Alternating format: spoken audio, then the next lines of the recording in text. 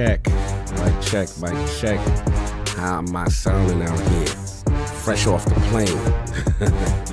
San Diego, what's up? What's going on? Hustle, what's up? I see you. What's going on? How my levels? How I'm sounding out here? What's going on? Quick roll call.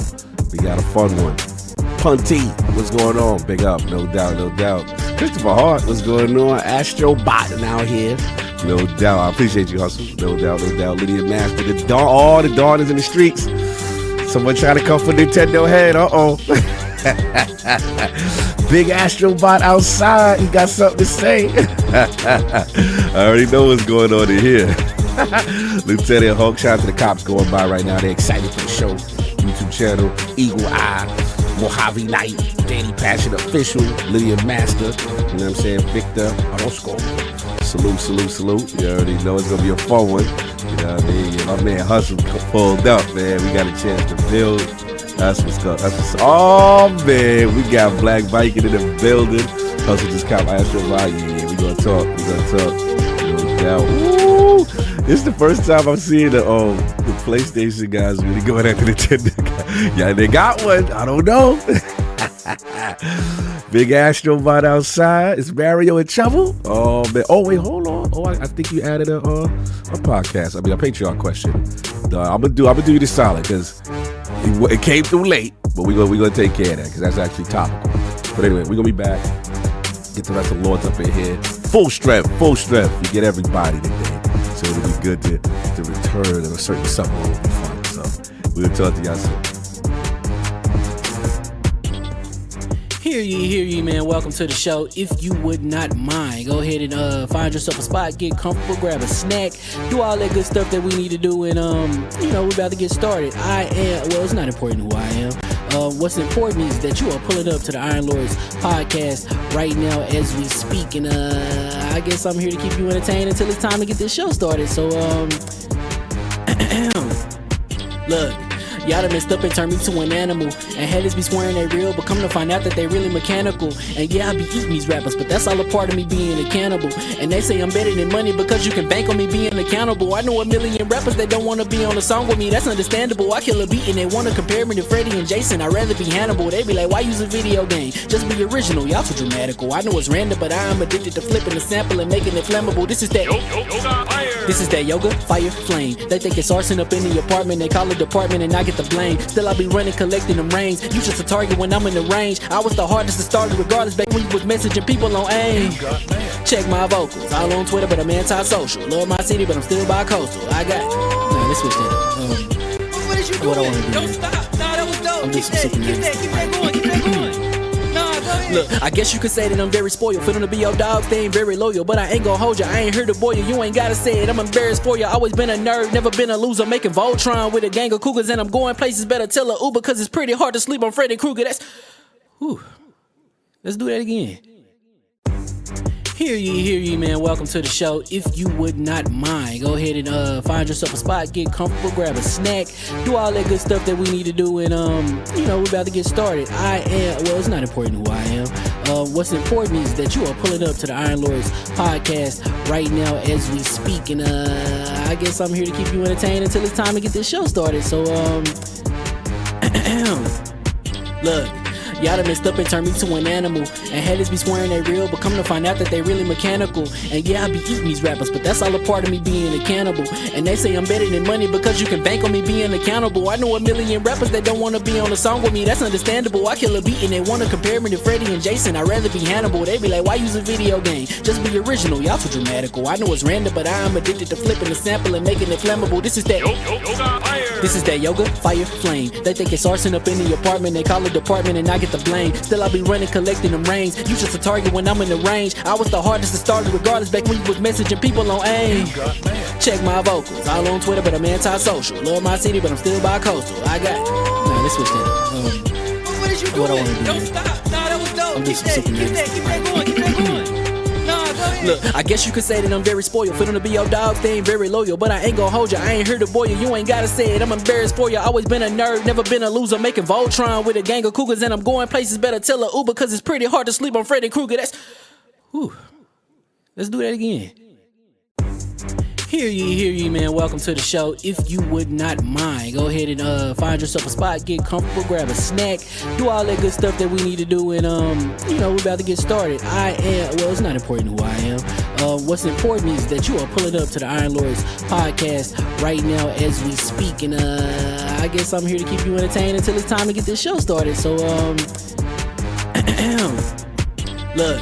Y'all done messed up and turned me to an animal. And haters be swearing they real, but come to find out that they really mechanical. And yeah, I be eating these rappers, but that's all a part of me being a cannibal. And they say I'm better than money because you can bank on me being accountable. I know a million rappers that don't wanna be on a song with me, that's understandable. I kill a beat and they wanna compare me to Freddie and Jason. I'd rather be Hannibal. They be like, why use a video game? Just be original, y'all too dramatical. I know it's random, but I am addicted to flipping the sample and making it flammable. This is that yoga, fire, flame. They think it's arson up in the apartment, they call it department and I get the blame. Still I be running, collecting them rings. You just a target when I'm in the range. I was the hardest to start regardless back when you was messaging people on AIM. Check my vocals, all on Twitter but I'm anti-social. Love my city but I'm still bi-coastal. Let's switch that up. What is you doing? What I wanna do. Don't stop. Nah, that was dope. I'm just Keep that going. Keep that going. Nah, go ahead. Look, I guess you could say that I'm very spoiled. Feeling to be your dog, they ain't very loyal. But I ain't gon' hold ya, I ain't here to boil you. You ain't gotta say it, I'm embarrassed for ya. Always been a nerd, never been a loser. Making Voltron with a gang of cougars. And I'm going places, better tell a Uber. Cause it's pretty hard to sleep on Freddy Krueger. Let's do that again.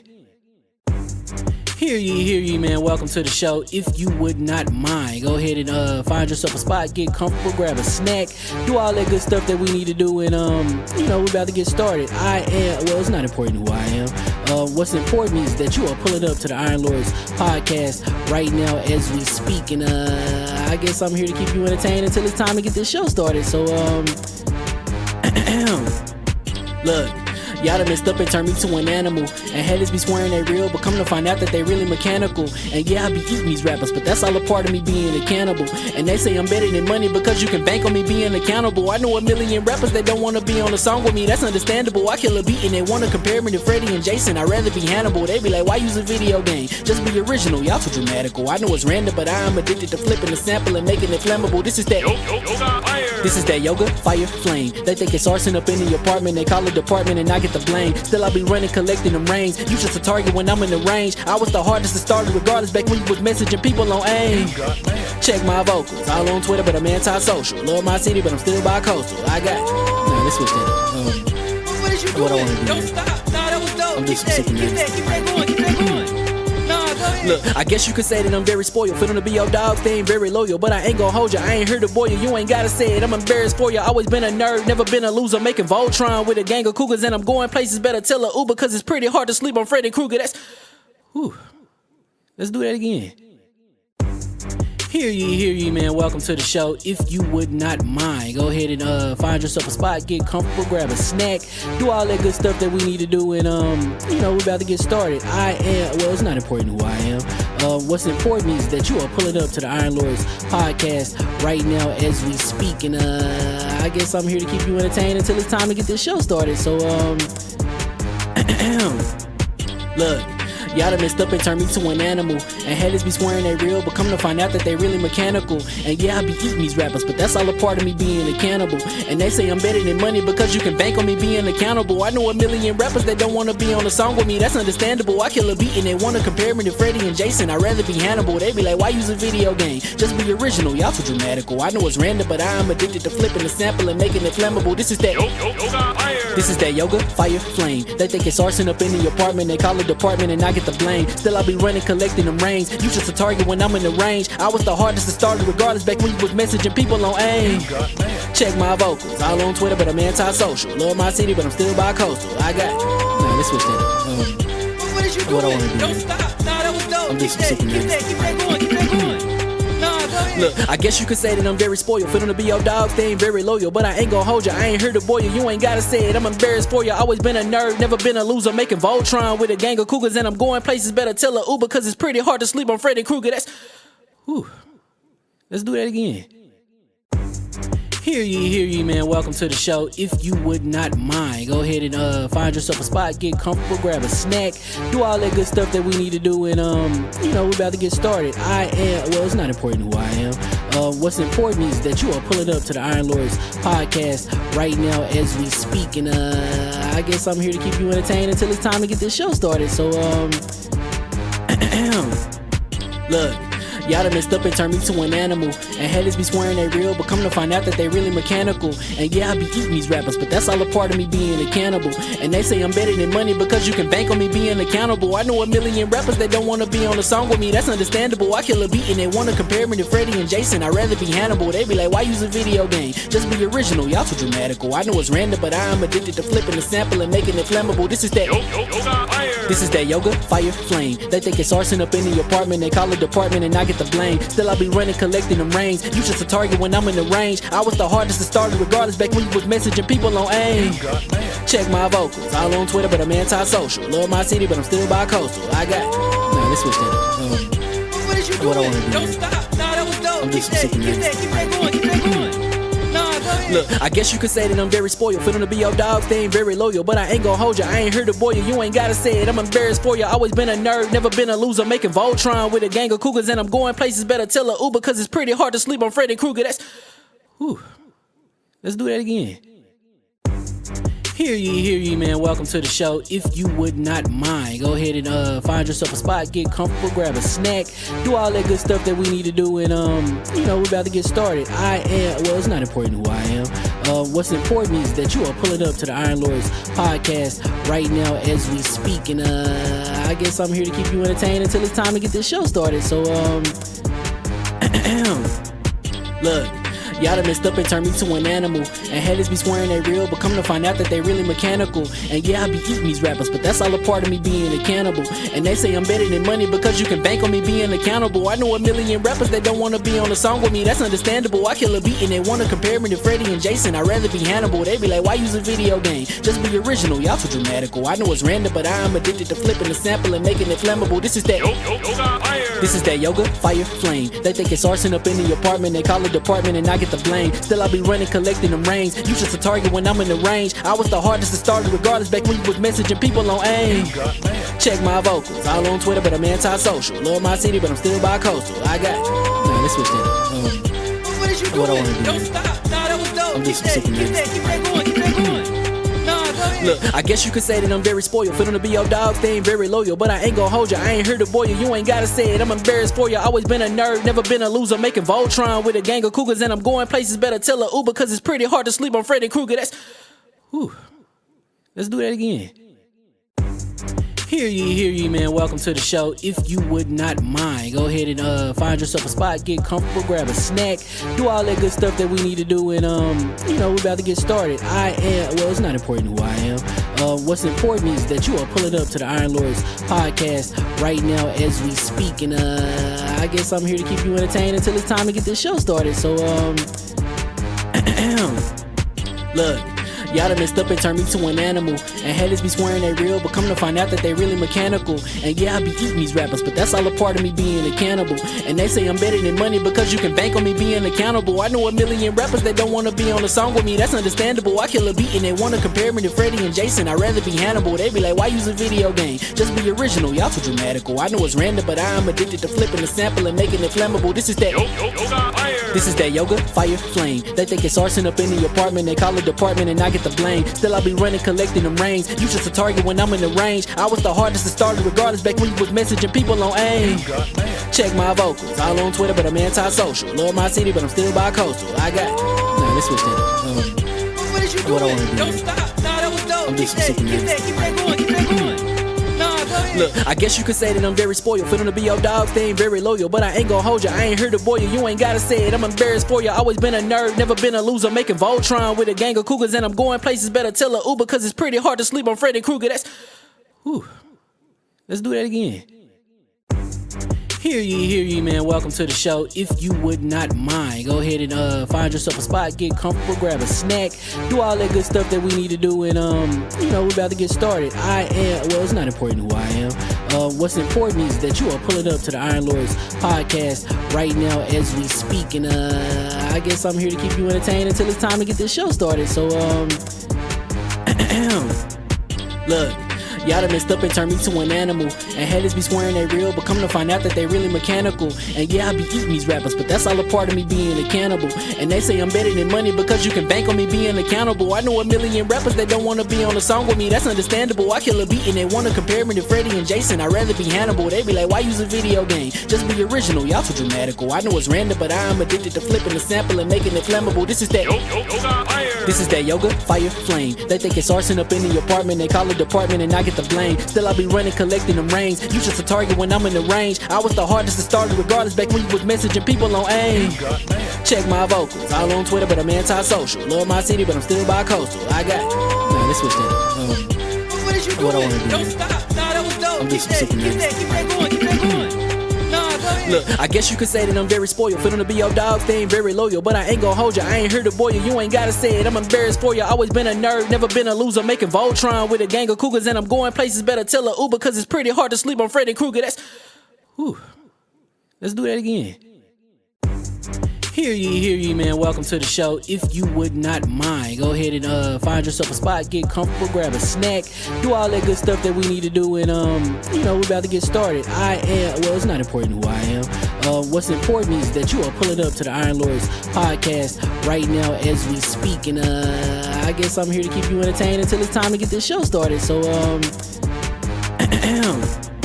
look, y'all done messed up and turned me to an animal. And haters be swearing they real, but come to find out that they really mechanical. And yeah, I be eating these rappers, but that's all a part of me being a cannibal. And they say I'm better than money because you can bank on me being accountable. I know a million rappers that don't wanna be on a song with me, that's understandable. I kill a beat and they wanna compare me to Freddie and Jason. I'd rather be Hannibal. They be like, why use a video game? Just be original, y'all too dramatical. I know it's random, but I am addicted to flipping the sample and making it flammable. This is that This is that yoga, fire, flame. They think it's arson up in the apartment. They call it department and I get the blame. Still I be running, collecting them rings. You just a target when I'm in the range. I was the hardest to start regardless back when you was messaging people on AIM. Check my vocals, all on Twitter, but I'm anti-social. Love my city, but I'm still bi-coastal. I got nah, let's switch that up.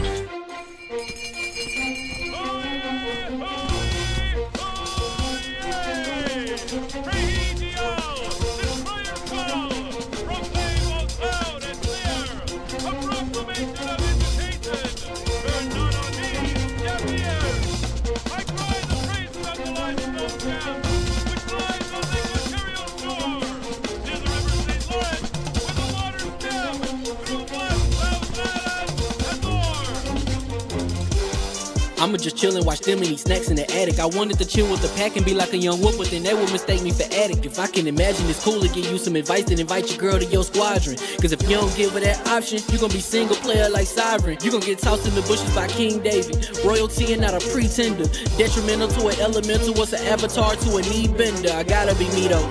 I know it's my destiny, work to Cognito. Who cares if you fly, if you still a mosquito? You swear you ain't stuntin', but really be Steve-O. You like to collect stuff and that's cool, but I got bad news.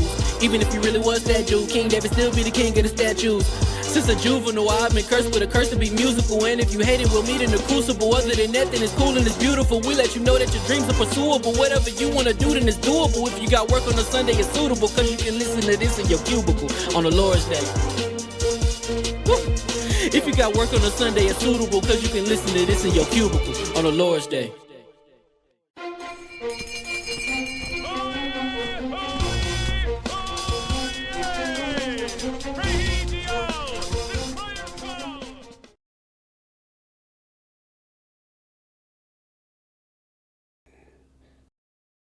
We're going to go make sure the volumes is good. Mic check, mic check.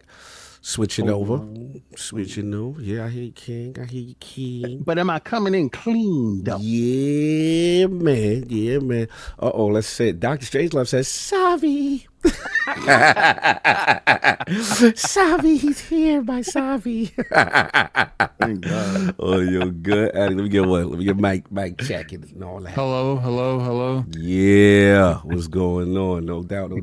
Hit the chat up, what you call it, because I'll see if we can take care of what King needs at it, so we can send that link over when we do what we got to do. But yeah, I think we about to start this thing full strength. And hear ye. And we are live. And welcome to the Iron Lords Podcast, LLC, and lordsofgaming.net. And this is episode number 367. It's another glorious Sunday. We're back at the round table on the Lord's Day. And today we got mad topics. Astrobot tremendous reviews. Messiah. Yeah, GPU. Concord shut down. Xbox Transformers games. Capcom and Xbox partnership. Friends forever. Tokyo Game Show 2024. And I thought we weren't outside. and I'm gonna butcher this name, but Enotria, the Italian Enotria. How you pronounce this song? Enotria. See, we need Saul back to get the right pronunciation. I did a whole video with it wrong. Saying it wrong. What you was saying? Enotria. And then I watched Alex's video. Alex, yo, he can sun you so bad without bothering you. Yeah. Like, because I'm not in this video. And he kept saying it the whole time. I was like, yeah, I get it. That's how you say it. Yeah, I get the hint. To discuss, so we gonna get right into it. So let's introduce, finally, in some time, all four horsemen together. The original gaming nights of the realm here at the round table. I don't got to send no love to nobody. I ain't got everybody's here. And we're full strength. It's a blessing. It's a blessing. My co-host, Nicole Most, my brother from another mother, the difficult game conqueror, Lord of the Spin Clap, and the how of the young wolf. My man, Lord Attic, back to back. How we doing, sir? Doing pretty good. Talk about some Astrobot today. It's going to be an eventful show, that's for sure. You talk about games? I know you talk about games. Get out of here. You talk about games? We talk games about that games you play? Because you play games. You play games. Bro. Come on now. No, we don't play games. We don't play games. It's not like I just have a whole fight night Friday where the community comes out and plays a mid-bread about the games. And and Attic has Attic Arena and plays games all throughout the week. Yeah. But I'm just saying, like, how was that Wukong though? I'm just I'm the only one that actually doesn't play games. Yo, you know what's crazy? Nobody mentioned that I was playing Wukong on NZXT. And I talked about the performance issues on NZXT and being unoptimized. Yeah. It's just kind of crazy when people want to run with their narratives. Yeah, I get that. But how's the games going, Attic? How's that going? Doing pretty good. I've been playing Astrobot pretty much the whole week since it came out. Yeah. I'm on the last world. Damn. You need 200 bots to get on the last boss. To unlock it? Okay. Yeah, and I'm like 10 away. That's crazy because I'm at 87? Oh wow! I don't know. I'm on 37. I just beat the first world. No doubt. So it's just been all Astrobot all day, every day. Yeah. Obviously we're gonna get more into that here later. Yeah. Before that, I wasn't. Been playing more Eidolon Chronicle, 100 Hero Wars. Oh, that's crazy. And you beat it already twice. And now you go. You love this game. You listen to. Yeah. Well, I started playing it again on Xbox and getting some of the heroes I didn't get on the PC. The crazy part is like they'll say, let's get this particular room, but they don't tell you need certain heroes to unlock the room and what the event is in it. Okay. That's what's up. No doubt. Yeah, should have shout to them, man. That's game. Chris loves that game. I got to get into that joint. It's just so much stuff going on with me. But yeah, I like that you playing it again, man. That's super dope. And that's been pretty much it. Just those most of them taking up most of your time. Yeah, that's it. No doubt. And of course, returning. It's been a while since I've said this intro. Almost technical gaming lord, the solo gamer lives with a single player's selfish experience, and also the Nostradamus, the Lord of Clarity and the Messiah, and Lord Patron of the Iron Bank. PC Master Race's own Lord Sovereign returning. How are you, sir? I am doing well, sir. It's been a long time. It's been a minute. It's been a minute. It's been a minute. Yes. Yeah, it's been a minute. It's been like a month. So first of all, let me. It wasn't a month. It was. Yeah, it is a month. No, It was three. It was 3 weeks, right? Nothing. I remember reading. It was some 4. chat. Oh, no. It was I know. 4. I It was know. 4. You know, He not here. I know. You know why I thought it was 3 weeks? Because I missed a week. Yeah, because you was out that week. We were both out that week. Yeah, it is nothing about. Yeah. So first off, let me apologize to everyone for everything that kind of went down. So yeah, that first week that I was out, I was working. And then the second week, actually, I was going to take off because I had to work on some stuff for the podcast behind the scenes. Turns out I get COVID and that floored me for the next 2 weeks. In addition to that, a whole lot of stuff was going on at work with a big move that was going on, a relocation, and all of that stuff got pushed back like 2 weeks as well. So that messed me up completely. So then last week, I was working as well to try to catch up on all the stuff that didn't get done the 3 weeks prior, so last week was hellish. But I'm back. I'm back. Yes. Well, hopefully things are evened out as much as possible now. And believe it or not, yeah, feeling better 100%. That row got me that first. When it happened, I couldn't talk about because that was around the time. Remember the Wukong controversy? Don't you talk about women. that. Don't talk about women. Don't talk about such a strange list. I'm like, all right, y'all, whatever y'all want. Yeah, it was wild. So, but yeah, so I did get to play some stuff over the break, just kind of jumping back and forth here and there. So the first, and once I started feeling better, I wanted to play RoboCop. What you would call it? I forgot what the I wanted to play that, man. I got it on wish list, waiting to get a little cheaper.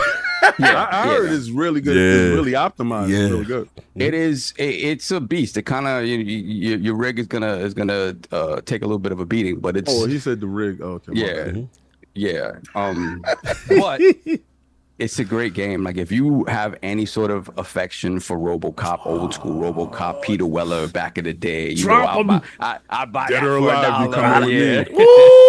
Like if you have affection for that it's you can tell this is a love letter to that. It is kind of set after the first movie, but before the second. And it's just kind of obviously it has all the gore you would expect from a RoboCop movie. Like the shooting feels so good. It's so satisfying when you're essentially dismembering like enemies. It really is. Like it feels like it reminds me kind of like, and King will know this, Soldier of Fortune back in the day. You just played it to dismember people. Like Question for do they got the Ed 209s? You said yeah. Oh yeah. The Ed 209. You got 15 seconds to comply. Oh yeah. Listen. There are parts already where the N209 doing what it's not supposed to be doing. Yo, I never told y'all this. Like my pops took me to that movie. That's an old school movie. Right? Traumatized you, bro. It was the most. I wasn't ready. That movie gave me as a kid. I was like shook up. I was like, yo, what? Remember the joint when they was debuting the N209? Yeah, they murdered everybody. And he murdered everyone in the conference room and then shot somebody out of a 10th floor. That's when rated R movies was rated R. Yes, bro. It was a very gory. And then with RoboCop's creation, when they like, yeah, we got you now. We gonna chop you up. I'm like, hey, yo, little me was horrified. It's funny because I'm like, they doing this to a police officer. Yeah, I'm like, yo, they just do this to the cop. Yo, you know what it is? I got shout out to Forte. It made me scared to go to Detroit. I was I said Detroit is real. Son. Every movie picks Detroit like the wildest. That's not on my bucket list to go to. Yes. Yo, but it's funny because it reminded me of all of that because that's a movie, and us Bronx guys will know. Remember the Art, that theater, the Art. Oh yes. That was the grimiest. Like it was, and that's where we used to go to watch movies. My parents used to take me there, and then parents didn't really care about the R rating. It's like, oh, you're with us, you're gonna watch it anyway. Like, I saw many a boob in that movie theater. It was like, my parents go to watch movies. It's the first scene in the movie sets it off for me pretty good. When he comes in the room and he goes, "Itches, leave." Yeah. and what they was doing at the table. I'm sitting there like, what is watching? going on? And I went to go see it at the Kent. Yeah. Oh, you was at 167 at the K? Yeah, Oh, I that's went the to hood Kent. classic. It was the Kent Lowe's Paradise. Lowe's Paradise, yeah. Oh my That's if you God. had money. Yeah, money, because that Lowe's Theater that looked like a situation. No, Yeah. Lowe's Paradise was beautiful. The architecture? It fell apart. Yeah, it was amazing, Mm-hmm. amazing. Yeah, so I almost got to the end of it. I know, but yeah, I fell off because a bunch of other stuff started to come in. So I'm like, all right, you know me, I'm gonna fall off and start playing other stuff. So I did play a little bit of Wukong, but I was still sort of coming out of it with COVID. I was like, this is too much. This is too much to focus on right now.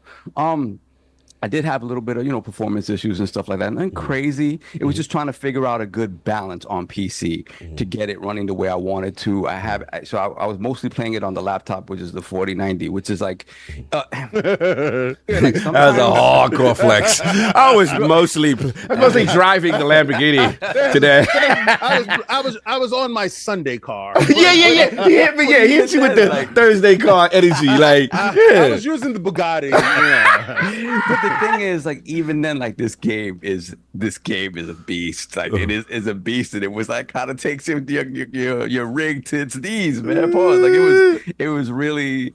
So I had to figure out, a nice balance, and I played most of like the first stage, right? That intro is ridiculous. Some of the most beautiful cinematics I've ever seen. They kind of jump right into gameplay.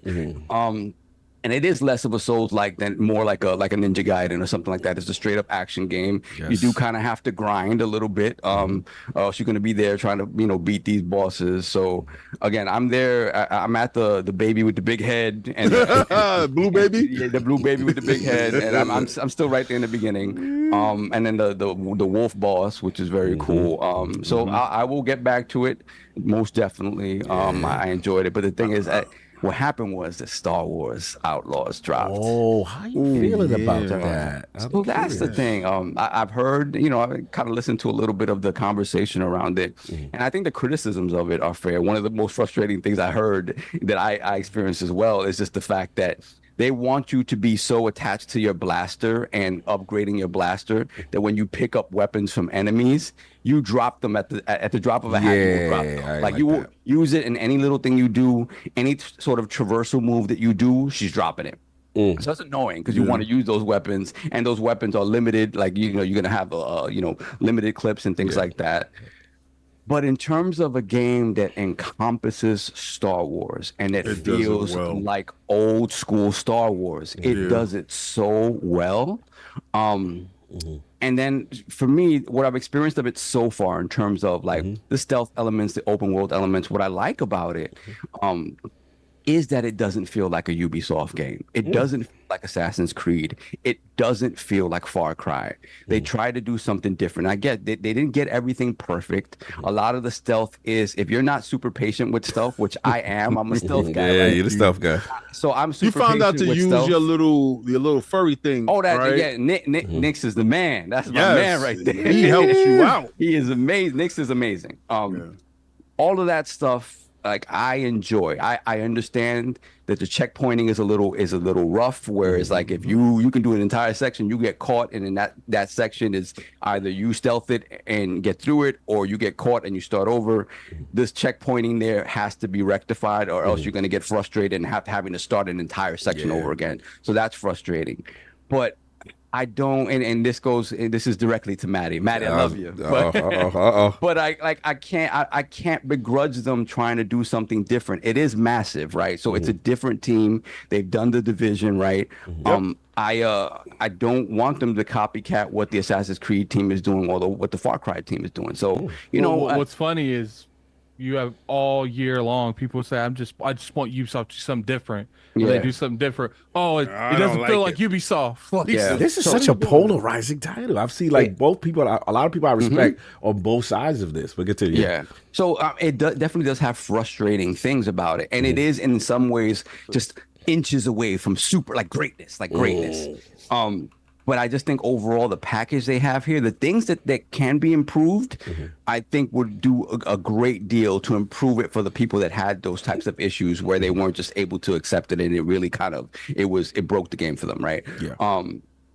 but I'm enjoying. I also do enjoy the whole thing where you're kind of like you're pissing off the different factions, and you're like, you know, you're doing jobs for them. It is kind of broken in the sense that it doesn't. You know, you will do the worst thing ever to a faction. Like they hate you it's on sight. They're gonna kill you, and then once you do a couple of missions for them, you back to their good graces. It's all good again. But again, it's a video game. I wasn't expecting it to be like, you know, Mass Effect or like an Obsidian level of like, you know, truth, like choice and consequence. So I forgave it for that, but I get that part. It is beastie though, because you go into a spot, and if you go in there and you forget that you have beef with them, it is on sight. Yeah, it's like Starfield. Starfield be like that. Yeah, exactly. I actually kind of expected that faction system to be more in depth than you would see in like a Starfield or you know, a Bethesda type of faction system, because you know, Starfield and them, you don't even have to do none of those factions. You can do just the main story. Like that game is centered around those factions, and they should have really, you know, made that system way more in depth. Like it's like I said last week, like there should have been moments where there's playthroughs where you could betray everyone. There's playthroughs where you could betray everyone and no one knows you betrayed them.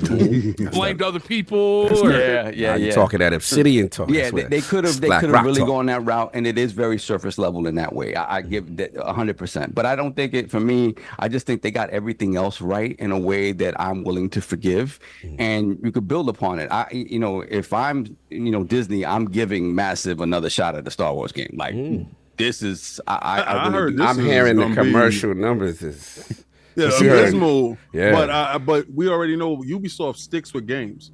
They do. And this game is supposed to be a 10-year game. If Disney is not happy with those, and what I've been told is like, it's not even coming close to numbers. Like that's sad. That's sad. Well, you can blame Disney as well for putting out the Arclight. You know, the Arclight didn't help. So yeah. I mean, I don't know. I like it. I really like it. It would be sad if they don't get another shot at it, because I think Massive is a great team. The Division, they're very good at creating spaces that felt lived in. Division 1 and 2 felt very much lived in. Like, so they did a very good job of that. And I think more than anything with a Star Wars game, it gave me that feeling of when I was walking around like Knights of the Old Republic, where you felt like it was alive and you were there. Like it really does a good job of that. And I really do hope that the whole she's an ugly protagonist, it really was not a bearing factor on this game not doing well, because that's just utterly ridiculous. Like it really is. But yeah, so I am enjoying it. I will continue to play it, and I'll give, you know, my final take on it when I eventually do beat it, you know, in 2 years. And then there was something else that I played. I managed to hop into the show for a little bit. I got distracted because I got the Castlevania Dominus. Oh, the Dominus joint. Yeah. That joint look fire. Yeah, Capcom did something right. I mean, Konami. Yeah. So, and I'm excited to talk a little bit about Astrobot. Like I said, I played that whole first level, so I beat that first boss, and I like it a lot. Nice. Salute. Solve is back. I have returned. He has returned, no doubt. Y'all can calm down in the chat now every week. Damn. Now we can get super chats. And it was looking kind of bare, bro. It was spooky.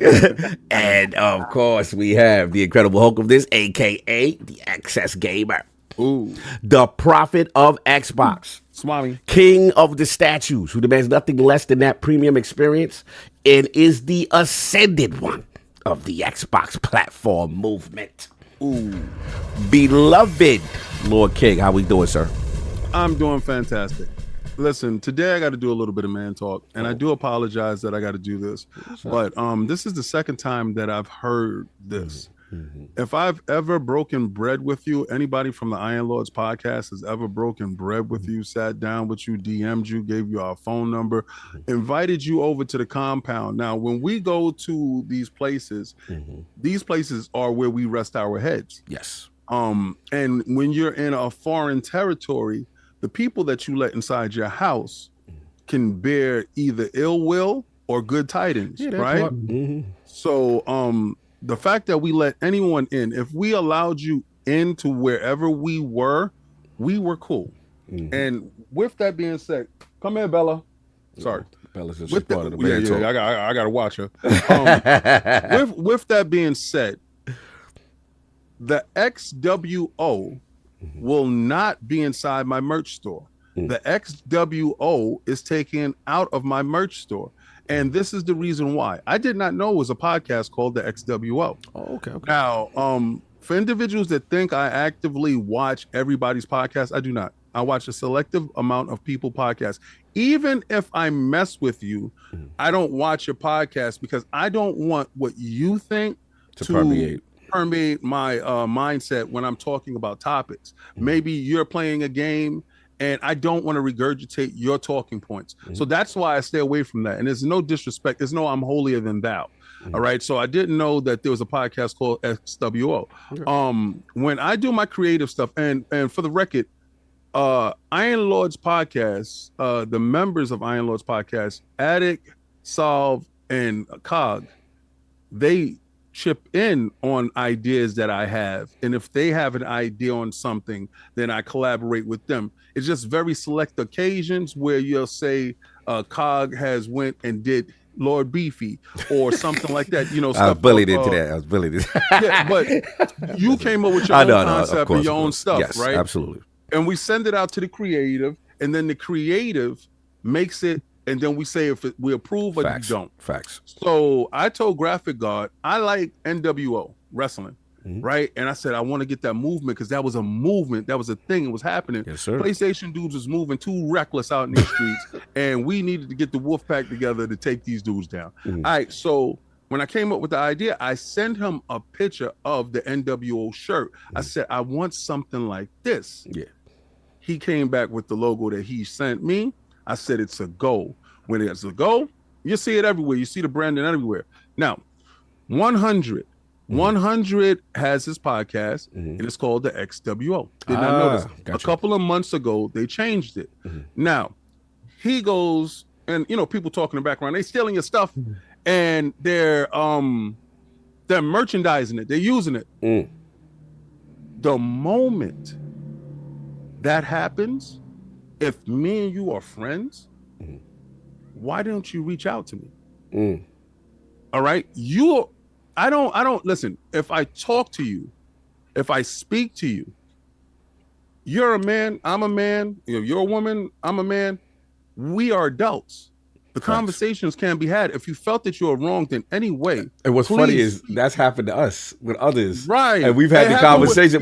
Somebody, yeah, because it was like, yo, I didn't realize y'all, my bad. Right. You pick up the phone. That's what men. That's what people do. That's what we're supposed to do. Factual. So 108 Dragon called me yesterday, and he's talking on the phone. He's telling me about 100, and his team felt that something was taken. I said, yo, send me their artwork. I want to see what their artwork look like. Now, our artwork looks nothing alike. Right. So you can know mine is inspired by NWO. So what's going to happen? I spoke to Graphic God last night. I took the merch out of my store last night, and I told 100, I apologize. There was nothing on my end nefarious. The next going forward, Graphic God will put together the XNWO. Got you. Xbox New World Order.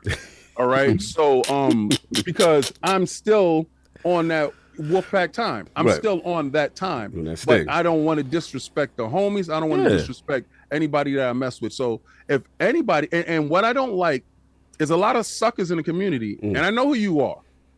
A lot of you suckers in the community try to throw batteries in people back and try to have people crash out because you wouldn't crash out.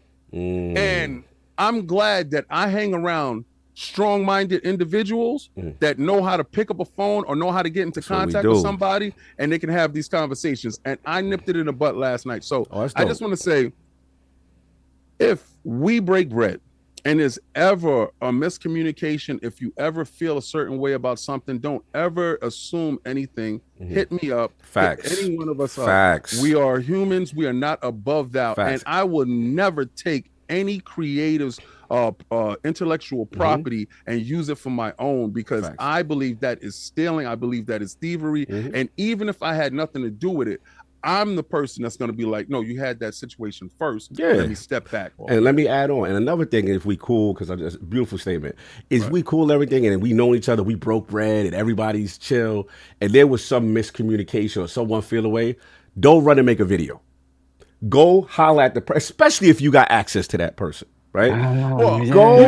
Don't. Wait. We got to get it out there because this No. era, I'm noticing, we could be cool, but as soon as either someone put the battery in the back or they feel away, no one's talking like adults.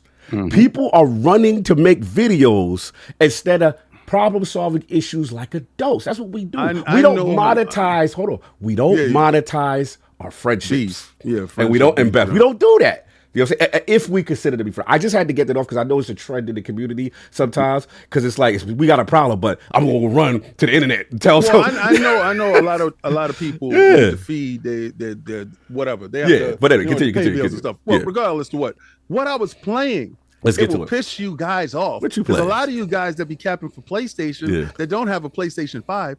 I was playing Astrobot.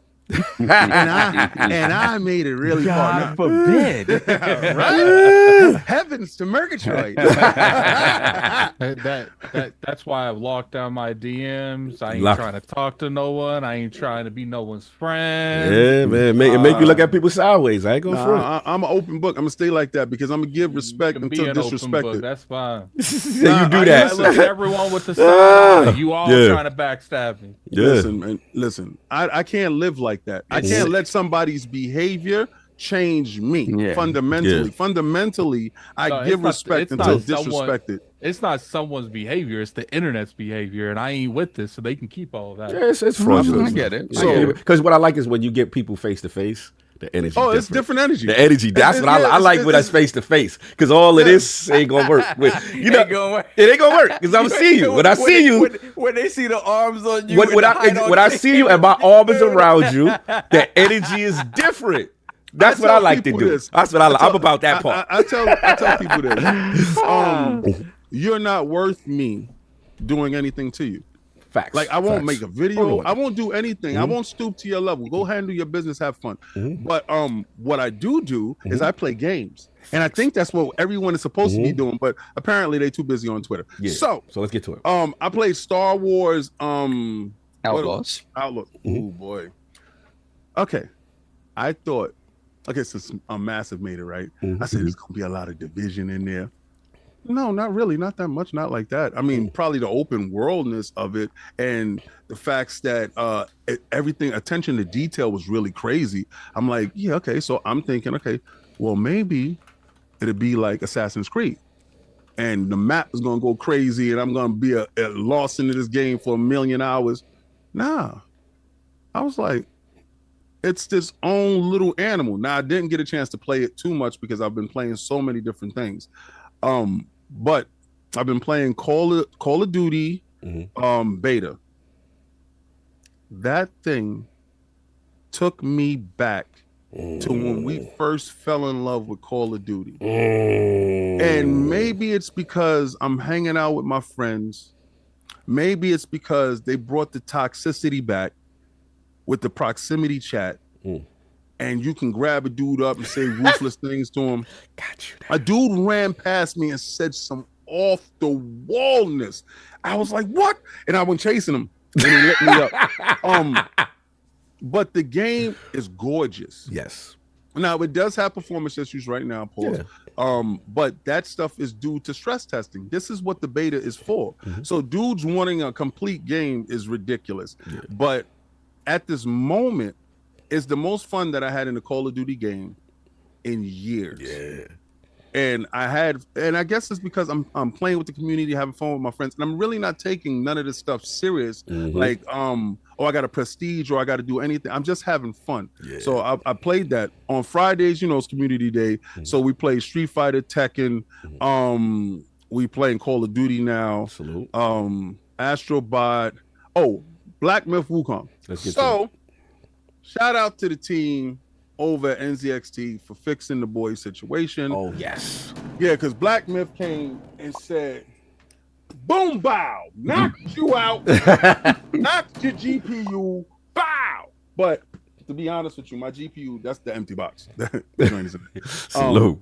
My GPU had problems, and I didn't know. Being that I'm not a tech dude, I was just reporting stuff, and dudes thought I was crazy. Yeah, because you was like, yo, my So crazy. what was happening with yours exactly? Because I wasn't privy to like the details. Was it that you turned the computer on and it wasn't recognizing the GPU, and it would be like the onboard, just whatever onboard graphics? No, the fan in the car malfunction. Okay. From the rip. So the other fan was trying to Overcompensate because he Java 2 Addict, fan. right? Because he used to fans. tell me like, "Yo, my joint is your joint always loud like this?" I'm like, "Nah." You know what I'm saying? So you was right. Good catch. Good.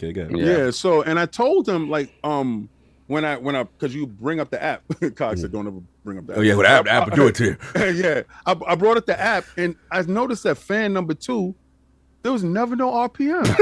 And I'm like, this dude don't ever work. So I told him about it, and they was like, well, maybe they linked 1 and 2, and the other one's working overtime. But that wasn't the case. It was just, it was a bad Customer service took care of that. It was good. Boy, shout out to NZXT for helping Iron Lords podcast be the best that they can be. Shout out to NZXT for partnering with Iron Lords podcast, and the customer service is second to none. I'm telling you, this is a dude that goes to Best Buy. Where Best Buy be like, we can't fix it. Here's your money. Get out of here. Yeah, here you go. Yeah. NZXT customer service. I was on the phone talking to the dude. Like, he took over my computer. He was talking to a human too. Addict. Yes, a straight human. There you go, addict. And you know what? I'm not gonna lie. That's a good feeling. And Here y'all go. No, but I was talking to him, and me and him was talking about Space Marine. And I feel attacked right now. Go ahead. and it was like, yo, we was talking about that. He was like, so what happened? I was like, yo, Black Man Wukong. He was like, yeah, I heard it's beat up. Right? He said, yo, is it certain things? So he was doing some stuff with me, but the level of care that they took with me, I will always, even if we're not in partnership, that level of care I care about, I will get a PC again from them. Yeah, no doubt. So it's been pretty much it, sir. Yes, and Fortnite. You know what it is. Oh, you already know what it is. Outside. And, of course, we had the gaming ninja himself, the Shinobi, LordCognito, spread that real to the realm of the ILP, not telling what you want to hear, but what you need to hear. Yo, shout out to the LSM fan, man. So much love, man. Flu came back from San Diego. I see a couple of y'all. My man Benjamin in the chat. We broke bread. Astro Parrot in the chat. We broke bread. It was really cool, man. Just, I can't spoil everything that happened at the live show, but shout out to everybody that pulled up. And we got a chance to really talk either before the show, in the intermission of the show, and then after the show. And the love is felt, y'all. Realm of the Dukes, Realm of the Lords came through. You'll be surprised how many people you affect and how many people that listen to you and truly say things that was like, damn, they touched the kid. Like, that was really emotional, but in a good way. You know what I'm saying? And it goes to show you that, like, yo, what we say affects people. You know what I'm saying? How you get people through their day, and then people love games, man. You know what I'm saying? And what you do. So salute to that. Got a chance to build with Maddie again. It's like 3-4 times. Got a chance to build with Jaffe, which was fun. You know what I'm saying? I got a chance. We really. Shout out to Jaffe, man. We really had a full circle moment, and it was super dope. Again, Took a picture with him? Yeah, took a picture with Jav. Took a picture. Really? Yeah, man. It was for us, everyone that knows the history. It was definitely full circle. But forget about that. Like, we was having fun. We found out we got some serious mutuals. You know what I'm saying? Like some serious mutuals. So we got a chance to build. Like Kratos. Oh yeah. There's like this the real Kratos, not that other dude. When the show go live, there's a part, King, that you gonna like in reference to that. You know what I'm saying? But it was super dope, man. Salute to everybody through and through. And yeah, other than that, again, traveling like crazy. So not too much gaming, but been living in Baldur's Gate. Baldur's Gate is like my new favorite. I can't believe you. Yeah, it's like my new favorite. When are they gonna put an easy mode in this? Bro, it's ridiculous. It's ridiculous. The difficulties, but see, Attic is right. It has such a hard learning curve, and the onboarding is a little crazy in the beginning. But once you get it down, then you start to level. You know what I'm saying? So salute to that. Salute to Maddie. And then I was rocking out on the Rog Alley on the flights for the most part, the whole thing. So. And then shout out to Ebontis and Ataga. I'll be back with them next Sunday. Hold on, is that the HipHopGamer? That's my man's in the building? What's going on, son? You already know what it is. What's going on, hip hop?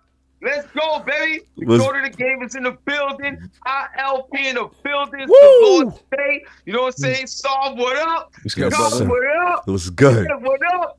Bang, bang. You already know what it is. The one and only Mr. Xbox front line giving up. King David, what's up, baby? Woo! What's up, son? How you feel, baby? Yo, I'm feeling fantastic. I heard you have some great news and something to share with the community. Could you please talk about it?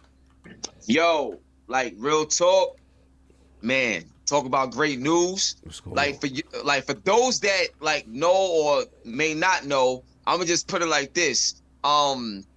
Y'all know how I feel about my grandmoms. You know what I'm Yes. saying? Like he's the one who taught me how to play video games when I was 4.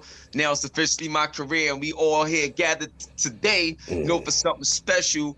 I just gotta let y'all know, man. It's that time, son. You know what I'm saying? What's going It's that time. It's game time, and it's an honor, for real. Like it's a real honor, man, to announce that I'm actually a #1 seller, #1 author. 3 days, first ever gaming children's book. Woo! Game time characters, your currency, son. On Amazon right now. Fire. You talking about this book right here? Yeah. Oh, You talking about game time? Characters, your currency right here. You talking about this book right here? Fire. The #1 seller. Yeah, man. I am super proud of you, bro. Thank you, And man. you know, Thank you, man. wifey does the daycare stuff, and yeah, I talk to everybody about this book, bro.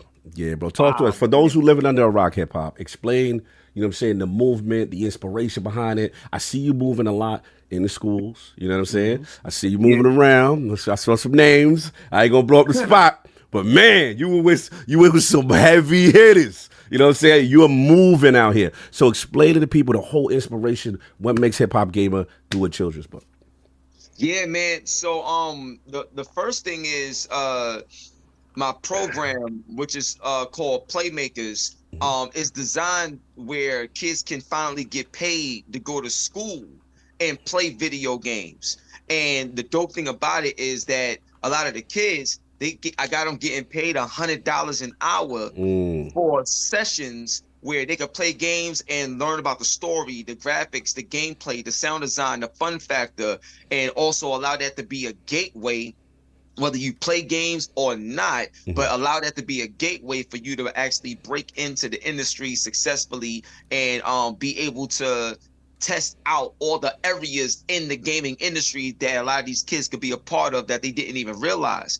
So one of the things I wanted to do with the book was I wanted to create a scenario where people understand the importance of character development along with what we love to do. Because I give you an example, you could, get 100 on your test, but if you an a-hole and you ain't got no real love and respect, you ain't gonna go far, dog. That part. You're not gonna go far. So the actual book, it talks about cyberbullying. It talks about, being creative in the world of VR. It talks about character creation. It talks about a lot of things that we experience, but we talk about it in a way where kids of all ages can feel confident about themselves first, to feel good about what they do in order to give back to the community that they are a part of. And that's what the whole concept is with the book, Characters Your Currency. And the book is a gateway into actually getting paid, doing what you love to do. And when you give kids, or people in general, but especially kids, when you give them something that they don't want to lose, they're gonna think twice or 3 times about who they're hanging out with, what they posting online, what they're talking about, because now you messing up my money, you messing up the bag I'm trying to make. You see what I'm saying? Yes. So one of the things is when you start them early, now they could be raised on these particular morals. And also now it could start with the book that leads to the program, that leads to change behavior. And one of the biggest goals is we want to bring the crime down. Let's So talk about that's it. Let's another talk part about of it. the ROI. Yeah, that's Facts. another part of the ROI, Mm-hmm. bringing the crime down, because it's kind of hard to want to hurt somebody when you're actually doing great things yourself, and then that narrative starts to be the norm, That's real where talk. everybody just doing good, because now when they go to school, they got opportunity and it's tangible, and as early as 5 years old, you getting checks from Chase Bank, you know what I'm saying, and stuff like that, because of the partnerships and the things that I was able to put together. So this is the Fortnite of gaming children's books, and you're gonna see games, you're gonna see music like the Kids Bop version, you know what I'm saying, stuff like that. You're gonna see that clothing, you know, activities, experiences. Like this book is not just a book. You know, like voiceovers, animations, like you're gonna really see everything with these kids stem from the beginning with doubt. this book. So it's game time, baby. Game time. Look, man, I put the link in the description. This is a beautiful thing, brother. I even love what's going on. First of all, let's go support. You know what I'm saying? Because our brother is doing his thing. You know what I'm saying? I put the link in there. Go check it out. Again, it's game time. You know what I mean? Character is your currency. And I love the description because it says Alex and Maya discover a world of adventure where they find a stash of retro gaming consoles.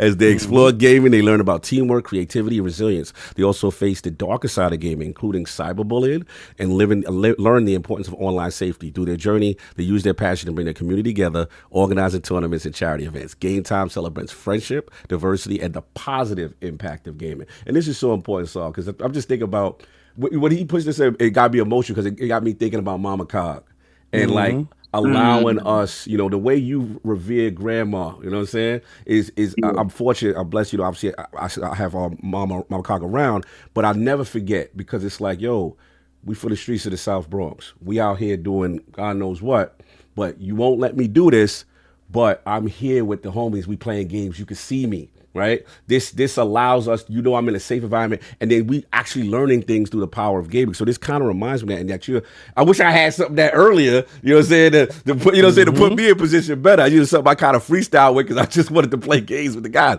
But this is real talk, and I love what you're doing on the younger generation, because again, not only are we fostering this positivity, especially cyberbullying in this era, is real. Yes. It's very real. And kids are getting tricked out of doing the right thing. You know what I'm saying? So that's super important, brother, what you're doing. And I saw an addict. I don't know if you want to add on, but I really appreciate this one, man.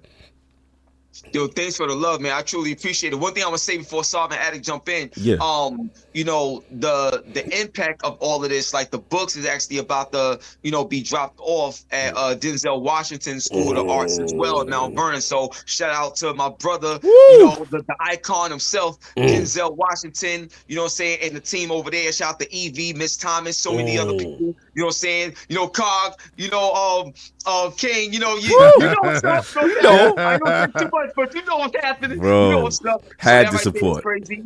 Yeah, and then another thing that's real powerful is that Alex and Maya, you know, that's based off my son and my niece. So my son Marcus, you know, and my niece Jade, those characters are inspired by them. So now the dope thing is, it's also like a family like book. So like as we start to evolve, there's gonna be more people that I'm gonna start to add into this like book. So like I said, it's bigger than me, and it's not just for me, you know what I'm saying? So I got big plans for a lot of people. So, you know, you never know who number may get called next. You know what I'm saying? On the Lord's Day.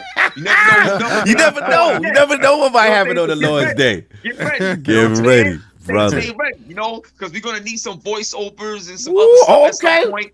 It's gonna be crazy. I'm just throwing it out there. I'm just saying, man, ain't nothing to get in the booth. Yeah, you know what I'm saying? Like, that's what I'm talking about. And then, like, you know, like, lastly, and stuff before I let Saab and Addict jump in. But lastly, like, another thing about this book and like how I was talking about it being like the Fortnite of gaming, like children's books, and where I want to take it.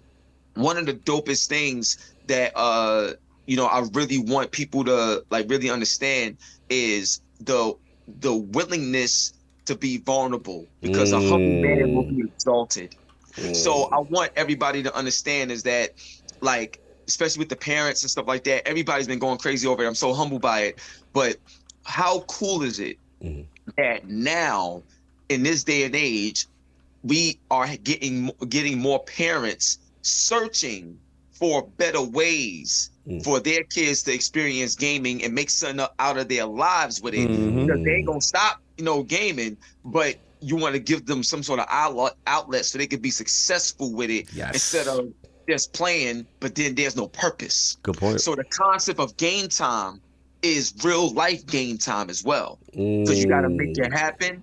And this is the new way that we're going to do it. So if you love games or you love the gaming industry, like, get with me. Like, get with the team.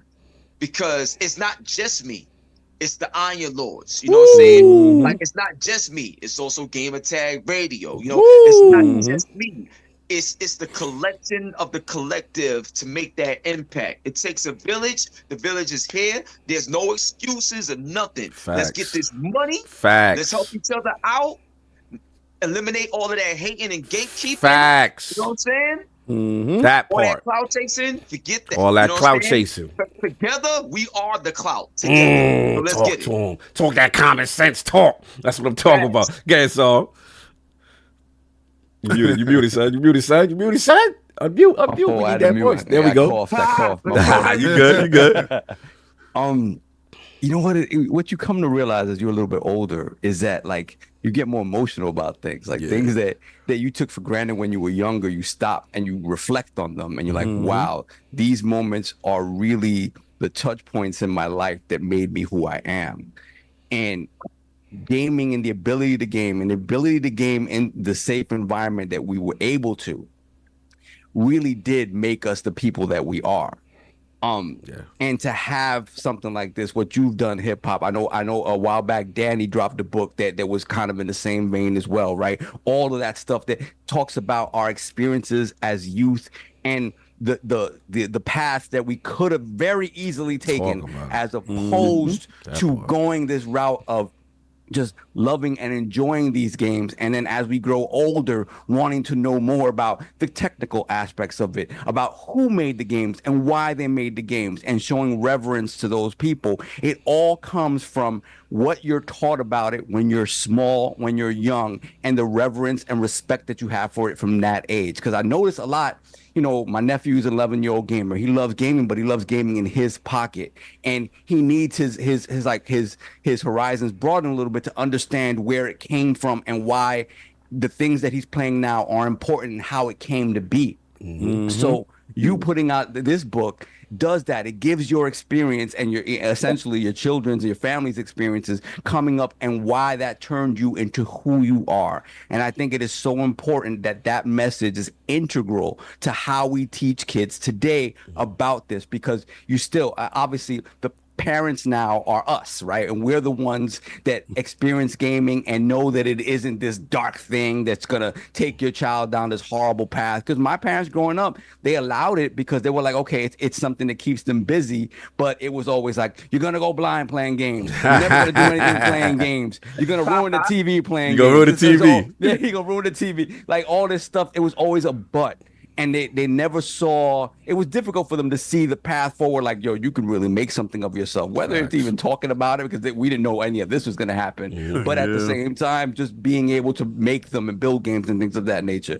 So I just think this is a perfect starting point for any child to kind of begin their journey with gaming, or even just be able to process the journey they've had to now in gaming. Be like, yo, let me step back for a moment and be like, this is awesome, because I may not, again, this is you're gonna experience this once in your life, and then it's gonna change as you move forward and you grow up. So you have to step back and revere those moments and think about what, especially as an adult, to see what that turned you into. And I love this. I absolutely love this, brother. No doubt. I love you guys. Oh man, I Love. don't know what to say after that, bro. Bro, Love you, man. you That already was know. powerful right there, bro. And I gotta talk to you about something that it crossed my desk yesterday, that I was like, oh, okay, yeah, we'll talk. That's the offline. Attic, any bars? Attic, any bars?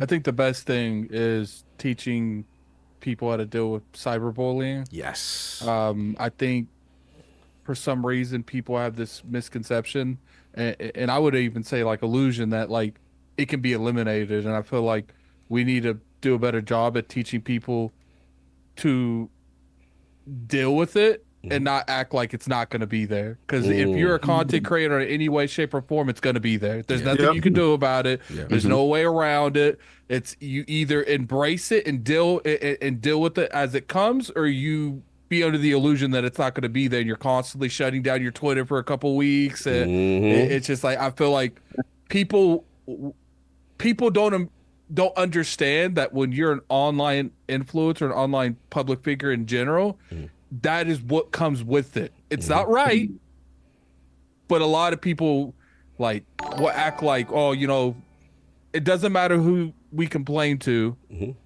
There's way more bad people out there willing to make people's lives hell on YouTube, on Twitter, and I feel like us as a whole need to do a better job at teaching the people growing up that it's just words on a screen. Yeah. And you need to stop taking it so seriously. That's a good point. That's a good point. Nah, brother, this is important, man. And again, starting young, absolutely love the title of the book. Character is your currency. As a person who values integrity, that speaks to me. You know what I'm saying?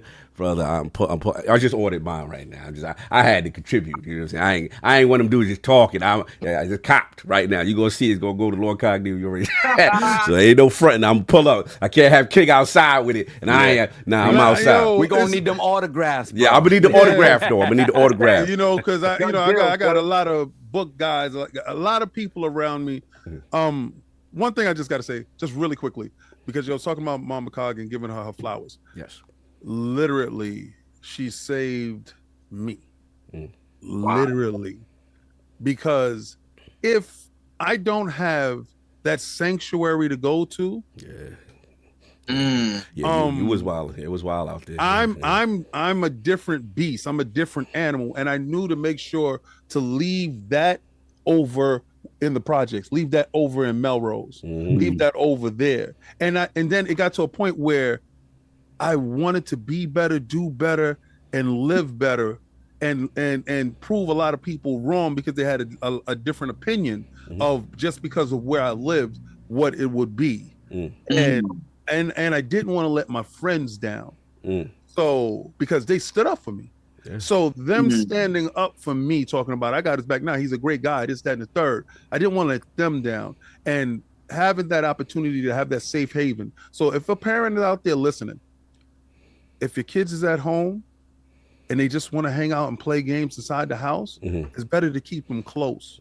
Because you never know when you turn them or their friends away, what's waiting for them outside that door. Yo, hip hop, they loving it. I'm seeing a couple people say, yo, cop right now. And then a couple people was, shout out to One Way Dragon in the building. That's the homie. That's Brooklyn. You know what I'm saying? You know, Brooklyn in there.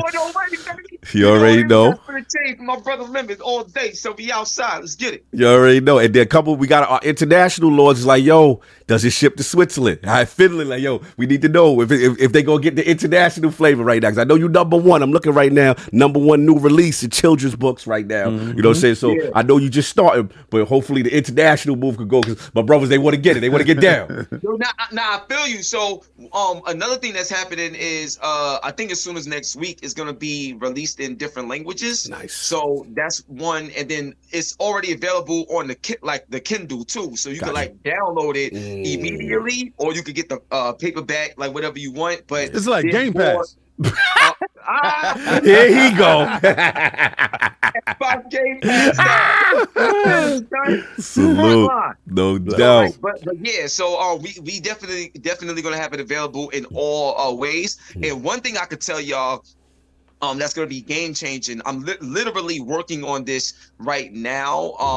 It's going to get done and stuff like that. But soon, hopefully within the next couple of months, possibly, like you're going to start seeing the book like come with different video games. So like, you know how you got certain limited editions, or like you get a game and it comes with like a digital art book, or it comes with like whatever. Some of these games is gonna come with like game times, and then like so it's gonna be crazy. And then just to give y'all a heads up, I'm working on a major project right now where I'll be able to bring game time to the White House and like really discuss about putting the guns down and picking the controllers up. That part. So That part. this is like when I tell y'all this is gonna be something like really, really crazy. It's the Fortnite of gaming children's books, and it is like transmedia. So everything you could think of is gonna be there. And let's just say like even companies like Nickelodeon, like is already like on board and interested. And because I got the data and the impact like with the kids to like prove everything that I'm saying. This ain't just talk. This ain't just words. I can show you data and proof and impact and videos. You go to Hot 97 right now. Like you could really see what's been done and how this book has been like born and created. So get on board because it's life changing and it's not just for me. Like we created it, but it's not just for me. It's for everybody that really need help. Because too many people feel like they too cool, you know what I'm saying, to need help. Or they too cool to, you're going to be too cool, and then you're going to be too cold, and you're going to be left out, and you're going to be feeling no type of way. You know what I'm saying? Rest in peace, Rich Homie Quan. You're going to be feeling that type of way. You know what I'm saying? So instead of getting to that point, put the ego aside and recognize that the only greatness you're going to have is when it comes collectively. Look at where we at.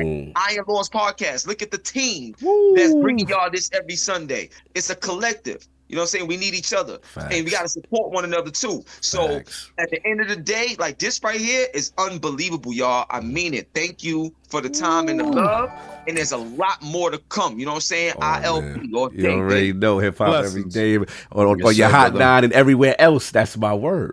You know what I'm saying? But yo, I got the link in there. Yo, go support our brother doing big things. I know this is about to do something really special. I can feel the energy, and it's needed in the community, especially for the youth. Brother, I appreciate you. We are super proud of you. One of the OGs in the game doing amazing things, and I love the way you carry it. Everywhere you go, the way you carry it is the same energy. He's the same the way he is. So let's support, y'all. Salute to the one and only HipHopGamer. Game time. Character is your currency. Go support that. Links in the description, man. Appreciate you, brother. Love you, brother. You already know. Let's go. And we out of here, baby. God bless y'all. Y'all have a great show, all right? Thank you, brother. Have a good one. Right, brother. Peace. You already know. Salute to the legendary hip-hop gamer in the building. So we got to get some super chat. I got you. Back to work, Sabi. Back to work. Dr. Strangelove, $5 super chat. Attention, all Dark Avengers. Savi escaped Vault 69 and fled back to the land of the Lords. He must be recaptured to delivered to my quarters. Whoa. Stat. It's good to know I've been missed. Then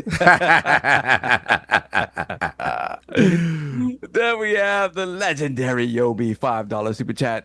Peace, love, life to the realm. And again, King, happy 6-year anniversary to the hashtag Fraud Alert movement this past August 28th, ILP episode 75. Respect. Wow. That's crazy. That's crazy. Wow, first man. Facebook like on the street. Shout out to Glenn Moretto. Salute. Shout out. Awesome. Then we have Jeesh, $2 super chat. Punished Saab has returned. Welcome back. Well, I gotta be. They put me in the box, man. What's wrong? Messy. Then we got the homie Astro Parrot King, member for 12 months, Lord Bronze. Ooh wee, Sabi's back. Cognito's beefy. Redfall outlast Concord. We are so back. Have a vibe and Panther is now in LSM lore type of day. I guess that's an inside joke. Yes. You know what you're doing. And we have Dr. Strangelove once again, $5 super chat. Cog, did you meet up with the Tasty Steve in San Diego for some fun? Did the rest of the LSM crew join in for a little choo-choo action? Hey, yo. I know this man ain't talking about trains. This nigga, so I'm laughing on screen. Hey, yo. You wildin' right now. It wasn't that type of situation going on in San Diego. That view worked, right? Yeah, that view worked. You said, yeah. You was over there dying. Oh, my God. Woo, yeah. Hollywood Rules, $10 super chat. Happy football Sunday to my NYC, West Virginia cousins. Since Sunday ticket is expensive as hell, I got a bend the knee to NFL listening on my phone. Salute, General. Saab picked up RoboCop. It's dope. Great show, guys. Yes, RoboCop is dope. If you love RoboCop, you are going to have a whole lot of fun with that game. Nice. And we got Hindsight with Hustle. Shout out to Hustle. $5 super chat. Yeah. Real recognize real. Can the panel give me a recommendation on any OG Xbox game? Sincerely, I just brought a Series X today. Lastly, Cog, you a real one. Appreciate you, Hustle. Let me give Hustle his flowers, man. You know, the boy pulled up. Boy pulled up in at San Diego. Got a chance to build, you know what I'm saying, front row, talk for the show, after the show, during the show. And what it is, again, the level of love I respect is so real. You know what I mean? And you don't see that. You can tell who cut from what type of cloth. You know what I'm saying? And like just to see him outside, brother. But to your point, he said, "What OG Xbox? What do you want?" Yeah, OG Xbox game. OG Xbox game for Xbox One. He said, right?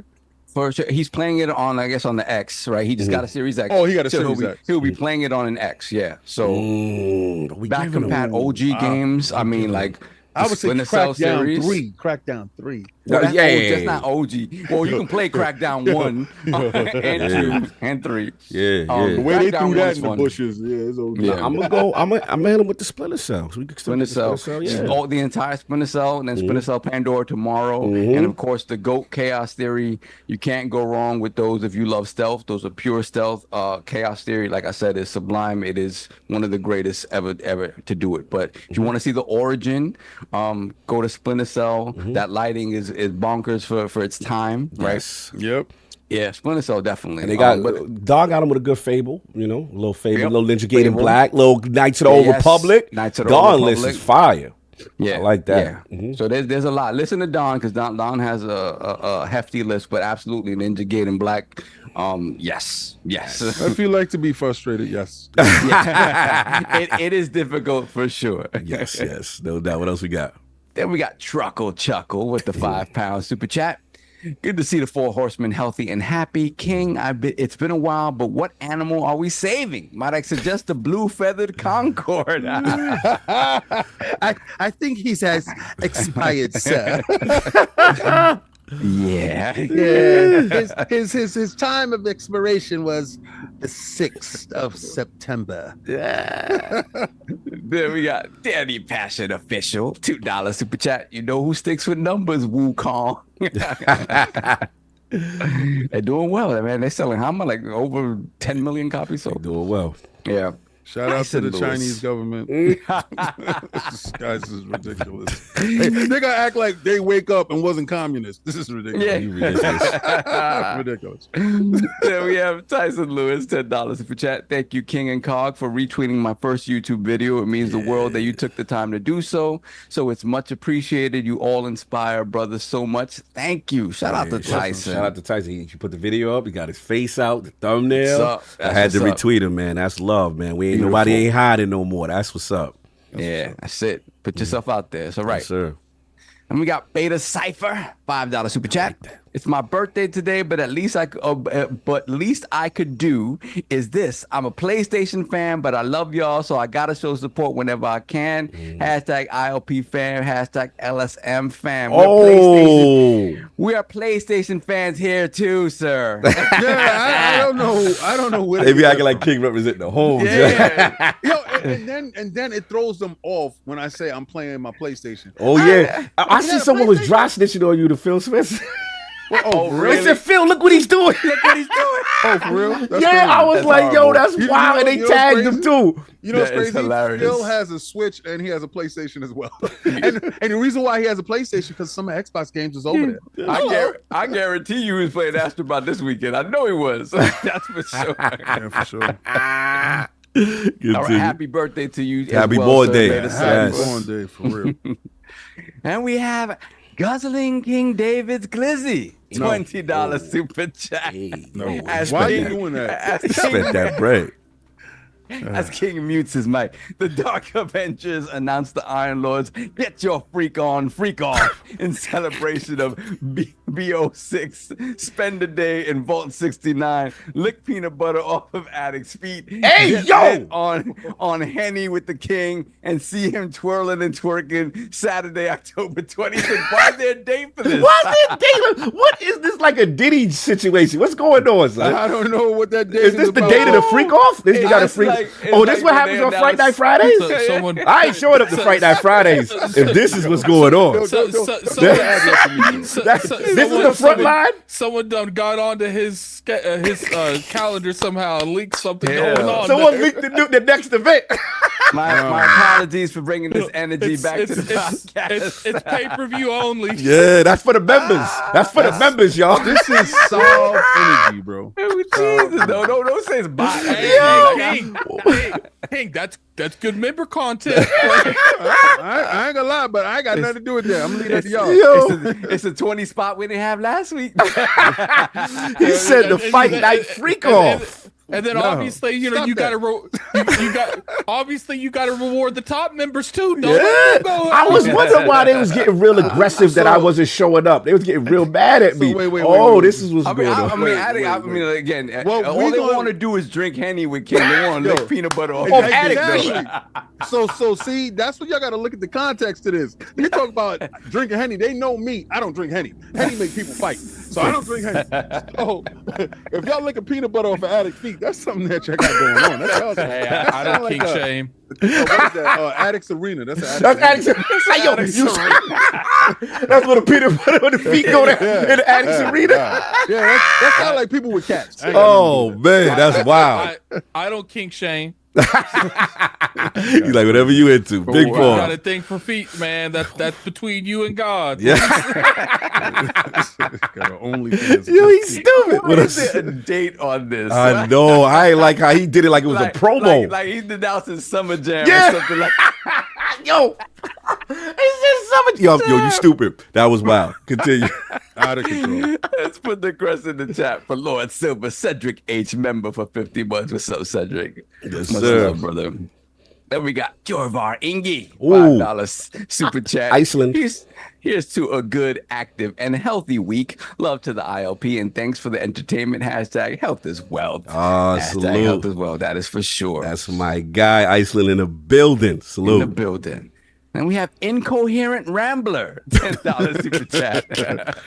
Congrats to Team Asobi. Astrobot is amazing. Hopefully this discourages Sony from god-awful live services and continue to do what works. I hope y'all brought it. It's not going to discourage them from the live service, but I'm glad they're able to continue to make this type of game, for sure. Yes, sir. Then we got Guzzling King David Glizzy once again. It's the next event. $5 super chat. The next event. The freak off also includes quote unquote activities with Cog, oil up his muscles and other parts, and Sovereign is a free for all. Hey, yo, they say you to jump off? Why I gotta be exclusively for the streets? You, or you- no you- you holds know what's barred? funny? He just equivalently said, "Solve, you're the floater in Destiny." No, that's a fluffer. Wow. Ain't gonna be oiling nothing up like that, man. Nah, son. Yo, Wow. but that do sound like what was that? A last word type of thing. They did say something about that. That's a last word. We don't thing. do that over here. Ain't nobody gonna be oiling nobody up without nobody consent. I can't. We keep saying this is for the children. This is nothing. This is not for the children. This is not game time. This ain't no There's children's book. Game time going on right now. Wow. Wow. different. Why I gotta be the free Look, for look, all? Like I got no yeah. morals. None. No Look, morals look, whatsoever. little Timmy's gonna ask Dad, "What's a fluffer?" I don't know what's going on today. It's when you grab your pillow and smack it. Wild. People are wild. We have done Otaku, member for 15 months, Lord Silver. It's funny that Sony made their best game of the generation by trying to design a Nintendo game instead of designing a PlayStation game. Someone sound like they in their feelings. Yeah. Don, they come up for your spot, Don. I know he's not feeling Don the is not feeling comparison. that. He's not Highest about that. rated over the Nintendo joints, Don? I don't know.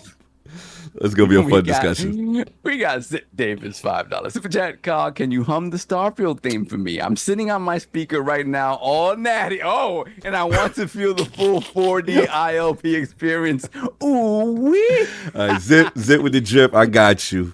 Y'all know what time it is. The hum? Yeah, no, he know not that. He literally said, "I'm sitting on my speaker right now." All right, so let me give him the bars. Oh, natty. It's called. Don't do it. I gotta do it. That's part of the. That's part of the. He's joke. literally wanting you to vibrate stuff. Look, he super chatted for something that I do normally. Don't do that, God. Nah, Zip, you get that. Zip, you get that. That's the homie. You being mad cheap for $5. People do that for 20. Oh, you trying to say I gotta upcharge the homie? Yeah, right. All right, Starfield, y'all know what it is. Shattered Space is out. Can we shatter something? He gonna shatter your space. Keep it up. Yo.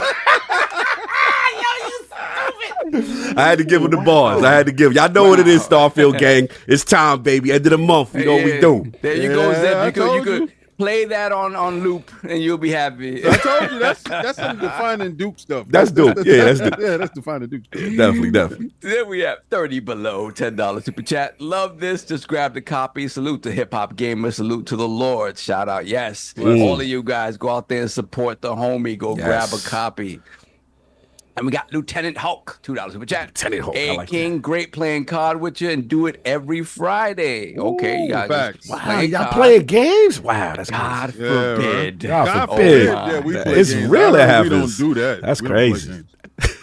Then we have Dr. Strangelove, $5 super chat. Peanut butter and bananas will be available to lick off of Cog for the freak off, and we got Pin the Schmeat on King. What is this? Who is this? First of This all, is Dr. Strangelove. ain't nobody pinning no schmeat on me, bro. I know what you into, bro. I don't know. The way he's talking, you ain't gonna have That much of man- a choice in the matter. That man says schmeat. Yeah, schmeat. Like, Wow, that's different. Oh my. That man took it. He took it somewhere else. yo, what happened? Something else happened. Then we have Donna Taku, $5 super chat. Went to PAX West this year as my first video game convention and had an amazing time. It was fun interviewing devs who were passionate about their game. Yeah, the energy of any PAX is just different than any other convention. The devs are on the show floor. They're excited to show you their game. They're excited to talk to you. It's not, there's nothing really bougie about it. You're gonna get, hands on and be able to talk with the devs. So it's great. That's fantastic. That was the Dawn that went? Who was that? That was a Don. That was he Don. was He out went to his first one. Oh, man. He went to West. We didn't go to West. We didn't go to this West year, instead. That's what's up. but yeah. We're caught up. We're good. No, you still got. Don just dropped some new. He dropped a new He reverse. does. Oh, okay. Dollar Taco, $5 super chat. First off, I want every PlayStation game to be like Astrobot so I can use my PS5 more. Second, Astrobot didn't surpass a single 3D Mario game on Meta. We'll talk about it. Yeah, we gonna talk about. He ready. Got his best ready. But look, y'all know what it is, real quick, man. I know it's a crazy show today, but we gotta pay homage. You know what I'm saying? We gotta pay homage to those at LordsCognito.net, man. Absolutely crushing it since the site redone, and yeah, we got that Scribe time, man. Salute to everybody who's pulling up, is doing articles. Salute to my man Subag who pulled up at San Diego as well, and it's just really good to see. You know what I'm saying? When you get to meet a lot of members of the team and stuff like that, and every month, man, they actually absolutely bringing it. Some of the most creative meetings, super dope.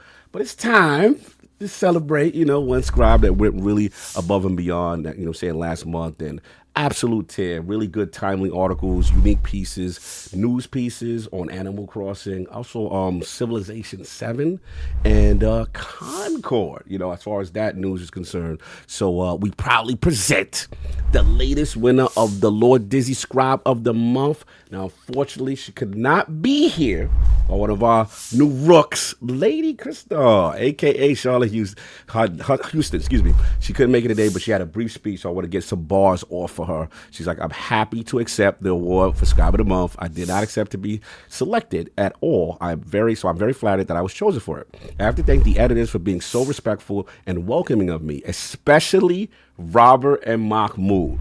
I'm just delighted to be able to put in work for you guys, and I'm looking forward to doing it again this month as well. So far, I enjoyed writing my recent Concord report on its shutdown, especially since I was able to reference pieces on our site that highlighted the exact flaws that led to its downfall. After a stressful August, receiving the award almost made it feel all worth it. But things are better now for me, and I'm very excited to keep up with the same work going forward. Thank you all again, Lady Christar. Salute. This Brooklyn, New York in the building. Girl Gamer doing her thing. LordsOfGamer.net. Salute. Make sure you hit Saul. Saul be checking, you know what I'm saying, the DMs and everything. Make sure we take care of it. That's what's up. We got in the building. So salute to her.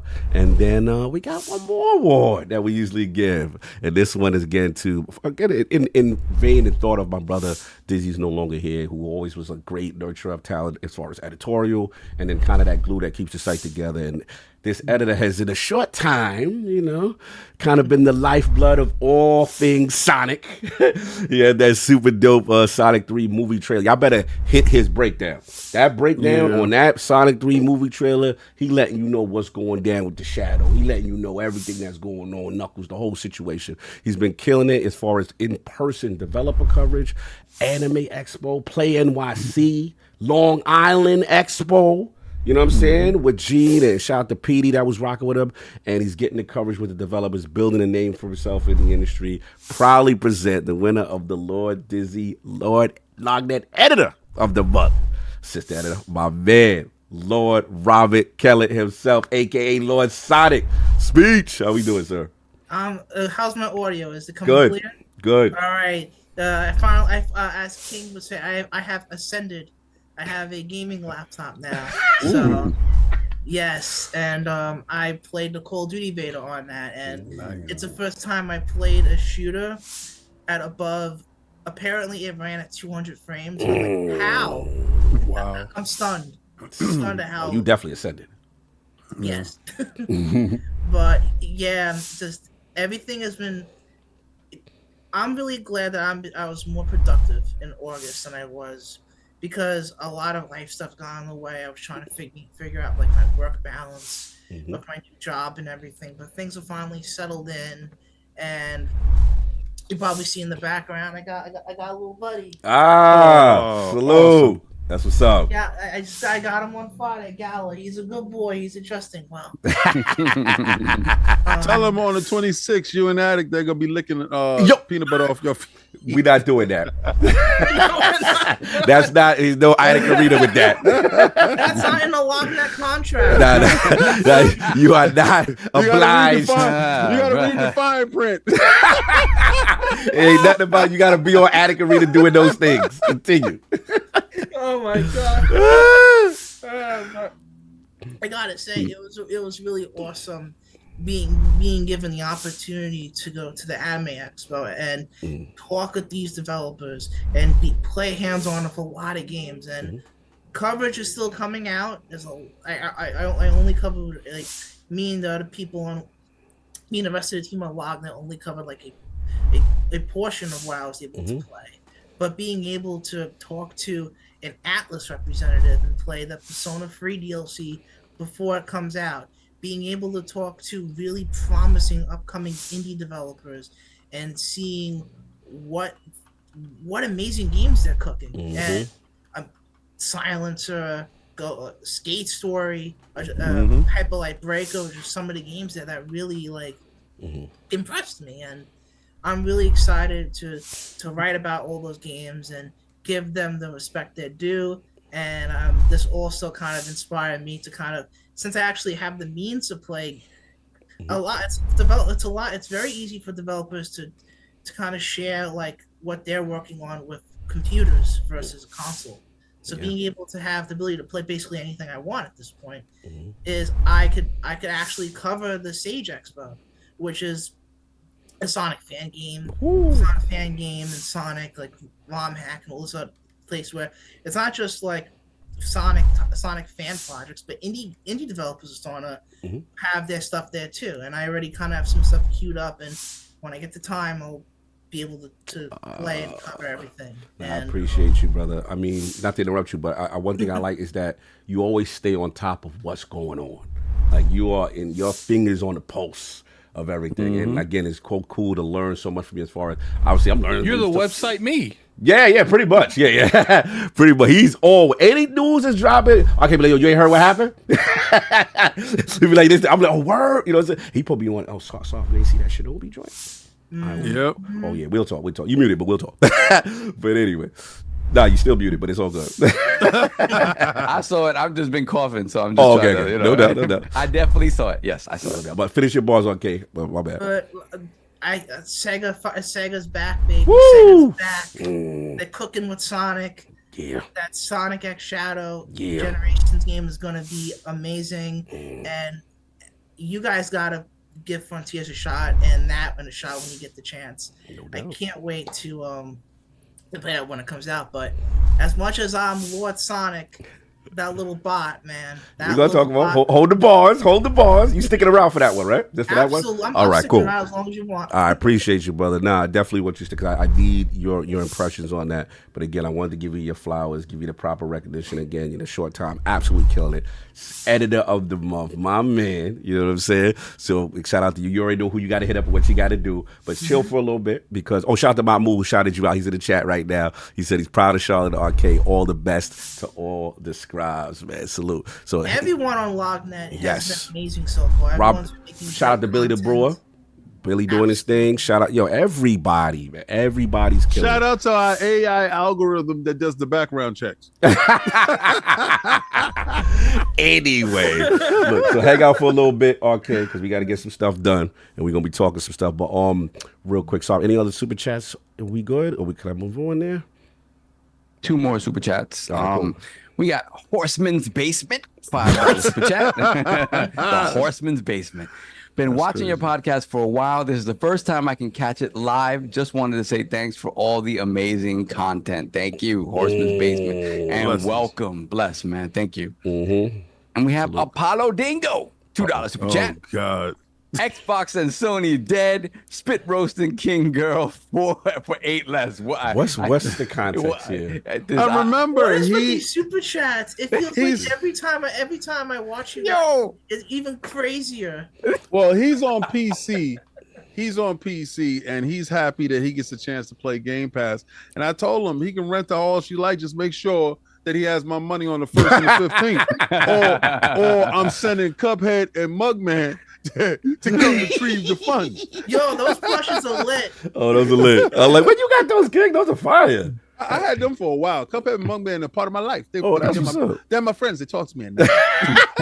Don't do that. Did you watch the show, King? Cuphead and Mugman? Yeah. No, that show. The Netflix show. That's what's Yeah. up. What else we got, Sal? Oh, that's it. We're caught up. All right. Poll question.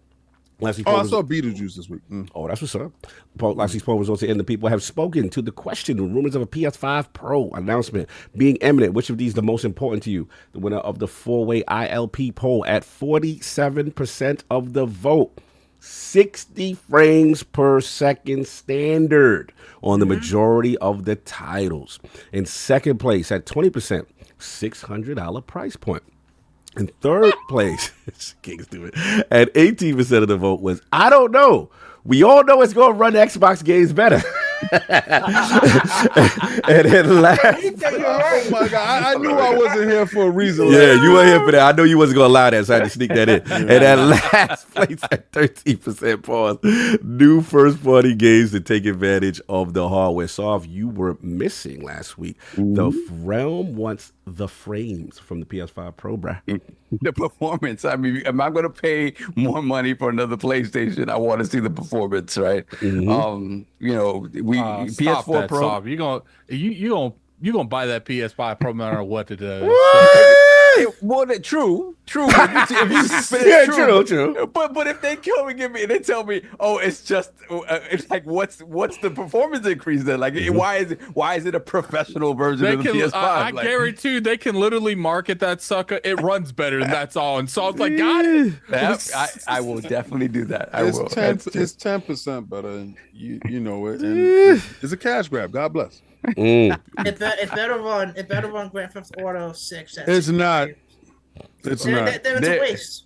They That already is said fine. the likelihood of it running GTA 6 at 60. Or digital? Well, just people kind of analyzing what they know about what the specs are, and it's like chances are it may not be doing that depending on what this game is doing. Also, a rumor that came out this morning saying that it might be delayed to 2026. I think it was the game, not the console. the game. Yeah.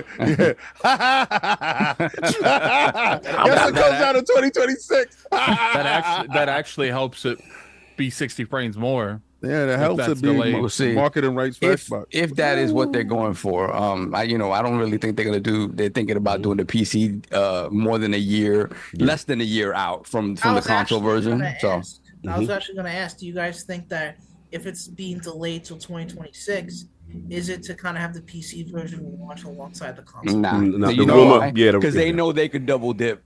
Yeah. easily. Nah, it's for it to launch with the marketing rights to the Xbox new handheld. Oh my. Here we go. Here we go. Is that news or this along officially with- done? Along with when the it rumor that happens- PlayStation already has the marketing rights. Listen, and then when it happens, and I walk out the room and I just throw 98% right on the screen and says, "See y'all next week." Attic, when did we get to subtract from 98%? Never. You know what's funny? I was saying I need to. You guys, We gotta wouldn't have a know this, counter.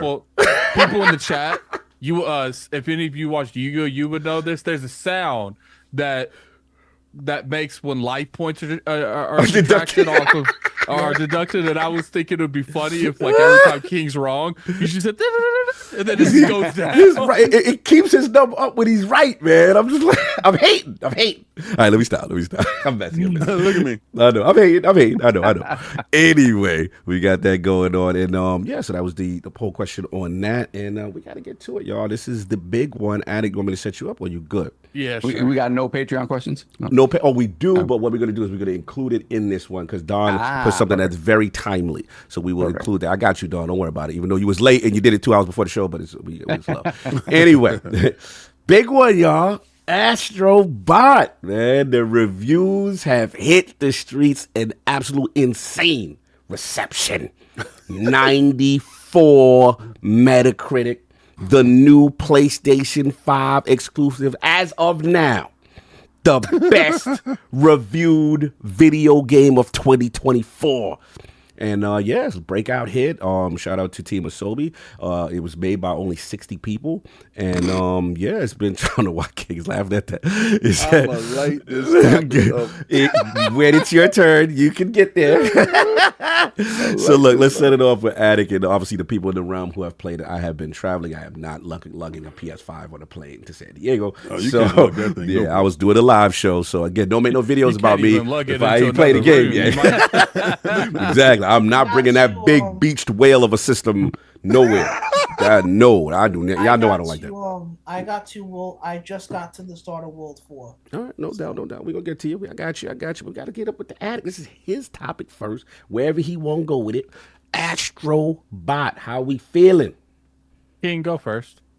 Oh my God, really? Yeah. So let's get the disingenuous comments out the way first. So dudes want to say that my joints is disingenuous when I patron this game and I champion this little bot when the PlayStation fan base said they didn't want it. So why is it that you always have to lead up like you're gonna rip the game in two? Well, because I am though. Right, so can we get our guest to go first? Well, no, because I want King to go first. I want King to go first. Okay, all Attic right. said me, so it's me first. Yes, he's I'm right. always going last. You are. And I thank you, Attic. That's how Tango and Cash works. All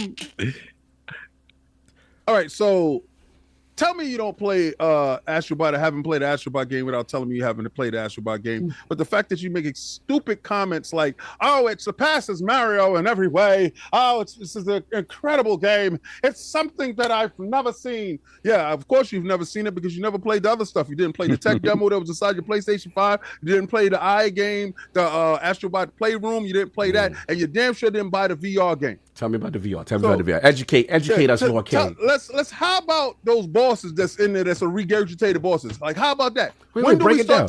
Break it down. Educate me. I didn't know this. The monkey. Did you see the monkey? Because I seen him before. King said monkey. Yes. Am I correct? Yes, he did say that. Continue. King. So this is what was it in the VR version of the Astrobot? The VR. Oh, so a lot of these. Okay. What about the bird? What about the octopus? What about a lot of this stuff? I'm just saying, this looks like cutting room floor stuff to me. Okay. Hold up. It took 60. It took 60 people to put it together, right? Real quick, King. Where did these come from? Because I'm about to share my screen and we're about to see the comparison. Because I didn't know this. I didn't know this. I'm be honest. You opening my mind. What game did these bosses come from? Oh, you talking about the VR? Rescue Mission. The VR. It's called Rescue Mission. Yeah. Okay.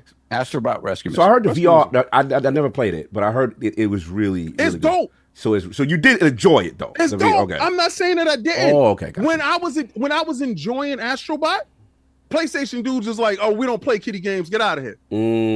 Like they were shaming me. That's true. I remember telling J-Dub, the best game on your PlayStation 5 came in the box. I remember saying that. So now, when y'all ain't got nothing out this year, the Messiah's here. All of a sudden, y'all like this kid. All of a sudden, y'all like him. Y'all didn't like him before, but now you have nothing. You love him. This is the greatest thing. Highest rated. Really, I'm not taking anything away from it. I'm gonna tell you my experience in playing. All right, let's go. It was just like the tech demo that I got in the box. For the VR. For the PlayStation 5. Come on. No, don't. You can't say it didn't do anything different. It does the same things. It added different layers to what he can do. Okay. I'm not saying that it's like Mario. Like when Mario goes to Mario Odyssey or he goes to Mario Sunshine, maybe he gets a water pack. Maybe he gets this. Fundamentally, Mario doesn't change himself. What happens is the MacGuffin inside the game changes for Mario, right? So Mario kind of sort of plays the same. Oh, he has a different hat this time that he can throw on somebody else and become whatever that creature is. That's a cool MacGuffin. Oh my God. Wait, Attic, what? King done discover something? King's on to something. Wait, King is on to something? No, way. That first boss is the same. That first Pull up the screen. I shared it. I don't believe this. King actually, this ain't canon. This is actually factual. This is 98% This isn't right. canon news. This isn't canon news. Can you share your screen so I can see? If y'all watch Xbox Frontline videos, y'all would have saw. So you saying that the assets are the same in from the VR? Attic? Is that what you said? They up-res them. You know how VR assets. No, it's worse than that. Yes. Like it's essentially the same fight. It's essentially the same thing. All right, share the screen. Let me see. Yes, all right. Up your share screen. Your share screen. So why didn't there we VR, go. Okay. Why didn't the VR get a 94? All right. Here's the boss from Rescue Mission. As you can see, no. This is what you fought, Addict. This is the PS5 one that just came out. Now let me go up a little bit. I didn't know this. I didn't know he was going to approach it from this because I could have told you the same thing. Yeah, see, but the thing is, the same move. Like it's even the same move. I told y'all before. This is cutting floor assets that they mixed it up together, stirred it up in a pot, and gave you a different verse on a different beat. Okay, now look. Here's the Check octopus. it out. Check the octopus. Let's go. Oh, it's the same. Yeah, it's the same. Now the octopus fight's different, but it's literally the same character. It's okay. Guess who that? What about the bird? I haven't fought a bird, so I can't. Yo, King out here acting like he got Drake's reference tracks. Yo, I don't like how you acting. You acting like you got the Quentin Miller. You got the tracks. You spit those bars in '86, my guy. Not like this, King.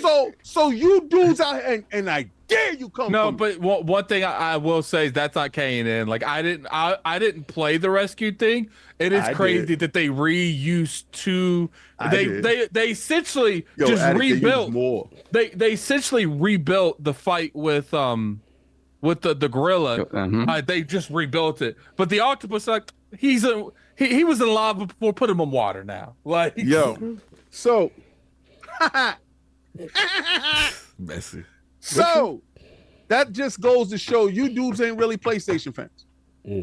Y'all are the moment dudes. I didn't know. I'm not gonna lie. I will know. give King this. He supported the hell out that game. Oh, he did. And I ain't picking it up. He did the VR. He supported the hell of it. I never had a PS5. He bought it day one. No, let me tell you how real King is. To his defense, I know it's jokes and stuff, and he gets but he was so about it. He was like, "Cog, I know you're getting ready to let me get." And he got my joint, and he went through the whole catalog. Right there. Yeah. He went through the whole thing. I got all those games. The problem with these dudes are they're liars, bro. Every last one of these dudes that sat there and wrote their articles, they didn't play none of the other games. And King, it's like you play games to know this stuff. Oh, yo, you play games to do this. I know, right? It baffles me how King is 98% right all the time, and all these dudes say King's lying. All right, now you're bringing the 98% thing right now. I'm kind of like pulling back from this conversation. I feel you. Fall back. Fall back. Don't run into this flaming house like me. Listen, I'm telling you, dudes. First of all, I like the game. Okay. Right? It's more of Astrobot. Okay. It's the same. Is it the greatest game since sliced bread? Hell no. It wasn't the greatest game since sliced bread when I was playing it from the beginning. It wasn't the greatest game since sliced bread when I was playing it in Astro Playroom, or when I brought the VR and nobody did. See, this is how things don't get supported, and dudes put out fake information and talk about, well, that boss was so unique and I've never seen anything like boy. I didn't know. All you had to do was go pick up the VR one and you played them. I didn't know. I got to give you that. I didn't know. But and it's not that they reused assets.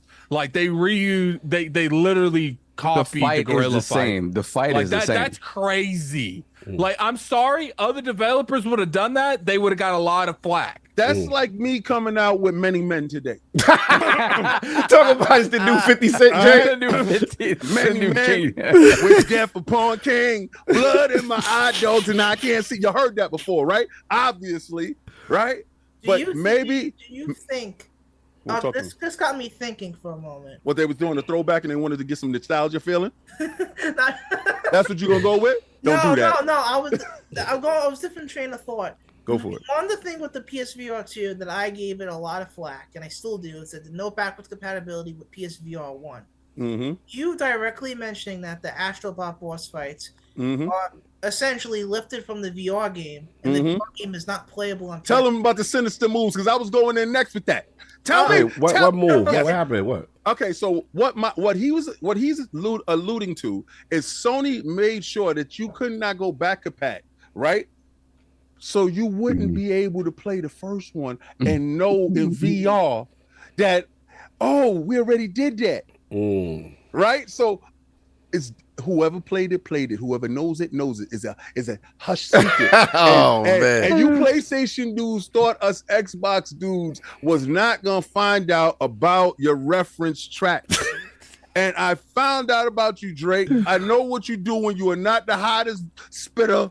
I got you, son. And listen, Diago said something real quick. Diago said a really good point. I think what King is talking about is the lack of acknowledgement from reviewers about already existing bosses, and they are not new. So he's pretty much saying, like, reviewers didn't even bring that up. They're literally reusing. And it would be different if the gorilla was like one of the mini bosses that's in the game. That is the main boss in the game that they reused, like bar from bar from another game. Not the soldier boy. It's the first boss in both games. He's the first boss in both games. He is the sort of gatekeeper. Wow. He's like the tree in Kirby. Yeah, he's your Glass Joe. Right? To me, that doesn't like take a whole lot from it, but it is odd that reviewers didn't bring that up like at all because they didn't play it. Yeah, you're probably right there. You didn't play it either, right? I was honest with that. Yeah. No. See, that's what I'm trying to tell you. I don't like dudes running around here with the cap and I've never seen this before. Right, that's fair. That's probably why we don't get invited to the podcast that they have. That part, right? Dudes would never invite me anywhere because I know your dirty secrets. Like, I know what y'all do, but I actually am a fan. When I told you why I was upset with Sony, I never disrespect people. I disrespect the corporation because they're not familiar to me anymore. They're not who I remember them to be, right? The real Sony, my old school Sony, they would have never did that. Old school Sony, that would have been a whole new game from beginning to end. Something that you could hang Game of the Year hat on. But now he got an asterisk like he's Barry Bonds because your man taking steroids. All right, he got a cheat sheet knowing exactly what the moves that he did before, but you don't know the moves because you was over there and you didn't know that he was spitting those bars in Wisconsin. You funny. Fawn's got a question. He said, did anyone in the action? He said, did anyone actually get close to finishing the game, or how many? Literally on the last boss trying to get the bots to do it. Because he says, because Fawn's going there. He said, because one boss out of how many, and the creativity through the game is off the chart. Fawn's big mad at y'all. Good. You can stand up. Here's the thing. Like, this is where I am going to defend King. It's okay. The game is still a good game, but I can't name a time where someone just used literally a boss from a and people are like bringing up Bowser. Almost every time you fight Bowser's in a unique way, from like Odyssey to what's the Galaxy one? Right. Like, look, is it the same concept? Yes, but you have different. They literally took this man's old fight. They literally get the first level was a remaster from the game. It's like I said, I'm not going to like attack it too much from that, but I do understand where King's coming from. Where it's like, look, you're giving no this reviewer game, is saying that, yeah. You're giving this game 94s and saying it's perfect almost, and it's literally reusing assets from two bosses. Hold on, from a previous game. Foz will get it because he gonna play. We got to get Foz in because he going in. He going in. Stay tuned, Foz. It's cool that dudes would have a different opinion of it. Didn't say it was a bad game. What I'm talking about is the reviewers, right? And the reviewers aren't really doing their jobs. We got to start listening to people that we can trust and stop discrediting people just because you don't like how they act or how they talk or where they're from or they don't look like you. See, you would discredit me immediately because you rock for Xbox. That don't mean I don't speak truth. You cool when I disrespect Xbox and tell them what they did wrong. But when I say something wrong about Sony, I'm a bot. Yeah, I'm an Astrobot. The same Astrobot y'all didn't like, the same Astrobot y'all wasn't about, and the same Astrobot y'all didn't play because you wouldn't know that monkey was there anyway. But now today, y'all don't have no games, and he's the messiah to you. Y'all want him to be Game of the Year so bad because this is the stuff that y'all dudes live on. Y'all will not save Kong, and it's so dope that is a monkey boss that done They you don't in. have to say Kong. Xbox is saving Kong. No. We sending them over stimmies. Relax. We got to keep them alive because Pretty big stimmies. We got a battle with Ghidorah, and we just need him to take care of that. But nah, I like the game a lot. I'm not even gonna hold you, but I got a lot of the game out, and I played it last night when I got back from the movies watching Beetlejuice. So I said, let me play it. I was gonna stream it. I said, nah, I'm gonna stream the rest of it on Monday and Tuesday and on Twitch.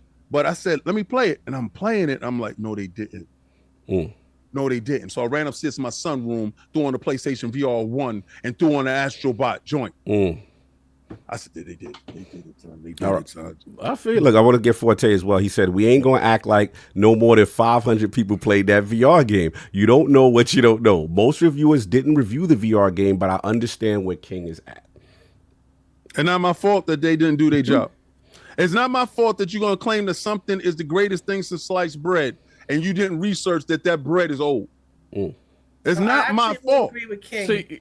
See, I'll agree with King when he's talking with the point he just made about like at least reference the fact that the bosses are like at least like lifted or partially lifted from prior games. That's crazy. I didn't know that, man. That's I crazy. didn't know either. Like, listen, I'm a console warrior. I need to know what the enemy is doing in order to shoot back. Like when I did the review for Sonic Frontiers, I made it very clear that hey, Green Hill Chemical Plant are back again.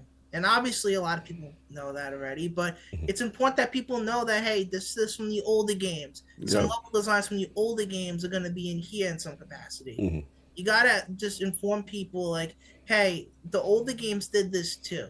So Yep. that way, and No, that's fair. and if that kind of leans into how you Who score who it, who do you write for, sir? What outlet do you work for? Because I really need to follow you and your reviews because you sound like you do your research. What excuse me, please say that again, sir. of course, General. I write for Of course, what's General. Oh, That that's is not beautiful. co-opted at all. Of course, General. Sounds completely on the up and up. Yeah, that sounds like the beacon of integrity there. Hold up. I don't like that. People are saying, What's up? well, games use old assets all the time. There's a difference between using old assets to build a new experience and literally taking an encounter from a previous game and say, that's ours. Like literally, I showed you them using the little, it's literally the same fight. Like there's no way around that. The octopus, sure, it's in lava instead of water, and I'll give them a little bit of creativity, I guess, for changing that. Right. But the octopus and the gorilla are two of the main 5 fights in the game. Well, I assume there might be more, when it comes to the main bosses. Right. I find it crazy that I didn't know this. Yeah, no reviewer said that. I have to give Kick that. I didn't know that. If y'all watch Xbox Frontline News, I drop videos daily. The last video I dropped talked about it, but I'm just saying. So let's talk about the game. All right, and I want to get Arcade Addict. Let you get your buzz off in reference to everything you play, because the reception, regardless to now that we know about this controversy, what have you, but the reception of the game is really strong. So Arcade, as a person who loves platformers, and kind of that vibrant style, what was your experience playing Astrobot? Man, it's one for context, I had no idea about the bosses, so I'm not going to take that into account right now for my impressions. But I love it so far. It is one of my favorite games this year, and I feel like the big reason is it wears that Studio Japan love on its sleeve, and in a lot of ways, it reminds me of some of the greatest Nintendo games I remember playing as a kid. Like the Galaxy games, everyone's comparing it to the Galaxy games, and I can kind of see where they're coming from. But in a lot of ways, Astrobot feels like Team Asobi looked at some of the greatest platformers and greatest games Nintendo and other developers made and say, how can we apply that to what we've already established with Astrobot? Because Astrobot is, I will fully admit, I never played the VR game. The only experience with Astrobot that I played was the Playroom demo when I got my PlayStation 5 in December 2022. And when I played, and a lot of the same mechanics from that game also carry over to this new one. And Astrobot has the hover ability with his little delays that can damage enemies. He has his punch, he has his spin attack. But the main thing that really makes Astrobot feel special in comparison to, the Playroom was special too, but what it elevates it is it takes mechanics and ideas that Playroom introduced, like the whole ability, like you wear the monkey suit and you climb in with the tilts and the controllers. There's no monkey suit. It's just the little monkeys on the back. It hangs out on Astro's back, and you get, in addition to being able to climb, just like how you did in the Playroom game, you also could pick up objects and throw them with the triggers. Like you have 2 different dashes, one upward dash, one forward dash. Nice. You have boxing gloves, which are really cool. I love, the resistance with the triggers feels awesome. Yeah. And It's like there's even little touches kind of to Nintendo games specifically. Really? Oh yeah, Pikmin, right? Yeah, Pikmin, the gloves themselves, the way they kind of come out, it's like, oh wait a minute, I played this game before on arms. Nintendo. Yeah, Arms. exactly, That's what's up. arms. Hey, they spitting everybody bars. And the thing is, even though Astrobot wears its inspirations very firmly on its sleeves, it doesn't change the fact that it still is a incredibly polished, beautiful, well-designed 3D platformer. And one of the things that helps elevate it is how it represents the PlayStation franchises that it incorporates. The PlayStation franchise are used as collectibles. As you're running on the level, you get these cute little cameos of iconic PlayStation characters, and you also collect coins, and you can use these coins to actually buy like companion items for the character. So you find Jack in one of the levels, and you're like, okay, where's Daxter? You spend 100 coins, and the little guy is on his shoulder again. Like so many other references from not just PlayStation games, but just third-party games in general. Like I'll just talk about like, because these are like level 1, World 2 unlocks. It was so nice seeing the Persona characters as cute little robots. Ooh, we have Persona in the building. Yeah, Joker shows up in a casino level, very fitting. And then Igus and Teddy are like some of the challenge levels, which are really hard. That's really hard. And one bot that I found made me go, what? Was in the hub area. And once you was getting to like the second world, like in that general area, you found Amaterasu from Okami. All right. Ooh. All right. The chat get mad. They said don't spoil too much. Now they get mad. They say that for the review for the Lord's Gamer down there. I thought y'all guys was PlayStation dudes and y'all was day ones in your purchase. I mean, how you gonna have an Xbox dude running out here and having 80 something bots that he already know more about the game than you? How you gonna have an Xbox dude play the VR that y'all was supposed to buy years ago? How you gonna have an Xbox dude tell y'all what's going down? I got 194 bots. I got 130 something. That's out of control. And how many do they have? None. Ridiculous. I'll stop with the cat. I'm sorry if I spoiled. No, you good. But I guess I'll just allude to this. But yes, what they do, like every time you beat one of the main bosses, you save a iconic PlayStation character, and then you go to a level inspired by those games. And when I say inspired, I mean mechanics and elements of those games are fully replicated in some capacity. Fire, King, stop hating. No, what I'm laughing at is they was inspired by the Astrobot and VR. Stop hating, King. So fire. They took you back to the old boys. Fire. I got you, Father. You got you. Let RK finish his bar. You up next. Number one. Faw's ready. In most big franchise platformers like Mario, you do fight the same guys over and over. It happens. Do you do it the same way that you did it the first time? But the same exact way, though? That first boss, I had no idea. You know why? And 99% of people out there will have no idea because they didn't buy VR. I'm the 1% dude. No, I get that. You are the 1% dude. 100%. And I'm valid because I spend more money than the 99% dudes. Those dudes that claim to rep, those dudes that claim to do research, those dudes that want to write an article. I know who you're talking to. No, I'm not exactly the people you're talking to. No, I'm not talking to anybody specific because I don't look at anybody's stuff. I know. It's in general terms. You're talking to these journalists that say they know everything, they buy everything, they play everything. No, it's not even that. It's the toxic fanboys. I'm not even worrying about those. Oh, they're the same person half the time. Exactly. So there you go. I'm just talking about the individuals that feel that they represent something and they really don't. It's just cap. Yeah. And if I can point it out, right? This is what I'm trying to tell these dudes. Be careful what you're talking about. Like just I like the game a lot. I do. I played all of them. Is it game of the year? No. Why? Because some of the stuff that's inside the game that I played, that I'm the 1% that I can deduct points off of because I played it already, because I did that.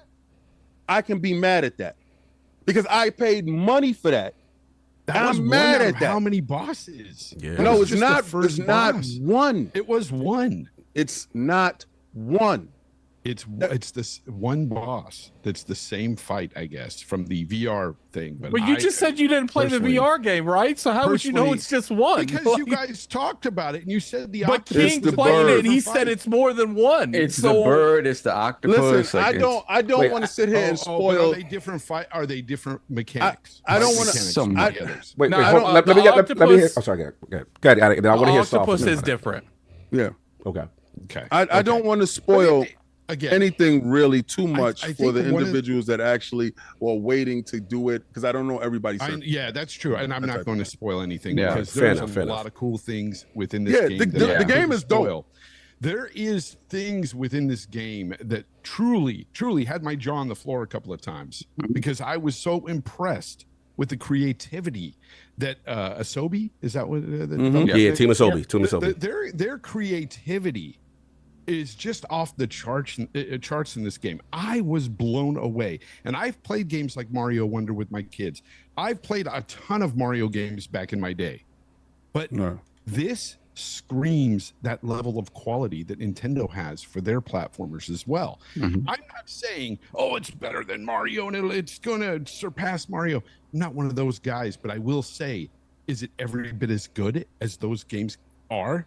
Yes. At this level, this game is freaking amazing at what it does. And I was blown away because, let me say this. When I first bought my PlayStation 5 and it came with the Astrobot tutorial thing, I didn't give it a fair shot. Really? I only played it about half an hour, and I was like, I don't like these controls. I hated the adaptive because it was like a dual sense. With this stuff, and I just put it down because I thought, this is just a tech demo for that dual sense controller, and I don't want nothing to do with it. I turned off all that stuff, and since every game I played on my PlayStation, I never played with even the rumble in it because as people know, I don't play with rumble even in my Xbox controllers. Just don't do it. Okay. Now, here's the thing. Here's the other thing this game did for me. Talk to me. So I started to turn back some of these features on. I still don't care about adaptive triggers. Still don't like them. I don't like to fight the the resistance. I get annoyed with the grabbing thing. Like that gets frustrating sometimes. I don't like that part. I feel like I understand they want you to do it, but it should be optional to turn off if you want to. Yeah, and I turn that stuff off, and I turn off the motion thing. You know that motion thing? Oh yeah. Where you can move the control. When you playing like Warhawk. Because that's old school. PS1, baby. Because dudes will tell you that it's something new, but didn't ever play Warhawk because they told you flying into the board is something incredible and something that has never been done. That's a fact. But I've done that from my PlayStation. I don't playing Warhawk. Blair also did that too.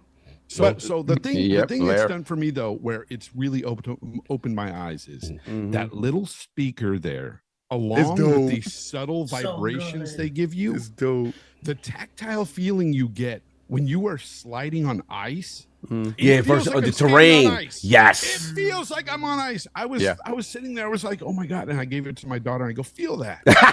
And we're both like, and I'm sitting there, and I'm just, I found myself skating around on the ice, just going, wow, now I get it. And then there was this one section where you get these raindrops hitting your controller, and the pitter patter, and you hear it, and you feel it, and you're like, now I get why. Yeah, people are loving this. Open up your heart, kid. They had that money. Triggers. It's not the the motion stuff. Returnal did it too with the brain, with the vibrations and stuff that work in a cohesive manner, and it's perfect. I couldn't stop smiling playing this game. Amazing time. Like it took me almost 15 hours to beat it, and because I was going back through levels to try to find more bots.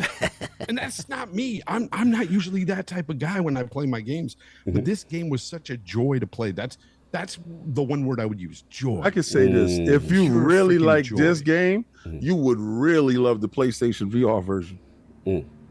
So I'm not a big VR fan. I get sick easy. I'm messing with you. That's the thing. That's the thing. Fair enough. And I want to ask you this, Faz, real quick. Okay. I have no negatives, not one with this game. I enjoyed my time with it immensely. There, well, actually, if I were to say anything negative, it would be that some levels seem too easy. I wish the difficulty the whole damn game's a little too easy. Yeah, I mean most of it, but There was a couple of bosses that gave me some sort of challenge, but it wasn't enough to where I was frustrated at all. And that is a good thing, especially when you're making a game for everyone. Everyone, for a younger generation. Exactly. Yeah, No, PC what I wanted to players, ask, because PlayStation again, players, I'm doing a live show. I've been traveling, you know what I'm saying? So I didn't get to say, please don't make a video because I didn't play this week. But my question is, don't make a video. So my thing is, like, for a guy that loves, like, I'm weird, Fonz. I'm one of the PlayStation people who really love PlayStation 1. Like, I have like heartstrings for PlayStation 1, a lot of those classic IPs. And I'm hearing stories like, there's some throwbacks for you. Yeah. There's some deep cuts for me. I'm telling you right now, you're gonna grin ear to ear when you beat World 1. Yeah.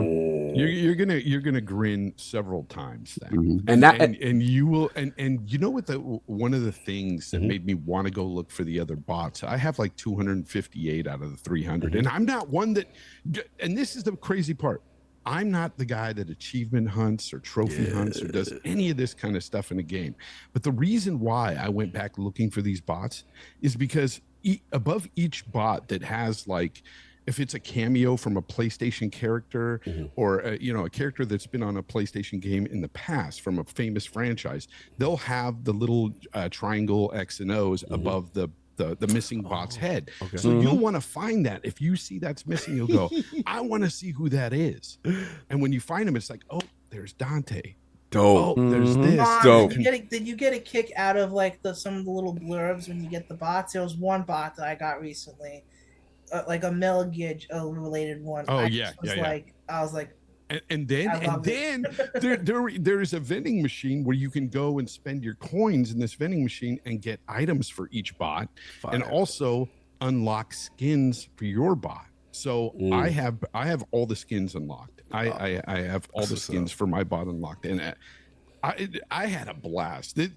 I can't express enough. Like, this is honestly one of the best games I've played this year. Outside of Elden Ring DLC, that's my top. That's my game of the year. Okay. This is easily my second favorite game of this year. Fun's going hard. Let me get easily. And you know I'm not a Sony or Xbox dude. I know. I'm in the middle here, and I'm telling you, I understand where some of these people are coming from, saying that this game is amazing because it's like a love letter. It's like a love letter, and obviously the attention to detail, the subtlety. I do want to get Saul, because I'm very curious. So, like, your thoughts on it. Obviously, you have the full spectrum, right? You've played VR, you've played this. You know, as a person who's also OG, you know, you go get a lot of the references, you got to get a lot of the nuance. What's your feeling about it? So yeah, when it comes to the VR thing, I had the VR for like VR1 for all of, like, I don't think it was even 6 months. And I played Astrobot Rescue Mission and Moss, and that was it. I didn't play anything else. So yeah, it was funny. I didn't know that King was going to go that way with it, because I noticed it too. I was like, wait a minute, I've seen this before. And it was the only thing that I had seen, because I only beat the first world, right? Yeah. So I was like, okay. I mean, I didn't remember the specifics of the fight, so I didn't realize how almost 1-to-1 it was. So yeah, well, the mechanics aren't exactly the same in the gorilla fight, but it was a VR game, so clearly they were going to build onto it. Exactly. So it's very close. And just to give a little context for the stuff that King said, I'll tell you right now, I did a quick, like, surface level search. Okay. Only 3 sites mentioned the fact that they were reused bosses, and they weren't any of the big ones. We have a site called the Direct. We have shout out to the Direct. Tech Radar, which is kind of big, right? Tech Radar, my guys. And comingsoon.net. That's it. Coming soon, the doom for the rest of the people. So the argument holds weight. It really does. It's like, hey, I should have just brought this up, right? Even if it's whatever. Because again, I think for the most part, everybody thinks the same thing. The game is great. Yeah. The game is great.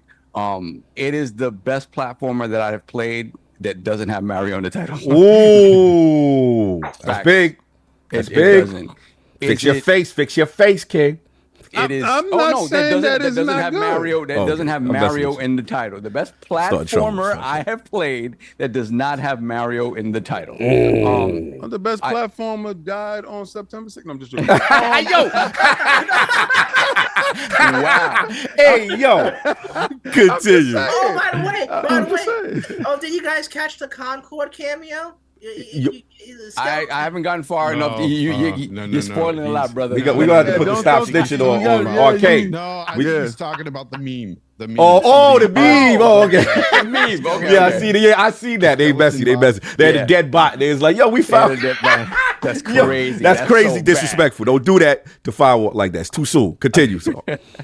But yeah, I mean, I agree with Fonz in that. Like, I was smiling ear to ear just playing the game because everything about the game is a love letter to the history of PlayStation, and it is basically a big blown out extension of the Astrobot, like Astro's Playroom, that you got. It really is that, and it really is the only game that really shows you everything that PlayStation 5 is capable of. Hardware, like it incorporates everything that is that PS5 in such a beautiful way that if there was a question before, there's no question now. Astro is the mascot for PlayStation. There is, in the PS4 generation, you could have picked any like of the protagonists from the games, and it could have been the mascot for a certain period of time.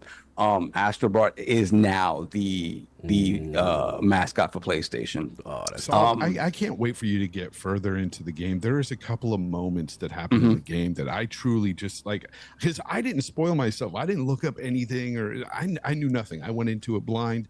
And I said, let me just give it a shot, because shout out to Colty. So he was the one that was pushing me to get it, because he was like, bro, I really think you would like Astrobot if you gave it a chance, you know?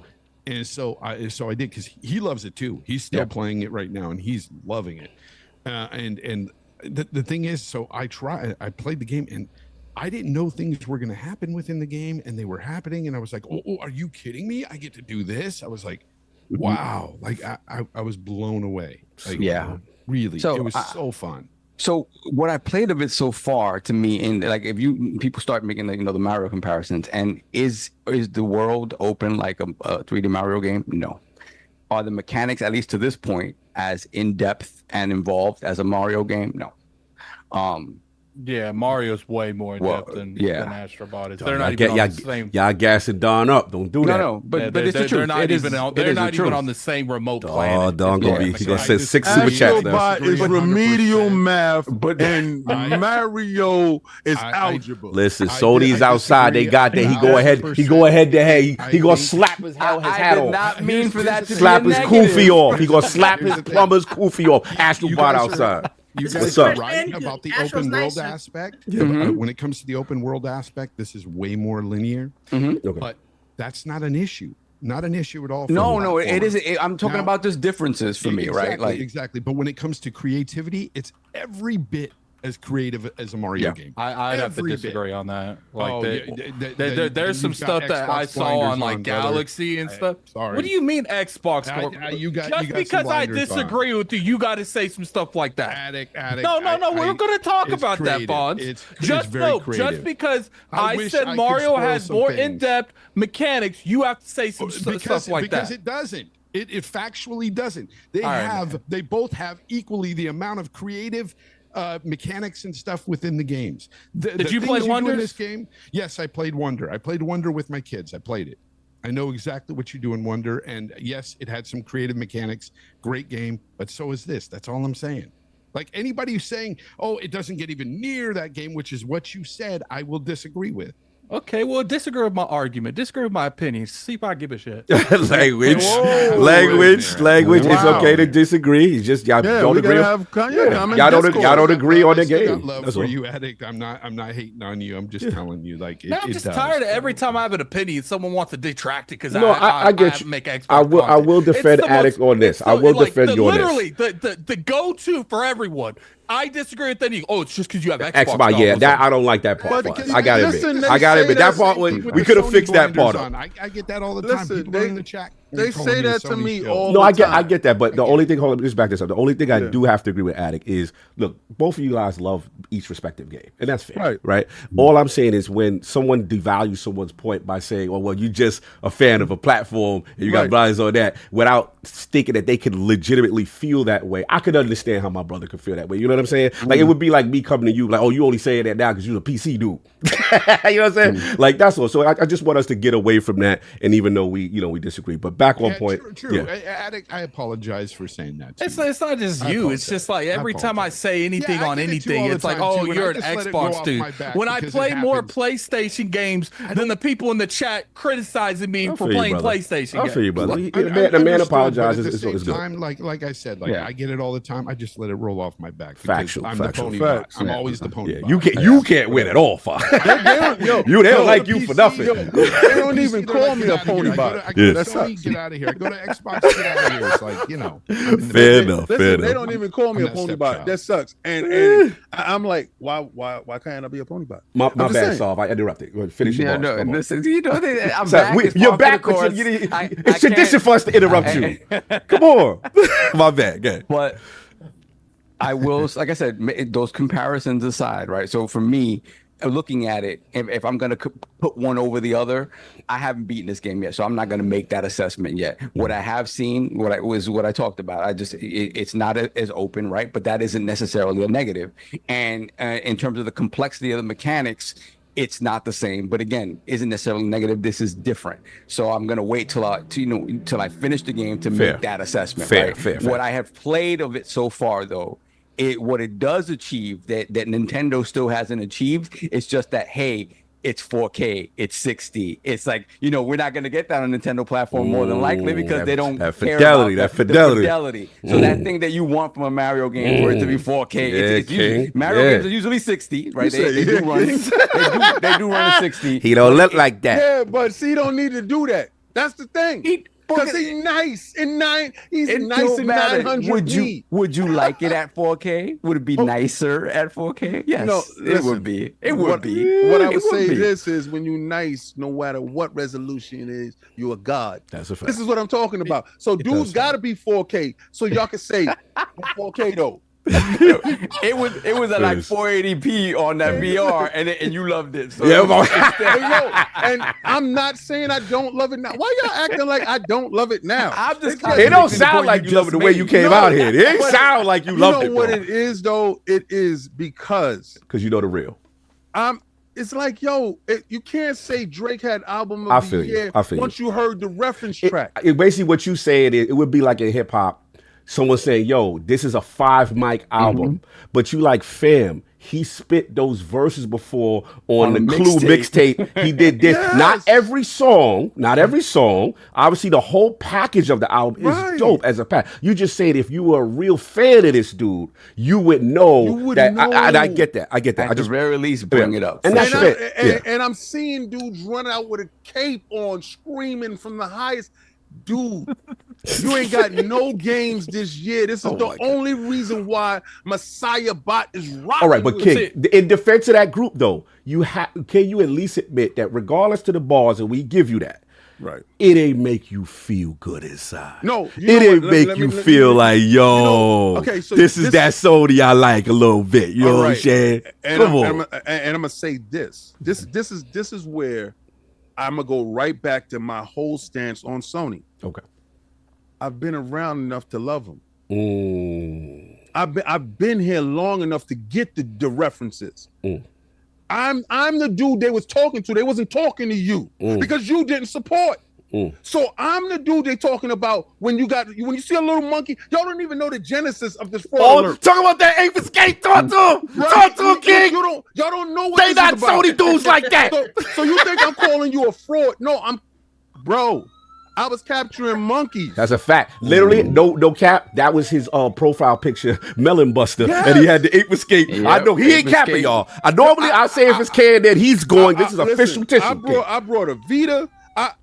I supported Ape Escape, and it killed my franchise. I love it so much. I love Sony so much. In all they used to do, they don't do it no more. You no longer look the same. You no longer moving the same. You disrespect me all the time. I can't rock with you. So that's where that is. But as far as this game goes, I supported Astrobot when y'all was saying that he wasn't cool. I feel you. So all of a sudden now he's cool because you have nothing.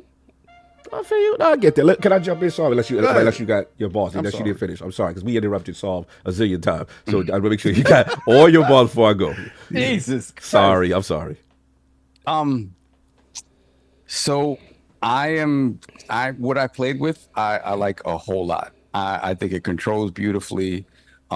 It oozes production value and reverence and love for PlayStation, top to bottom. What I am glad about, regardless of what we just discussed about things being reused or whatever, I am glad that it is now in a form that everybody can enjoy it. Because even people who got their PlayStation should have played that demo. A lot of people didn't. I'm sure a lot of people did not play that. A lot of people got their PS5 and went to, at launch, played Demon Souls or play whatever. A lot of people probably did not play Playroom, because that's just the way it is. It's a demo, whatever. It's not a full game. People just overlook it. So now I'm so happy that the Astrobot is in a form that people will want to play and enjoy it, and hopefully, it'll continue to, proliferate the fact that the form of desperation. that it is a great platformer unto itself. I really do think. It is a delightful game to play. I will not take that away from it at all. Again, I'm hoping to be more surprised with the stuff I'm seeing I'm going to see in the future levels. I only did finish up to the monkey boss, and everything there was cool, but everything felt like it was okay. This is this is us kind of holding your hand a little bit to get you used to the controls, but the controls are very simple, right? It really is kind of just the attack, the jump, the double jump that allows you to hover, and then specific mechanics that come up in certain points in the game, like Robert was alluding to, the fact that you'll get like the dog on your back, or you get the rabbit on your back, or whatever, and that'll allow you to do different things. I'm loving it. Like I said, if I were to compare it now to what I've done in the past in Mario games and the detail of that, come back when you get to the end, and then we revisit. But I think, like I said, so far it is the best platformer that I have played that does not have a Mario in the name. And I've played like A Hat in Time is great. That's kind of an old school style platformer. Penny's Big Breakaway, another one that's very much in that vein, kind of like Banjo-Kazooie, Mario 64. Those are great as well. This is different. This is and you guys talked about how it might be a little bit too easy. I think that's kind of the point. Also, they want young gamers to try to look at it, and even if they don't have the reference points, right, it just looks like it's something that's fun to play and easy to get into. So I think they kind of hit that out of the park too, if the younger demographic is interested in it without knowing the history of all these characters. So I think they've positioned it to do very well, and I hope it does very well, because I think it is a stellar game. Now, what I want to ask the panel, because no one talked about it, you got two aspects of it. It's huge. So the first one, which came across my line that I was very surprised by, is the Days Gone director from Ben Studio. So obviously, for those who don't know, obviously Ben Studio's creative director, the ex-director John Garvin, and he had made a statement in reference to, I believe, Ben Studio themselves had put up a tweet because their character from Days Gone, Deacon, is in the game. Right, motorcycle. You remember Zombie Joint? You know what I'm saying? But that Days Gone. So he was not happy. He went to Twitter and he basically was saying that that they've basically failed to protect the legacy of the game. He had a comment that, I see my character being reduced to a cartoon shill promoting some small game, and I'm harsh. And he was not backing down from the community. The community was going at him like, yo, like, this is a love letter, like, you shouldn't feel that way. And he didn't feel that way. So pretty much, this went going on. He made it said that he's kind of sad, because basically how it started is Ben Studio put the tweet out with Deacon on the beach. He said his job is beach. Big congrats to our friends Team Asobi on the launch for Astrobot. And then he quote tweeted Ben Studio and said it's kind of sad that Deacon has been reduced to promoting other games. Well done, Ben Studio. Way to protect your legacy. So obviously we know the animosity, we know the history. Remember, Days Gone unfortunately wasn't never afforded to get a sequel, and then he's still carrying on. So this went on for a bit. The Ben Studio put out a statement in response to him, and basically said, "We are aware of the comments made by our previous director on Days Gone regarding his personal view on the critical reception of the intellectual property. Ben's studio does not share his sentiment, nor does it reflect the views of our team. Our studio is immensely proud of the work we accomplished on Days Gone and are thankful to every developer who poured their heart and soul into it. He said, "We're incredibly humbled by the support of Days Gone and will continue to share the enthusiasm." So, yeah, this was a little bit of a thing. So I'm just curious. I wanted to bring that part up because comments.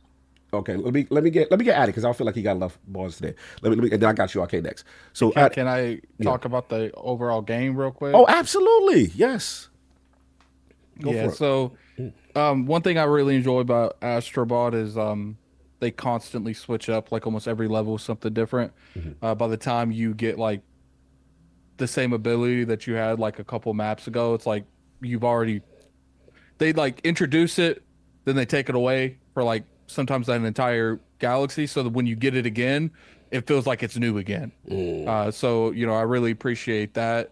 I like the bot mechanic that's in the base thing where you use the bots to like do certain things. It's kind of like Pikmin to a degree from Nintendo. Yeah. Like I feel like they looked at Nintendo's libraries like, what can we steal? Like, there's a lot of Pikmin in this. Like, that's what I was getting at too, Addict, is those mechanics as well that you do in there as well was refreshing. It was cool. So I will say when it comes to platformers, I think that it's definitely better than Odyssey. Because I wasn't the biggest fan of Odyssey. But I like Wonders more than this one. Gotcha. And I actually liked Ori and the Will of the Wisp more than this game too.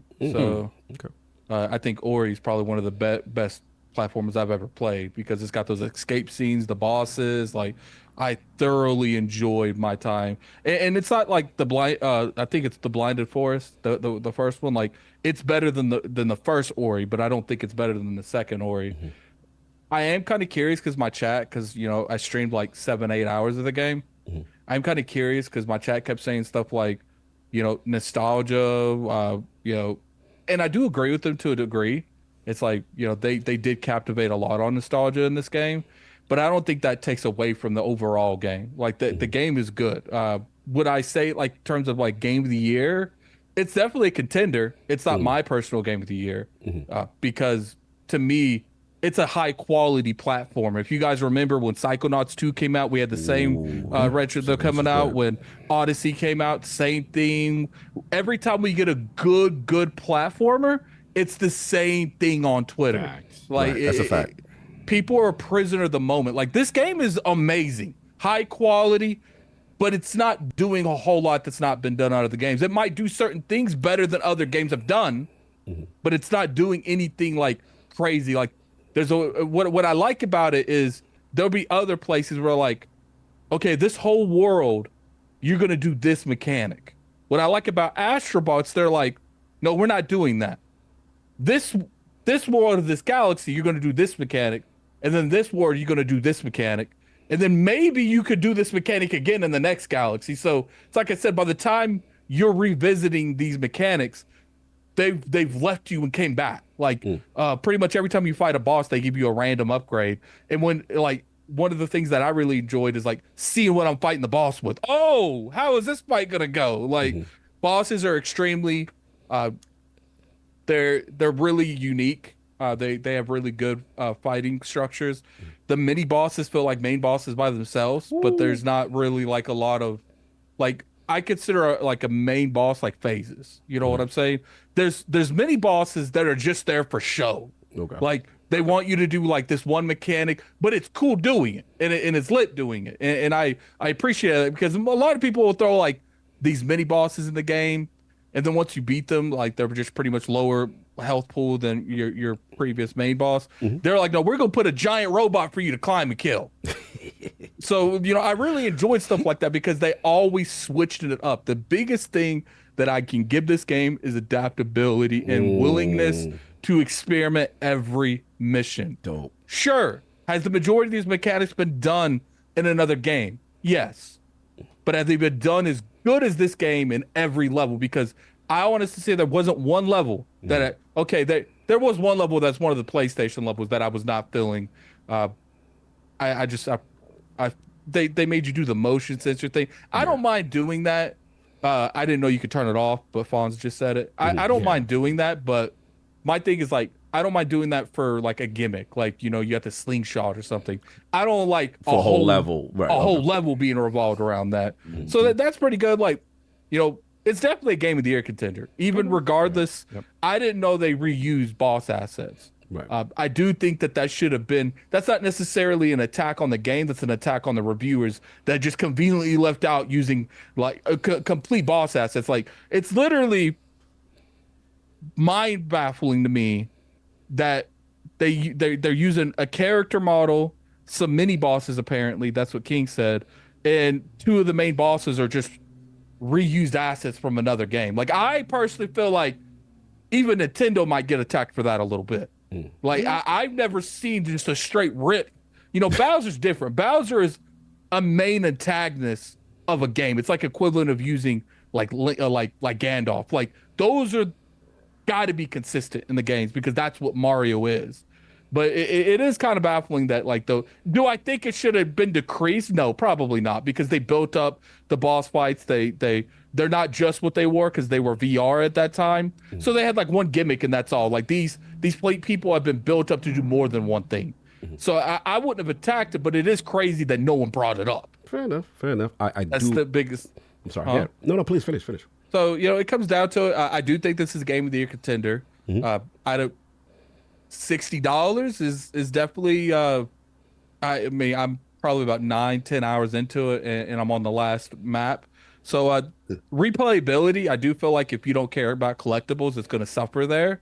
But if you enjoy the first one, you enjoy a good platformer, it's worth the 60, like all day long, every day long. And I think that it's definitely a game of the year contender. I wouldn't. It's one of those things where it's not my game of the year, but I'm not mad if someone say like that's. I'm not quote tweeting someone on Twitter saying, "Are you serious?" So I can understand why it would be someone's game of the year, but to me right now, my game of the year is Rebirth. Like that was the game for me. But it's like I said, the game is phenomenal. It is. It's great. But I will say, and this is my last thing, this is a game that even though it's great, it shows that this year's been a little lacking in high quality games because I feel like this game smacked in last year, it wouldn't get this much praise that it's getting this year. This is a very high quality game in a year where there's a lot of, you know, lukewarm games that has been surrounding the year. Doesn't mean it's bad. I think Astrobot's an amazing game, but I do think people are blowing it a little bit out of proportion. Not a lot. I still think it's like a high rated. That is. Oh Lord. I don't know. I still think it's a high rated game, but I think because they don't have any games. I can't really. I mean, they got. I'm messing with you.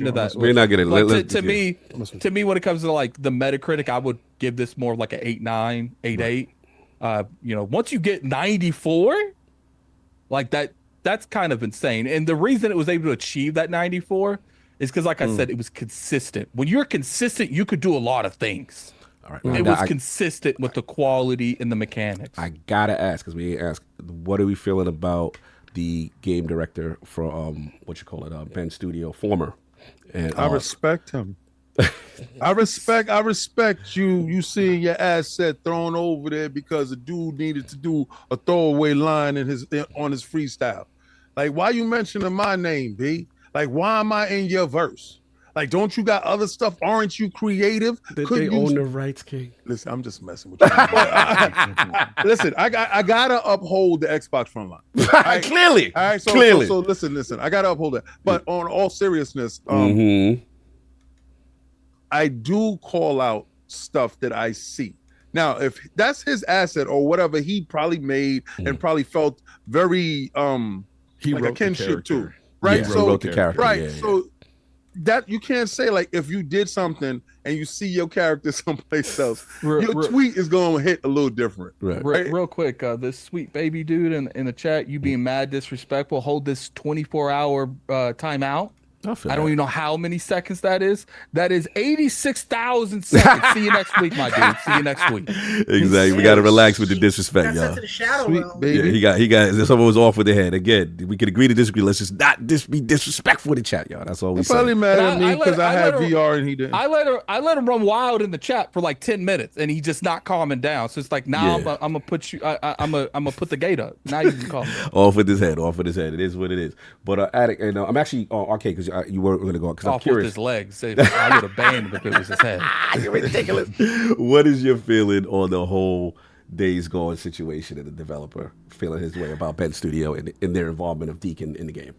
I'm of two minds of this. One mind is you made it's not your IP, and as much as you can kind of be angry and upset about that situation, you don't own it anymore, and that's like a big thing. And what you can do about that is you can take what you've made and use that as inspiration to make something new, and move on from the past and elevate yourself and not let if you're like really it's very clear he has a lot of resentment on how everything with Days Gone went, and I'm not gonna be dismissive of that because he was the director. He clearly worked very hard on the project and with the team and everything. And let's be clear, PlayStation has its own development issues like any other publisher in the business. So we can't just it's very we know that a lot of reporting came out on that whole situation. Right. On the other hand, though, I'm sorry if this sounds very rude, but why are you upset about the fact that a franchise that one of the Sony Ben's major franchises is being represented and respected in a new PlayStation release? Because in the end of the day, it's like that Days Gone is a franchise that PlayStation could have very easily ignored.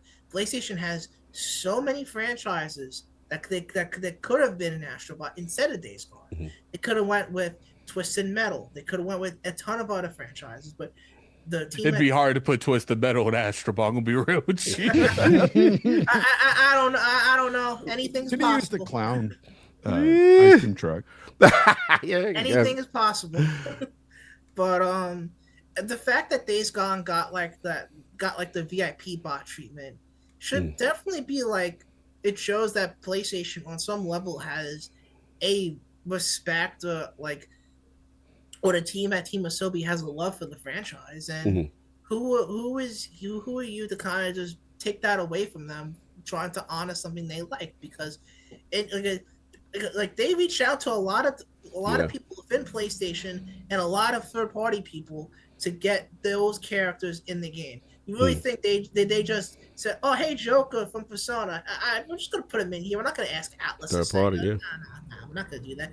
No, they asked. They asked permission for all these different things, and someone at Sony gave them the thumbs up on including Deacon in the game. Yep. So there it is. No, I get it. Surprises there too, and I actually have something to say on this because I actually reached out to Garvin for comment. Okay. And I won't say verbatim what he says because these are DMs, but I understand. I'm of two minds of this. I get the respect and accolades that Sony's given to this character both in this game, and that can be commendable and respectable. But on the flip side of it, I can also see where somebody has created something, and the game sold very well. It sold over 9 million copies and didn't get a sequel. The man is bitter.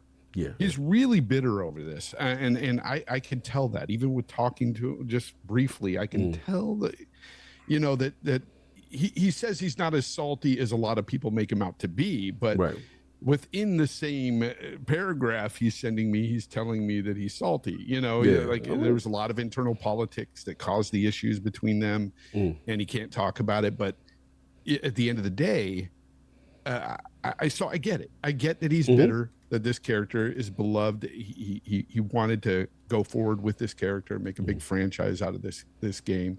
And I personally thought it was a really good game. I wanted to see another. Yeah, me too. Days Gone. That was one of the first Sony first party studios games that I was able to cover. It's been that long, but I was able to meet with the devs at Bend Studio and interview them, and it was I love the concept of the sheer volume of the zombies and the motorcycle. It was dope. It was really good. But, he reminded me to do it from Sons of Anarchy. That's why I liked it. So, like, shout out to John for at least being able to speak up and respond to somebody like me who's really a nobody around here. But I respect what he did for the game and everything. But yeah, it's just it's one of those things where I just feel like he's just a bitter, like kind of like a parent seeing your child being used in his way.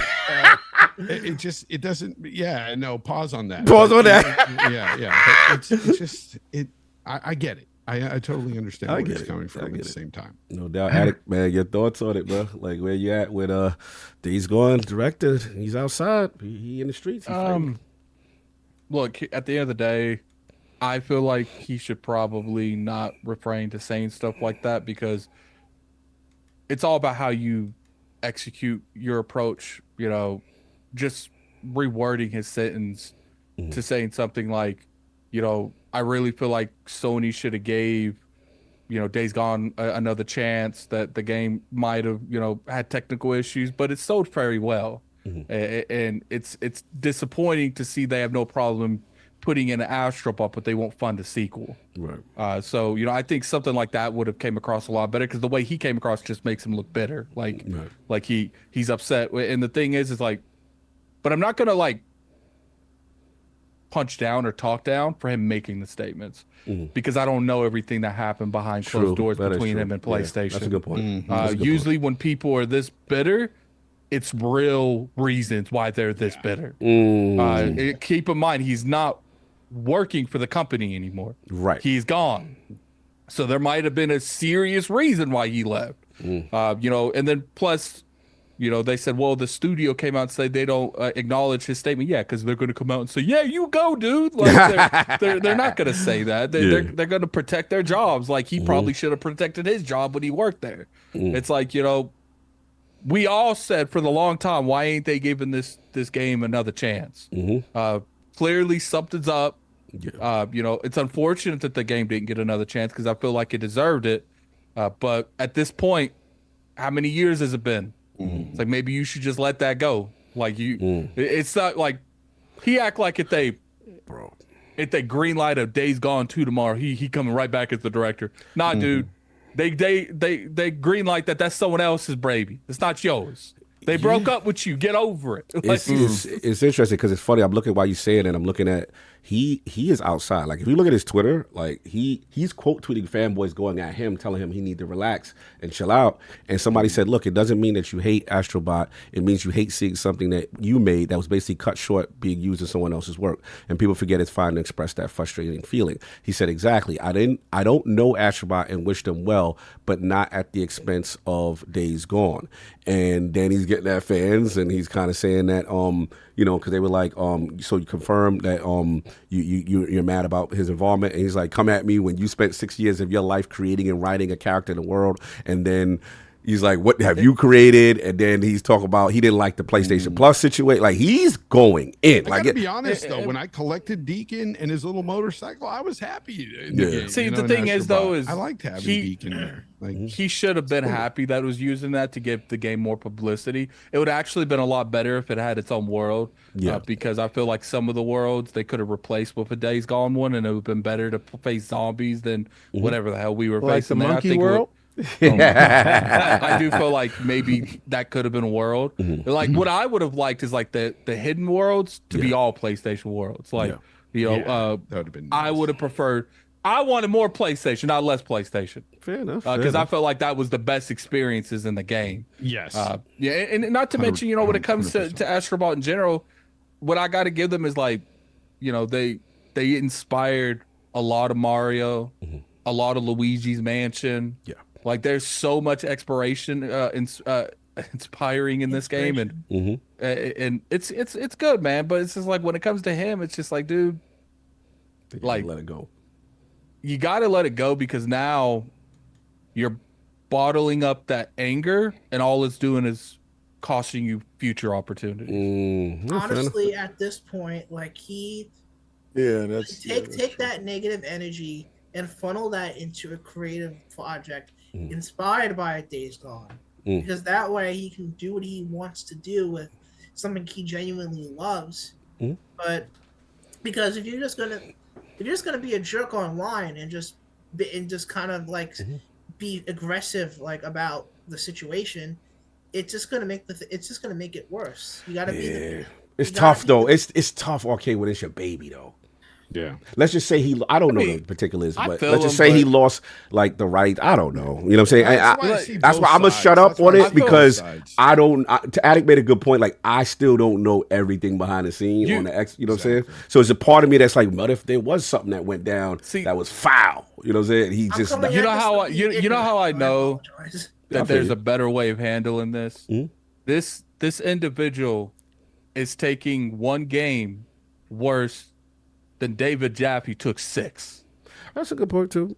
Yeah, everybody different. Like it's just like, dude, like at the end of the day, like I would have been a little bit more with this energy. He's clearly upset. PlayStation did something to this man. We got to give him the teddy bear. Tell him where PlayStation touched you, because clearly that's where we're at this point. But it's touch them or make them remasters and not make a sequel to what you call it. That's what happened. There you go. At this point, it's just like, dude, like any publishers that might work with you in the future, they're seeing this. They're seeing how you handle, like, because at the end of the day, how you handle rejection is a big thing when it goes to character. Good point. So it's like, I can see it.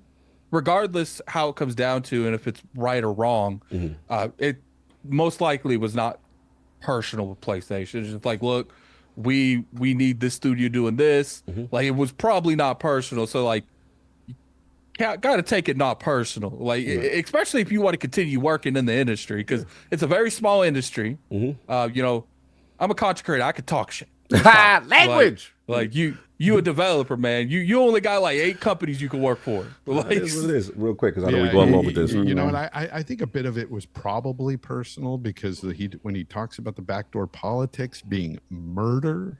It sounds like some of it was. Yeah, it sounds like something. He's crying. He's crying over the wrong character. That's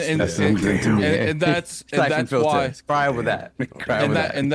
That's why, even though I don't agree with what he's saying, I can't talk down on him saying it, because I don't know what PlayStation did to this man to invoke this type of behavior. I understand seeing your intellectual property that you created that you don't own being placed someplace else. I can understand it, right? But again, in this day and age, I tell people all the time, don't press send. Like, now I know I'm held accountable for the stuff that I put. I put out a lot of stuff, but I do it consciously. And how I do it, I don't do it in a way that demeans or hurts individuals, right? So if you're telling somebody, if you're going at toxic individuals on Twitter, those are the same toxic individuals that will patron your games. So you have to be cognizant in what you're saying to individuals, because the internet never forgets. Yeah, it's almost a lose-lose. And I feel sorry for them, because if it enrages you to this point that you do engage in Twitter in that form, and you know the powers that be is seeing this, that is a problem. Yeah, and it meant a lot to you. It's obvious. Yeah. He's willing to crash out for this. And that's the thing, that on multiple occasions he's the one that's come off as the toxic individual. Right. That's why it makes me believe is he even in the gaming industry anymore, or did he go to something else? That's why it kind of makes me feel like he don't even work in this industry anymore. I think he more writing. People said he's burning bridges. You know, he put time TNT on every bridge and blew them all up at once. It is what it is. He blew all the bridges up but one, because he's in the middle of that bridge with a machete waiting for the zombies to come across. Like, real quick, I gotta get. And also, I heard a rumor that Herman you heard a Hulse rumor? did not like. Yeah, it was a rumor.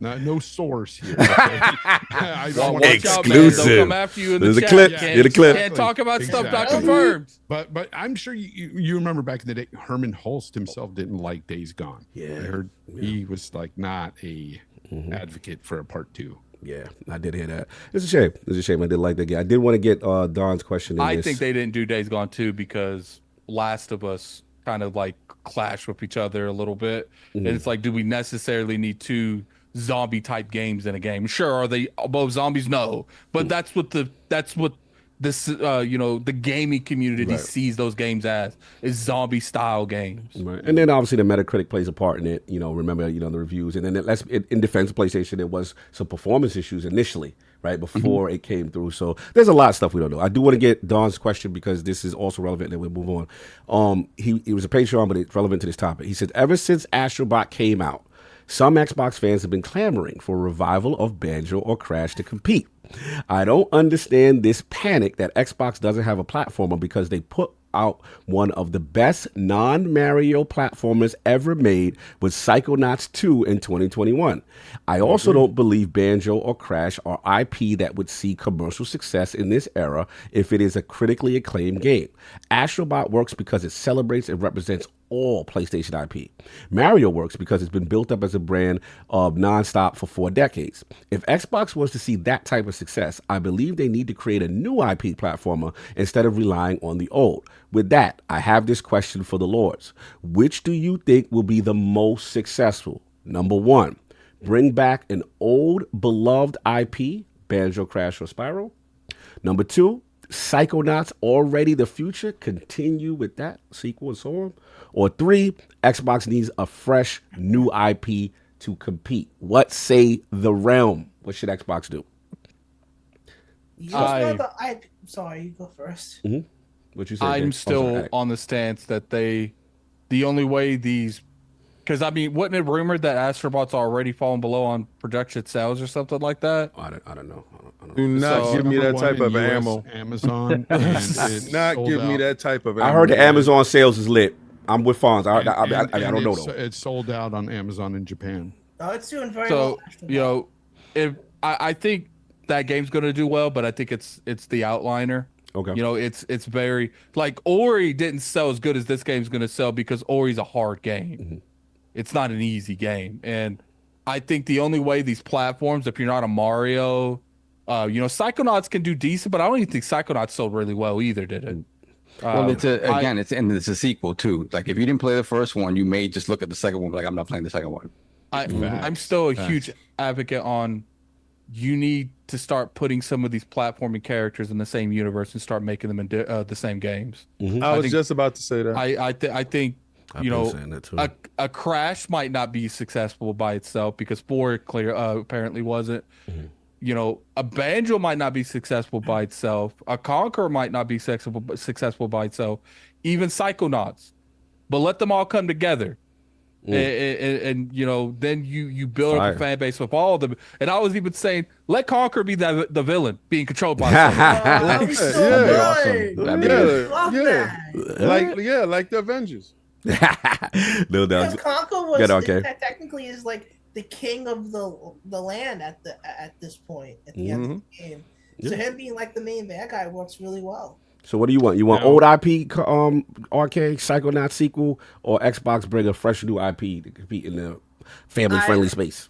Xbox has so many dead IP that why would I want them to make a new platforming mascot when I got so many they could just bring back? I like the idea of them making like a sorry, my little guy is you good?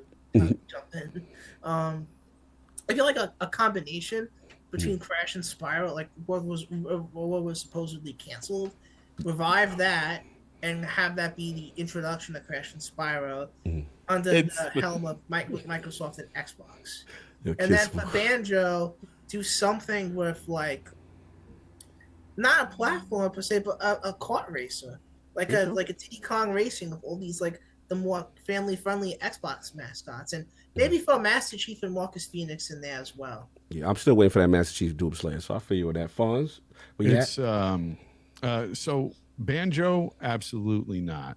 I'm not a Banjo fan at all. I think if when it comes to mechanics and stuff, Banjo falls flat. Fonz, you're killing the Banjo bros right now. Don't do it like this. Killing them, man. When I tried Banjo hasn't had an entry in like 10, 15 years either. Exactly. So. And if you try to play that game today, if you go back to the last Banjo, it's not fun. It's just Colt not, gonna come for you. My opinion, there's people out there that Colt not gonna love come back on the Banjo, I show. guess. He ain't gonna- All 12 of them. All 12 of them. Oh, Wow.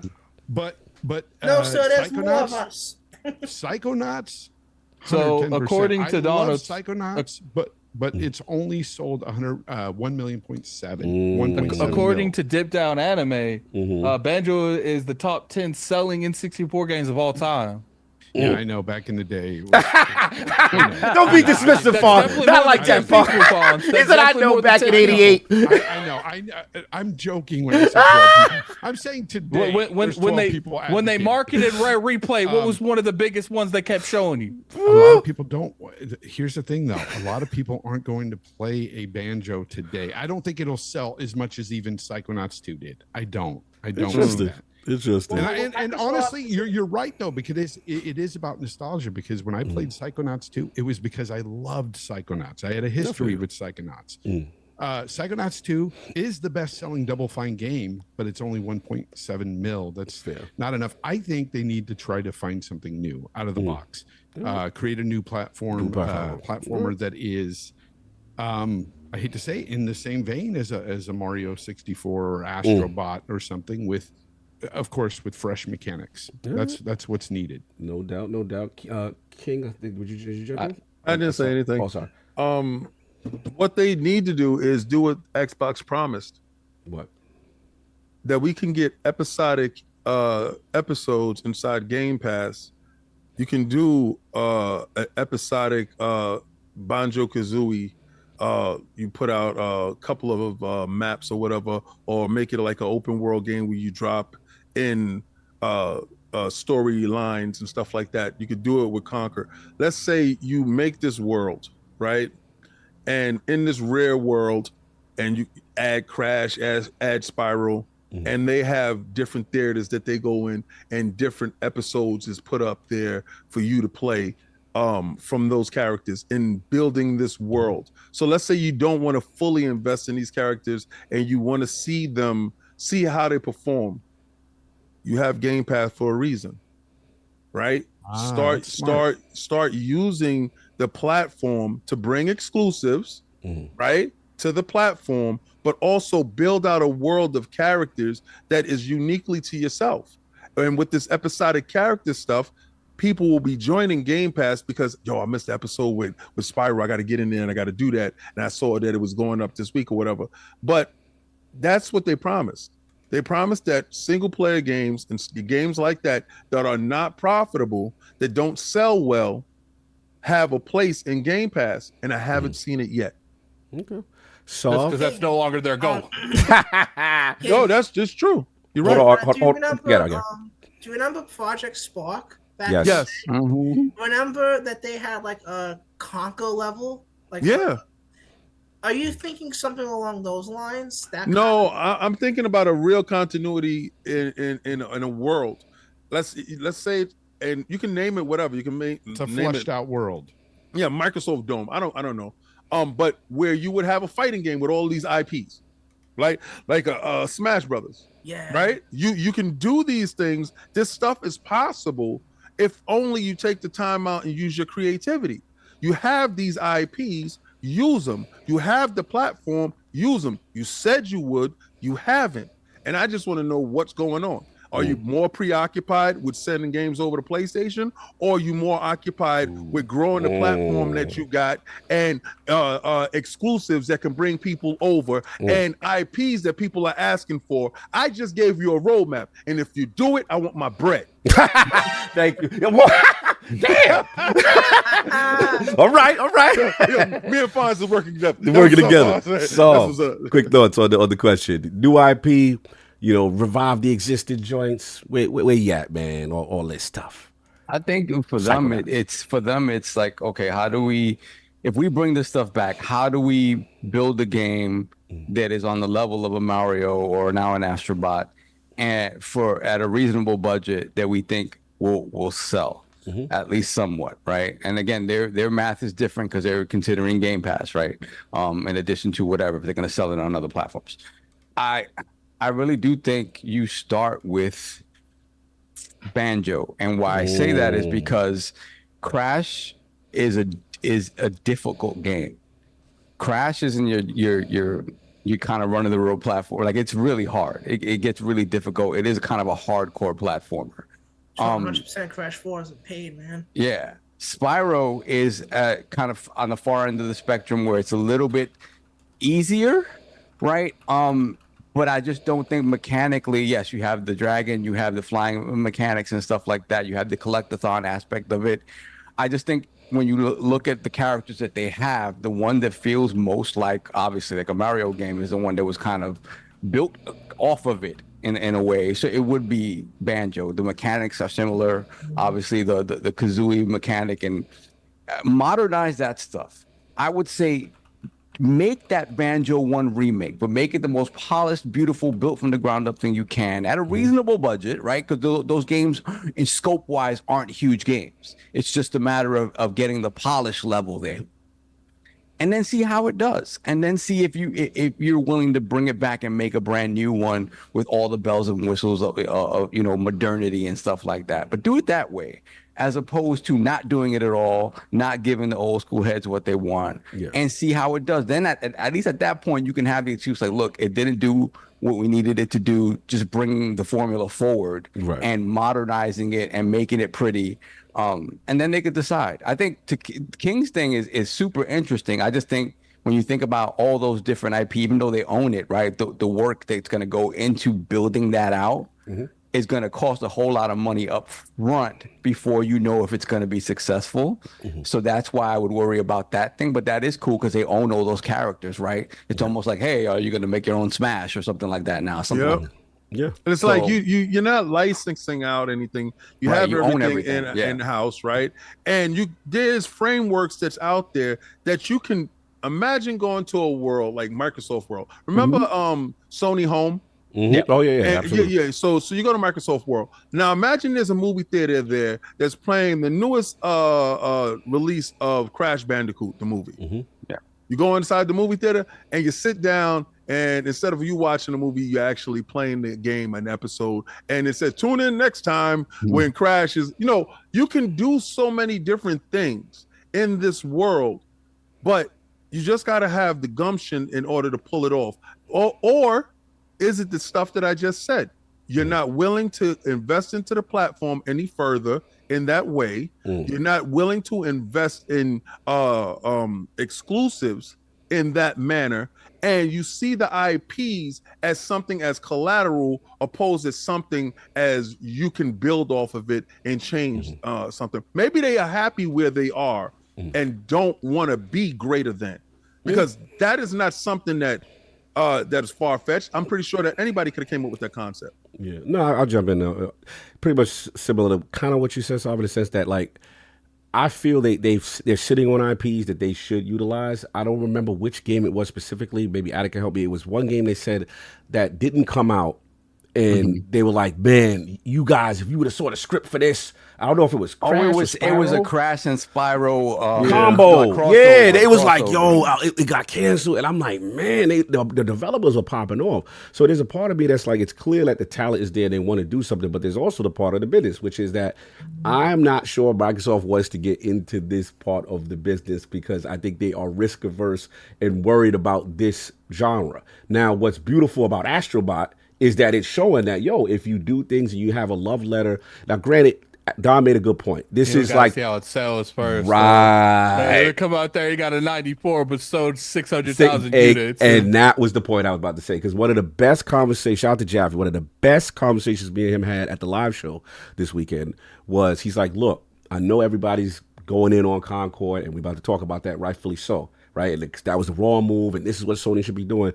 But he said that's fair. He said all I need to see is, and what Sony's going to look at is how this actually performed. Because one thing we do realize in this era, a lot of times the exclusives, as much as they bring the value and the flavor to the console, this is why we love them. When you look at the top 10 games, it be the same games that are the live service or whatever. And I see why people are trend chasing and catch the bag. But look, to this, as far as the Astrobot, like I said, didn't get a chance to play. I was at the live show. We'll take care of that this week. But I remember playing the first one, and I remember saying, man, this is like, not only is it the ultimate, like, cute, adorable mascot thing, right? But the tactile movement, the way the DualSense is used, it was the ultimate tech demo for the console. And I'm from an era where you used to have the pack-in game. You used to have that, something that gives you, hey, let's check out the system kind of thing. And it had that energy. So I love that. I love the references. I kind of get a feel I'm going to love the game just on the fact that, all the PlayStation 1 energy and all their franchises represented in this amazing, like, heartfelt love letter kind of way. And I ain't gonna front, usually I don't play the QC games. I know Duke's always make fun of me, but he's got a vibe to him. You know what I'm saying? He's got a little swag to him. I do like playground you want to go to, huh? I'm just saying the design of it is fine. I will say I don't feel uncomfortable like I shouldn't beat it because he look like a little TV, little geek kind of thing going on. But salute to that. But what I am he curious. got the fraud alert. Oh yeah, they got the fraud. All right, why the fraud alert? Go ahead, Kay. Go ahead. That is the biggest getting a van energy going. I don't care. Now listen. See, all Paul really said is, "I'll get in the van. It's got to be my van." Listen. I get with you when you be like, "I'm not playing those kiddie games," and you stand on your square. Mm-hmm. Not like this. I'm gonna tell you why. Why? Because this is my selfish. I'm a PlayStation 1 dude. No disrespect to 2, 3. PlayStation 1 is when I fell in love with it. I was like, I like this aggressive company. They coming outside. They felt betrayed by Nintendo. We are here outside the building. Here they go.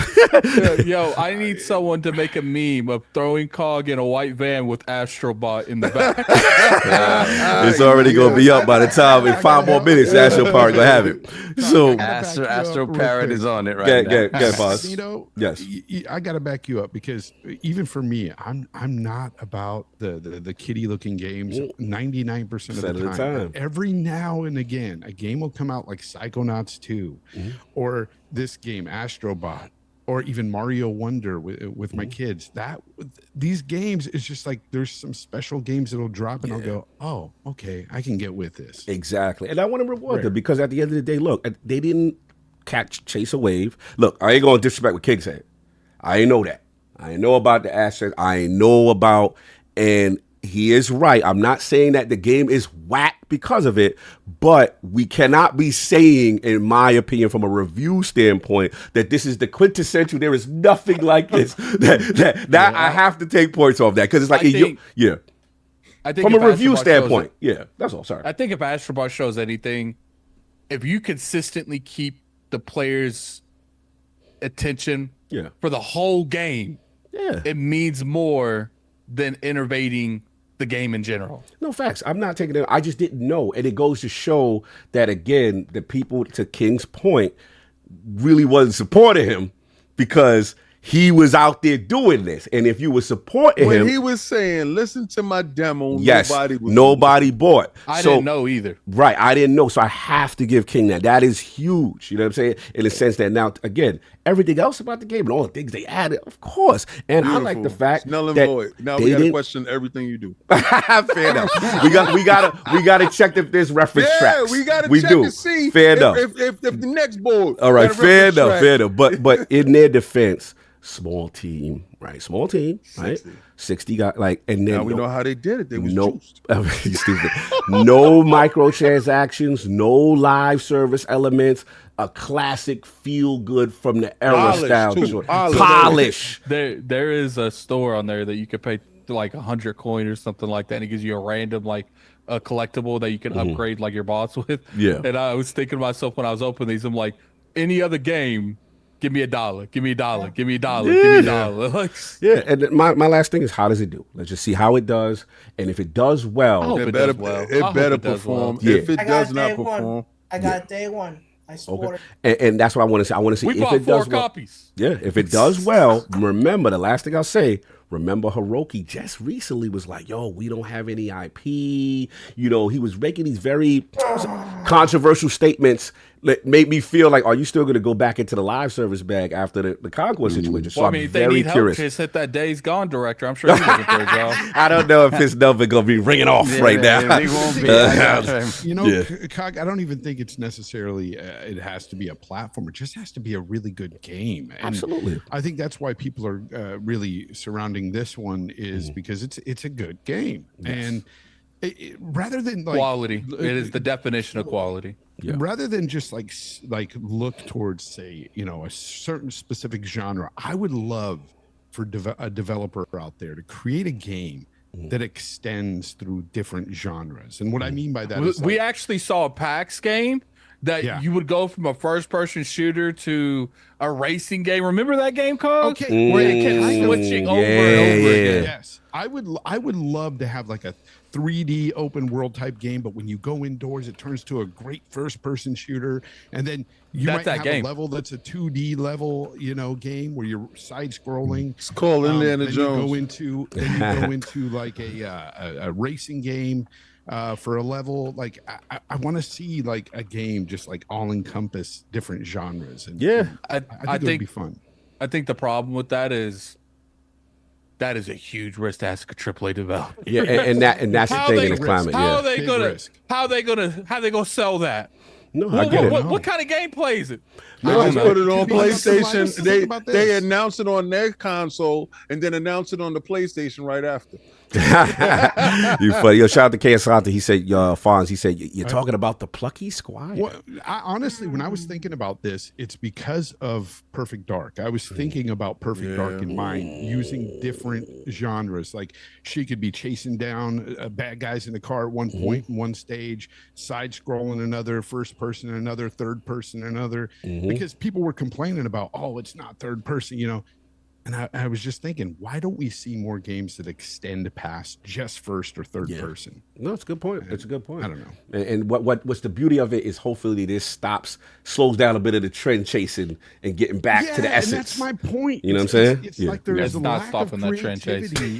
There's a lack of creativity in the industry right now that I think a lot of us gamers are feeling. It's not just about a specific genre. It's about specific trend chasing and just like, you know, oh my God, we're talking about it today. It's like, oh, they've got a good platformer. We need a good platformer. Like, Fortnite is the single game that helped and ruin the industry the most than any other game in this industry that's ever been made. It introduced, and you know what else? Souls-like. We're Souls-like, seeing so many of those, Souls-like games now.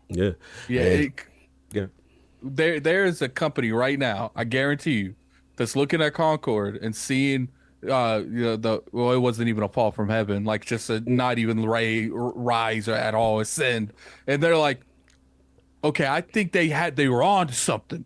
We just got to change this up and change that up. Like, I think we can make money off of this. Like, the next topic, somebody thought they was on to something and bought a whole studio.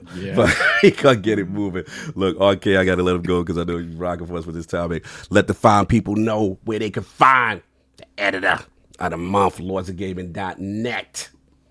You can find me on Twitter at RK1283. I write for Lords of Gaming, and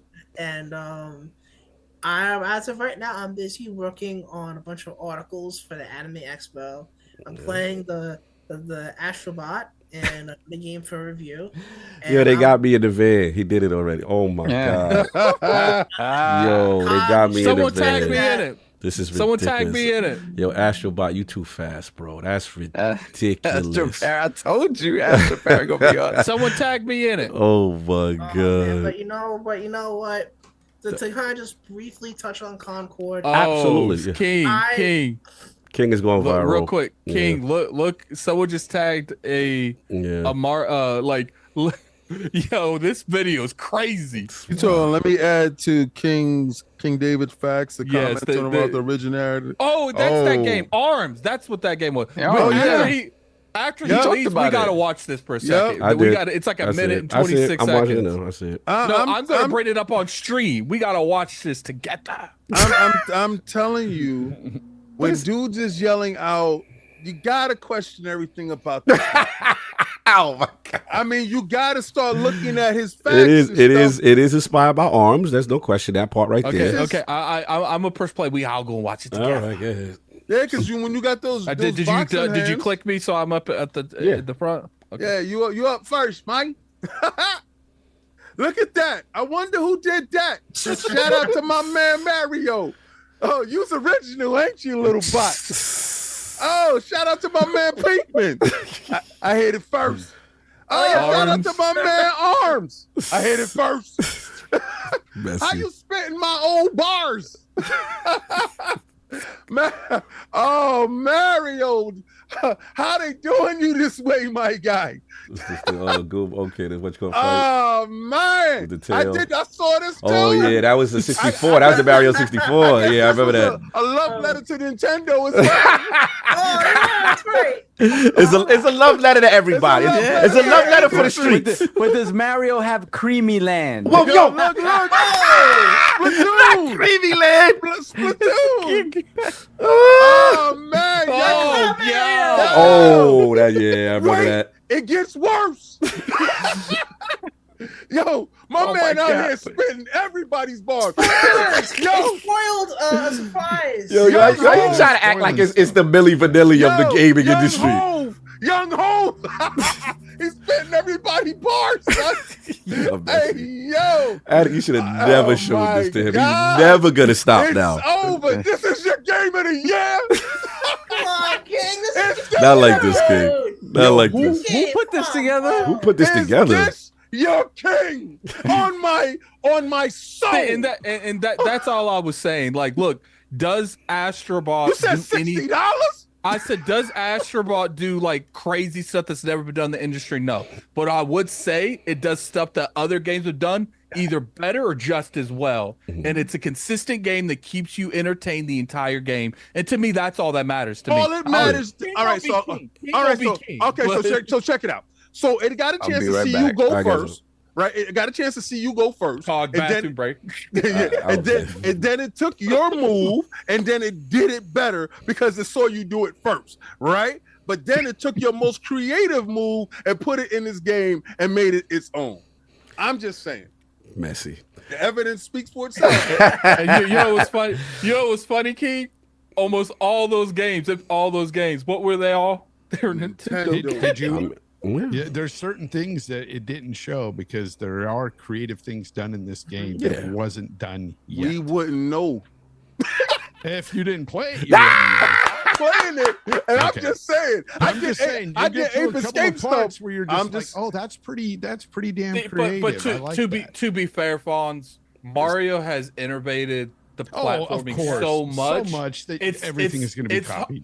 Yeah. It's hard to not do something that Mario ain't did. So check out the next 100%. Mario where he does something creative and different. But one thing I will say is I like that Astrobot. Right? I like that Astrobot exists because I do feel like, even though that I personally feel like Wonders is a better game, Nintendo is gonna look at this and be like, okay, maybe we need to innovate a little bit more. I'm surprised Astrobot didn't take a mushroom. Yo, you should. Listen. I'm surprised there was mad mushrooms in the game. Check it out. I'm surprised he ain't take a mushroom and get big and start breaking through stuff. Oh, he do. But we always. I mean, this is something normal. You always see other games just inspiration. Other games what they said. Yeah. What is it? What is the sincerest form of imitation is the sincerest form of flattery. So I'm flattered. Anyway. Okay, let me let you get your bars, brother. I know you had that. I'll just briefly touch on Concord real quick before I sign off. Sorry for the development people at the development team that are very likely to be hit with layoffs in the coming weeks or months. It's always I'm so sick of seeing layoffs in the industry. Yeah. So that's a sad reality we are probably going to be talking about in the future. And I really feel like a lot of that game's main issues is just the art direction. The art direction is just awful. And if the art direction was in line with something like an Overwatch or Marvel Rivals, and the price was better, instead of 40, maybe 20, or like a free-to-play version of putting it in PS Plus at launch, it would have had a better chance to succeed. Because clearly Sony put a lot of money into marketing this with the DualSense controller being in a TV show that That's gonna be awkward in a couple of months. And like they've clearly put effort behind this in terms of marketing it, but the sad reality is, as you frequently say, the Sinister Six, or that no one that doesn't budge on console at the very least. And So, I was gonna do me a favor. Click that tweet chat. Click that tweet around. Go and like that post. Like it.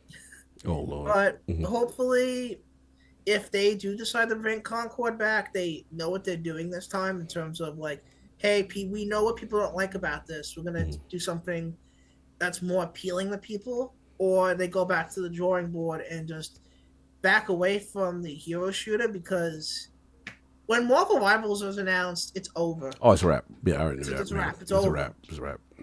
No, fair enough. Fair enough. We will get into it next joint.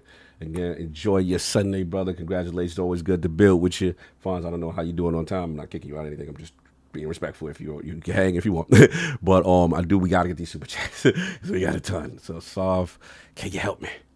I'm looking for this. I got it. Someone cool. tag me in this white van Cognito meme, man. I asked already. Someone tag me in this. I'm a.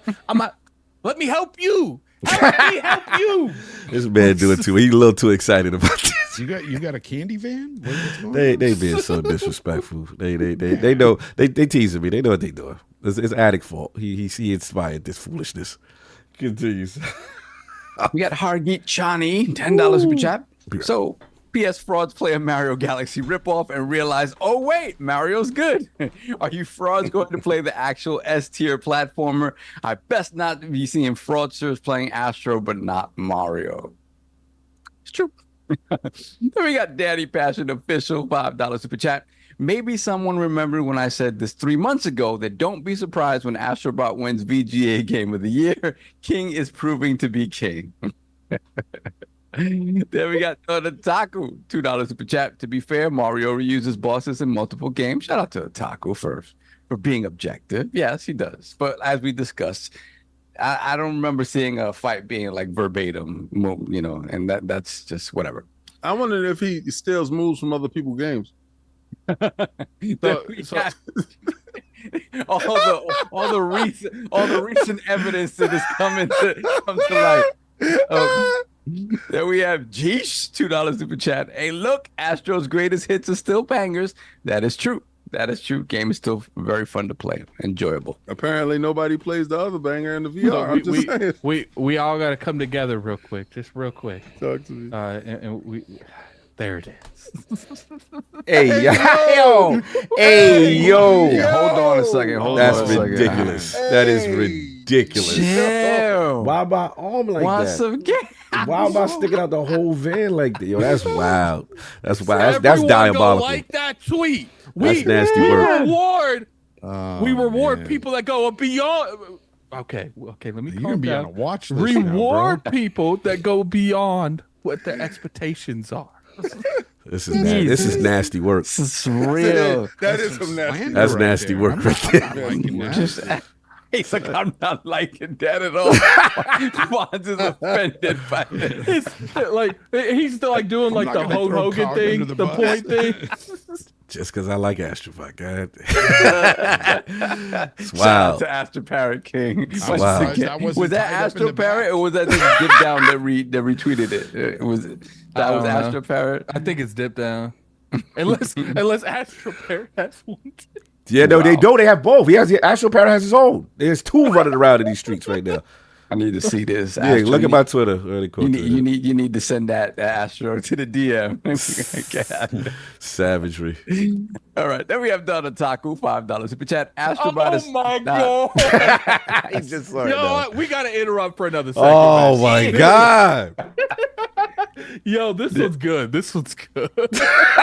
Chill. Hold on. What's going on? no. What's going on, son? Oh, Damn. This is a violation. Where'd they get that face? That's what I'm bro? saying. Where they getting these images and how they got them on deck so fast? Like there's a Rolodex of me out here running around. Yo, Dude, you know they've what's got your funny? head cut out. You know what's funny? At least like the other person, they at least made Cog look beefy. This is out of pocket.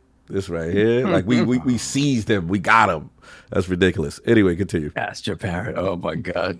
That's so funny. Donataku, $5 super chat. Astrobot is not on the same level of any 3D Mario. The 94 is inflated because it's the only 3D platformer that's been able to touch Mario's feet. No, I think, look, is it better than Odyssey? To me, it is, because I wasn't a big fan of Odyssey. But I can see people liking Odyssey more. Do I think it's better than the majority of Marios? No, but I do think it is a strong contender that, nurtured correctly, with hopefully PlayStation would do, it can hit that Mario level. We got JD Gamer, $5 super chat. They just got to stop. I mean, especially if they keep copying off of Mario. That's what I'm talking about. Then we got JD Gamer, $5 super chat. King out here exposing these silly spreading Astrobot is the best phony journalist. Ritz tastes great to a starving man. PlayStation fans need to get fed. Seriously, JB, I don't think JD Gamer breathes when he's writing these things. He's hyperventilating. He's getting it all out. It's like the minute you like that Astrobot, he's getting on you, bro. Then we have Dono Taku, $5 super chat. 3 points under Odyssey, which innovated the capture mechanic and having open sandboxes, 2D platforming sections, mini games, a better moveset. BS. But he did. He likes it, but not. When you make the Mario comparison, is a problem. And we got Darn Thread with the 50 Swedish krona, aka sex. Woo, I like that money. Like that money. Hey, Cog, you forgot your choker. You want it back, or should I keep it until your next session? I'm about to turn my camera. It's something about me today. They liking the way I look. So I gotta turn my camera off. Hashtag Cog they gotta Master. get on timeout. Hashtag no safe word. Nah, this is. What kind of choker you got, bro? Man, I'm feeling violated. You know what I'm saying? It's not a safe space right now. That's crazy. I'm pretty crazy, and I have a safe word. So savagery right now. Then we got let me see, the Daddy Passion Official, $2 super chat. Said Fawn's paying $60 for the same bosses. We all paid $60 for the same bosses. That's fine.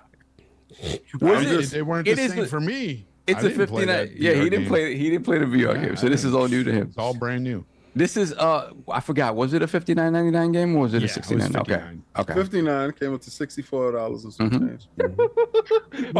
King got to give him that $4. I'm gonna call it like it is. You know, I got the packing game, and that was original. But that even shows that PlayStation was willing to invest more into a franchise. They didn't make money off the first one. Yeah. Let me be quiet. Yeah, because I'm sorry, but I didn't get to comment on the John Garvin thing, but it's time to let it go. Like, you really, really feel like Deacon St. John is that character. Like, come on. I get it. You built it. He acted like he made Leon. That's his baby, man. Come on. He spit his best verse and his soul. Come on, man. His best verse was Gabe Logan. Be mad about Gabe Logan. He went gold. The album went gold, man. You know what I'm saying? He wanted the second album. You know, when you're broaching 10 million sales, yes, I do get it. But it's time to let it go, man. Especially not at the expense of hating on other things. I mean, we gotta wait. You gotta look at it from his perspective, right? It was something that was there. And I'm not gonna talk about the franchise that they put on everything, including VR, if you understand it, and including Nintendo, that's so equal, if not lesser than. Yeah. And your joint didn't get the shine. But the thing is, let's say his joint did get the shine. That's big politics, though. Yeah, but let's say his joint did get the shine, and and he was getting the sequel. Deacon would be in that game anyway. Like, he would still be shilling for Astrobot right now. So it's like, I'm sure what makes it even worse is you look at a situation like, my game made X amount of money. Sure, didn't do good commercially, but you're putting my game in a game where its predecessor made zero money. Right, because they were he's right. They were afforded a second album. You know what I'm saying? So and a VR game, and it's technically third grade, right? And a Nintendo joint. Yeah, I mean, I can understand it a little bit. I'm saying. But he's going too far. To Saul's point, he is going too far though. Like he's going extra. No, he's definitely going too hard. Could you imagine if you the dude that your boss is better, you cannabis, bro. I feel like and then LL come and take your album, remix your joint, then throw your joint out. Now your career's in the gutter. And that's why I brought up Jaffe. Has Jaffe like showed some resentment a little bit towards the new God of War? Yes. But Jaffe, you could argue made one of the most memorable PlayStation characters in existence. Of course. And he isn't giving the same energy this individual's giving off of one game. Yeah, I mean, Jaffe's take was like, he played it, he liked it. He was just like, I know I wouldn't have gone that way with it. But hey, you know, when you weren't afforded that second game and then they still use your character for something else, it's like, really? It's kind of a slap in the face. I feel it. All right. We got Mr. Too Opinionated, $5 super chat. Should Xbox have a multiverse / legacy Xbox IP game like Smash or Astro? And if so, what kind of game should it be? We kind of answered this. We answered that before. Yeah. Banjo.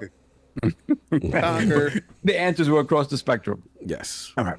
Then we have Donataku again, $5 super chat. The Japan studio loves only a reminder of how Team Asobi and Astrobot will never be a replacement for what we lost. Gravity Rush 3 would have been better. Okay. Gravity Rush was cool. It was very weird. I beg to differ, but yeah. Gravity Rush was Astrobot over Gravity Rush. And coming from a person that purchased Gravity Rush 1, 2, and the PlayStation Vita joint. Yeah, the original Gravity Rush. It never looked appealing to me. It was a cool idea. It was weird. Like you had to get used to just falling from everywhere. Too. Yeah. Weird. Yeah. Weird. Then we got JD Gamer, $10 super chat. What's Astrobot if it hadn't reused levels from previous games? PlayStation needed to slap together a full game for release real fast for 2024. That's why we got Astrobot now instead of a pack-in for the PS5 Pro. I agree with that. Yeah, I mean, they fleshed it out. It's not like they took no time with this. They took 3 years to build this out. So I'm not gonna say that, but I think again, a lot of people they turn on their PS5, they did not play no Astro's Playroom. They went right to whatever game they purchased. So, and we have Alvin, $5 super chat. Just remember, I beat it though, but I don't play games. So continue. Just remember, Hiroki is a CFO. He don't care about praise. He cares about dollars. If Astro sells more like Ratchet than God of War, he not impressed. That's going to be interesting what the bottom line is. Yeah, we'll say that. But again, I want to know if it was a debate inside the building for it to be packed in with the PlayStation 5 Pro or for them to sell it. And could have been. And he said, I ain't giving nothing for free. Let's see how it do in the streets. If it's really like that, if it's about that life. Jim Ryan was probably like, "Can we turn this to a games as a service somehow?" Hey, yo, monetize all the skins. We get charged for all the different bots. I don't think this game's gonna sell like God of War. Don't let it happen, bro. But it also didn't cost what God of War cost to make. I think it's gonna sell, and it doesn't need to. Yeah, I think it's gonna sell between like 1 to 3 million, maybe. It needs to sell. What's selling to you, King? I'm curious. What's selling to me? Selling to you. What's selling to me? It needs to sell more than Hellblade 2. Oh, that's not that ain't hard. gonna be that. Okay, so listen. That ain't gonna be that. I love how you all turned on him, bro. So you said it's not probably hard. Already outsold Hellblade. You said it's not hard, but you also came to the table thinking that he was original. That is facts. I'm just saying, keep watching the videotape. Hey man, even the people after the propaganda today, I'm all over Twitter. You never know what happens to that guy. You're on your 98% flow. I feel you. All right, let me see. Dr. Strangelove, $2 super chat. My only negative for Astrobot is no Final Fantasy. It seemed like it's weird. They went to Square Enix. They were like, nah, we're good. Square made it had a little upcharge for Cloud. It does make it feel like, because there were so many third-party stuff in there, there's no reason. It was either Square or PlayStation that stopped that from coming in. Shaking his head. They don't like what they doing with Microsoft and the Tokyo Game Show. They said, take him out of our game. Nah, but they got other third parties. He was in there. Bro, crash it in. Crash it in. Cloud in there and they took him out. Spiraled. Spiral. And Crash is straight up in there. He's not even a robot. It's just Crash. It's just crashing and chilling. Yeah, it crashes in there. That's cool. But these dudes don't like the disrespect and disloyalty. You just loyal. Get out of here. Take them out of here. Cloud, get out of This here. is definitely a King All narrative. the apples in the game, King, is literally Crash's apples. Like That's what's up. Anyway, continue. You know, they could have put Microsoft is Cloud in that. They could have put Cloud in that game. you know, Microsoft is a third-party publisher, right? That is true. That is true. There We're we have gonna see Master Chief in the third one. Hey, you never know. one more thing. One more thing. You're gonna see them come out. King, you're gonna have Master Chief on the Summer Jam screen. And all you're gonna hear in this joke ain't funny. Live shooter. King ain't liking that. Is because Astrobot's one of those playful things. They're gonna have like a whole demonstration at the top, and it's gonna have bots walking around, and then it's gonna have leave, and he's gonna come back. One more thing.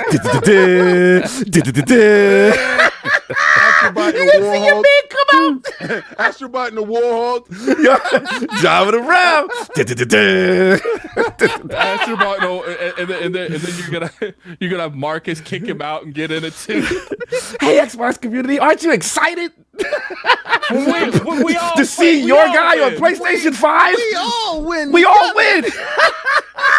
Like Inception over here. I see King in my rear. And Oh yeah. Oh my God, I had to mess with it. Then we have Black Ronin $3575 super chat. Let's talk about a better game like Visions of Mana or Space Marine 2. Astrobot, with emphasis on ass. It's not a great game. Y'all hawk 2 in for Sony. Stop. Come on, not like this. We can't ever talk about no PlayStation. Yo, you can't like no PlayStation shit, bro.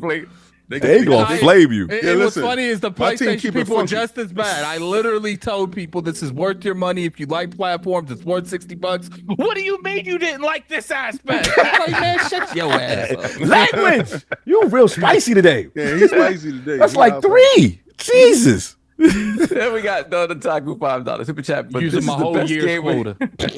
But this is the best game of the year so far, even though it's overhyped as hell. Until Zelda comes out, of course. Yes, That's big. That's big. Echoes They of said Wisdom. I know Donna Taku gonna be on that one. Yes, It's yes, hurting him to yes. give it up like that, but he had Yeah, to give it up. big Someone Link said- in the business someone said- building doing Man, no, creative someone stuff. said- Big Zelda someone in said the a building. She doing Yes. it. Doing Someone creative said- stuff.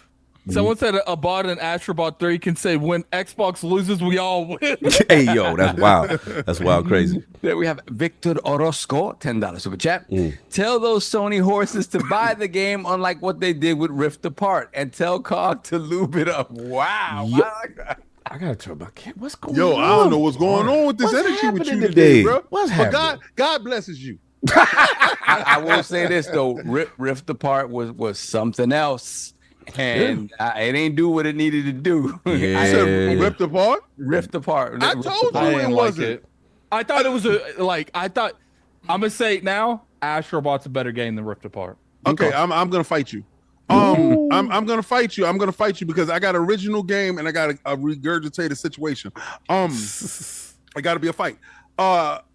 You gotta really look at. They didn't have enough consoles out at the time. I didn't expect it to. You're sell right, what but it's supposed still a to better game. sell. That's a matter of opinion, right? That's a matter of opinion. But what is a matter? What do you know, King? No. You're an Xbox dude. Exactly. Stop it. But what is a matter of a fact though is there's more creative in Ratchet's finger. Oh man, come on. There's more Come on. creativity Not like in his finger Not like this. in the whole packaging. You, of your you mean man using Bot. this? You mean using like the same this. gravity boots like half the game? I'm just saying he did it. His, and he ain't biting from nobody Well, else. I'm not saying I Rift mean- Apart's a bad game. I'm just saying I personally am enjoying my He time showed with you how to use the Astrobot more than SSD Rift. though. Is He this- showed you how to use the SSD. Is this the man who talked about the SSD as a pole mechanic? Yes. Is this the man who came on to I ILP remember that. destroying this game week after week? Here's the thing. Both Here- gravity boots and guns were used in other games. Okay. Here's the thing, though. I'm gonna say Here's this, the- right? Oh, real quick. Here's the thing.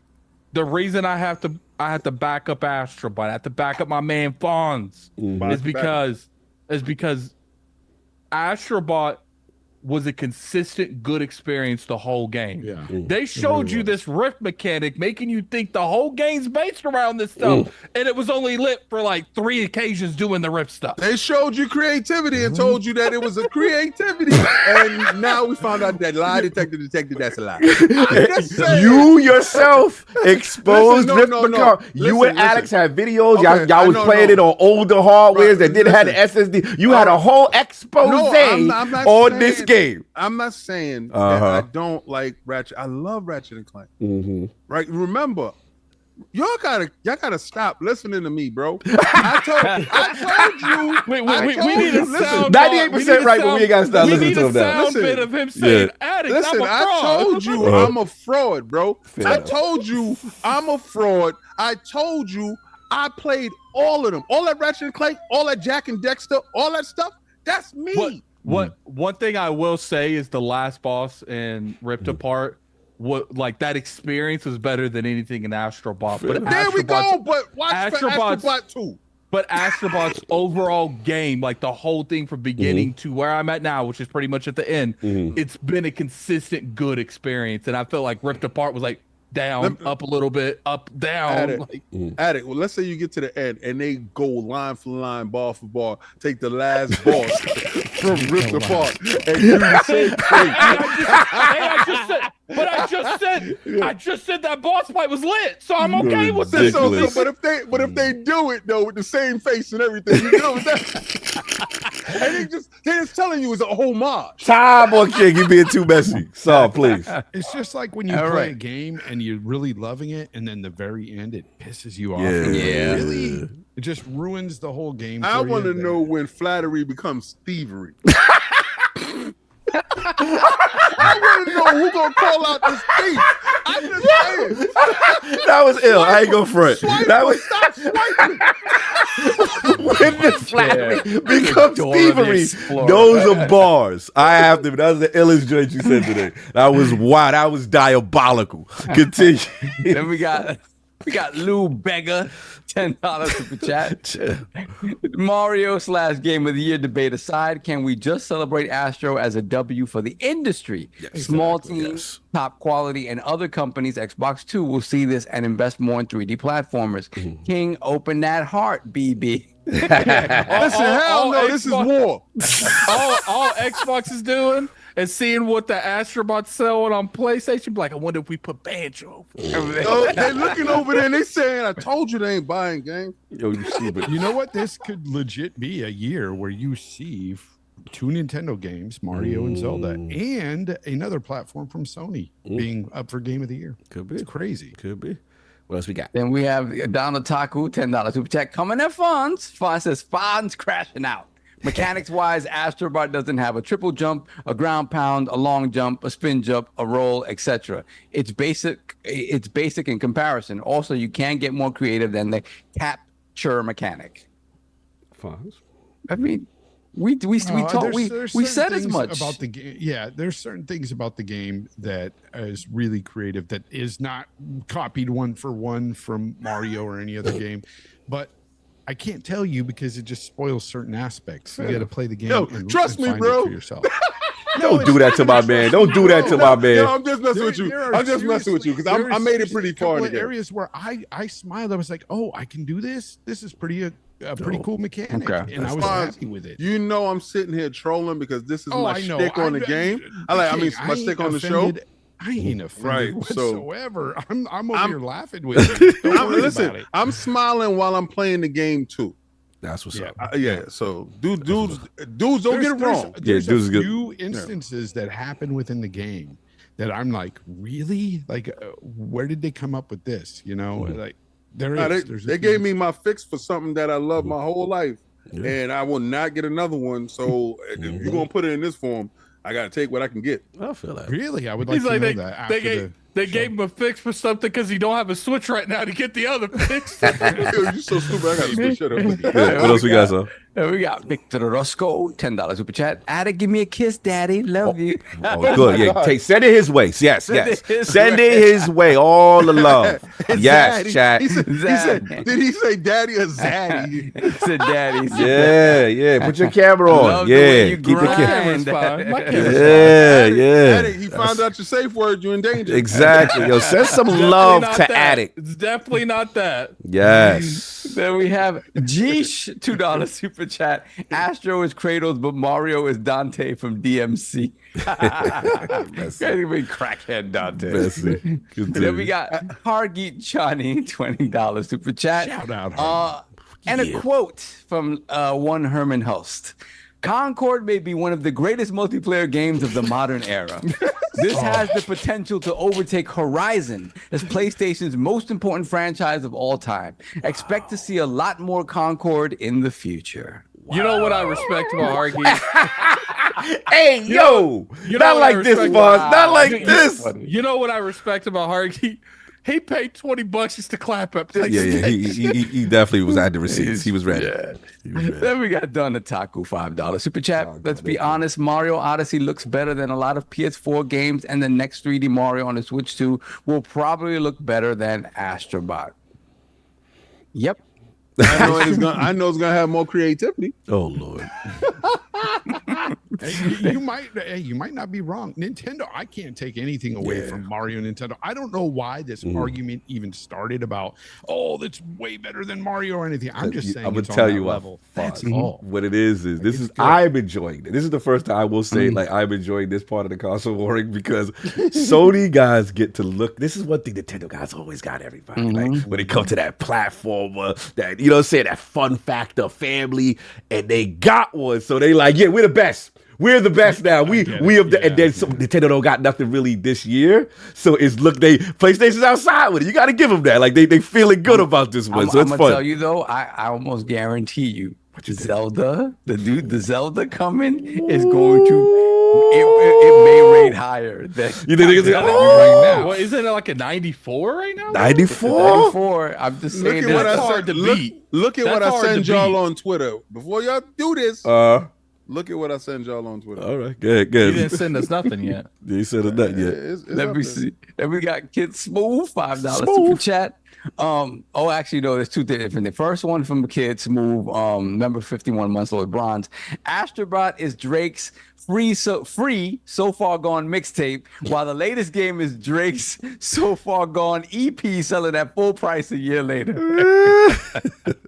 Then we got Kid Smooth again, $5 super chat. Xbox should do nothing since they're porting games to PlayStation anyway. Nothing to compete with. That's kind of funny. I ain't go for it. But he said that was did not hilarious. have mad energy at all. Yeah. Then we got the Longhouse Gaming Podcast. Ooh, $2 Viking. Super chat. What's up, Viking? Xbox just need to make a big modern Viva Pinata. Everybody been called Viva Pinata. All right, Viva. They want Viva. Okay. Then we got Make it a mobile game. Yeah. Then we have AJH, £2 super chat. Hear me out. Call it Banjo and Brothers. Banjo and Bros. Hey, yo. Banjo and Bros. Nah, bro. And I know what he's trying to do with that. Then we have Lieutenant Help, $2 super chat. Xbox should make a retro studio for us old heads. That'd be great.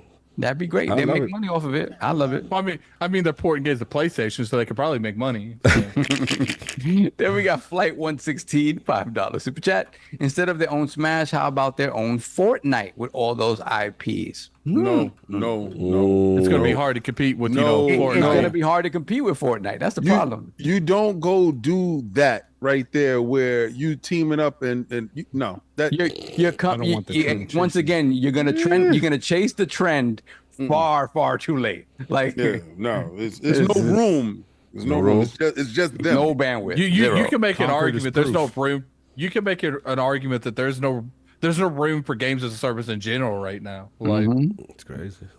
What else you got? Then we got Nerds and Other Legends, $10 super chat. I think risk aversion is the downfall of this generation. Oh my god! When a single game can tank an entire studio, publishers will instead chase trends, but those that chase waves will never make waves. That is true.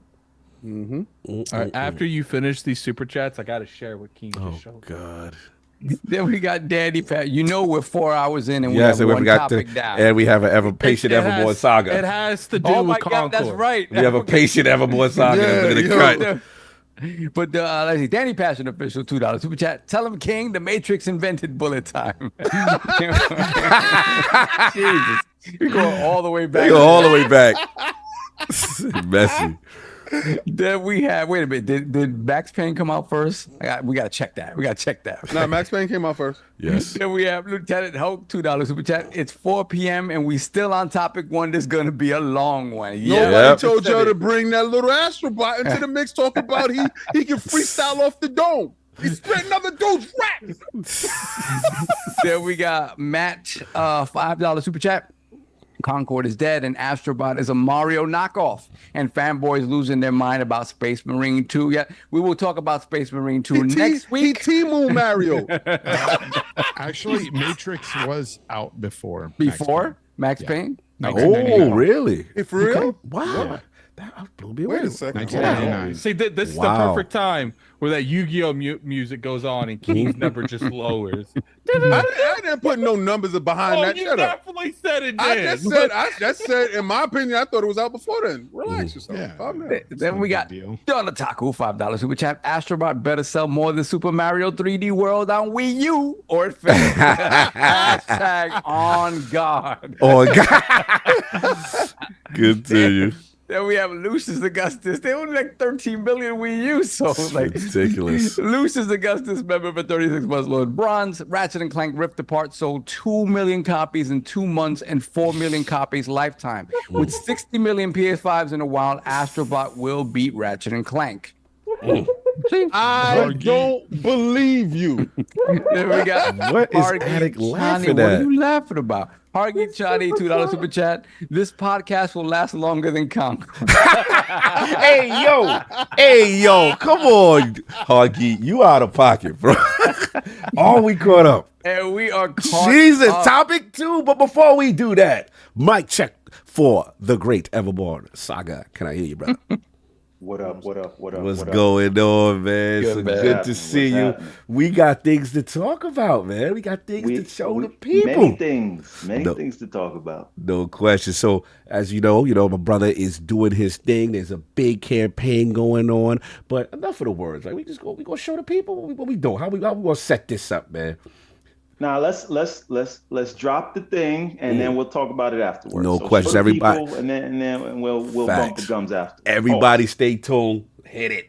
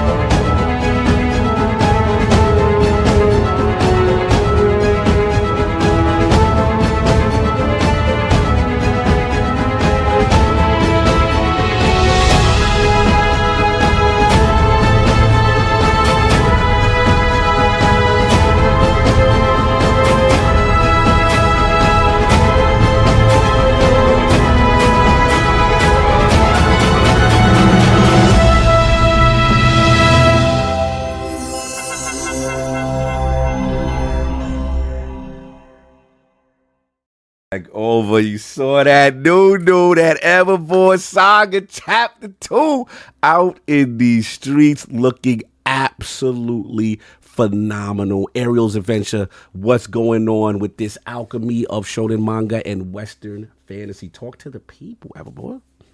Yeah, man. So it's been a long road. Now, if you've been following the Everborn Saga, you will know that we launched our first campaign for Ariel's Adventure Chapter 1 right here on Iron Lord, right? And we launched the Redlands Chapter 1 on Iron Lords as well. This is where we come day one, right? This because the audience that you guys have put together is second to none. Love. And I listen to a lot of podcasts. But anyway, the thing is, this has been 3 years in the making. Our last release was the Redlands, which is which we did that campaign in November of 2021. And we've been working on this ever since then. This is a single chapter. It's the biggest chapter we've ever done. It is over 72 pages. And like, you see the quality of the artwork. We've basically leveled up every aspect of the production process. So from the line art to the colors, even when we go to the print, the inks that we're using and the paper that we use is all leveled up. And this is basically what I like to think of as the relaunch of the entire franchise, right? Like, so it starts here, and then we're relaunching the EverbornSaga.com website, which will that's going to happen in the next couple of days, and then we're going to lead from this right into New York Comic Con this year. We will be on the main floor, booth 2039. Hold on. So, that was a flex. That was a flex. Bring that back. We gonna be where?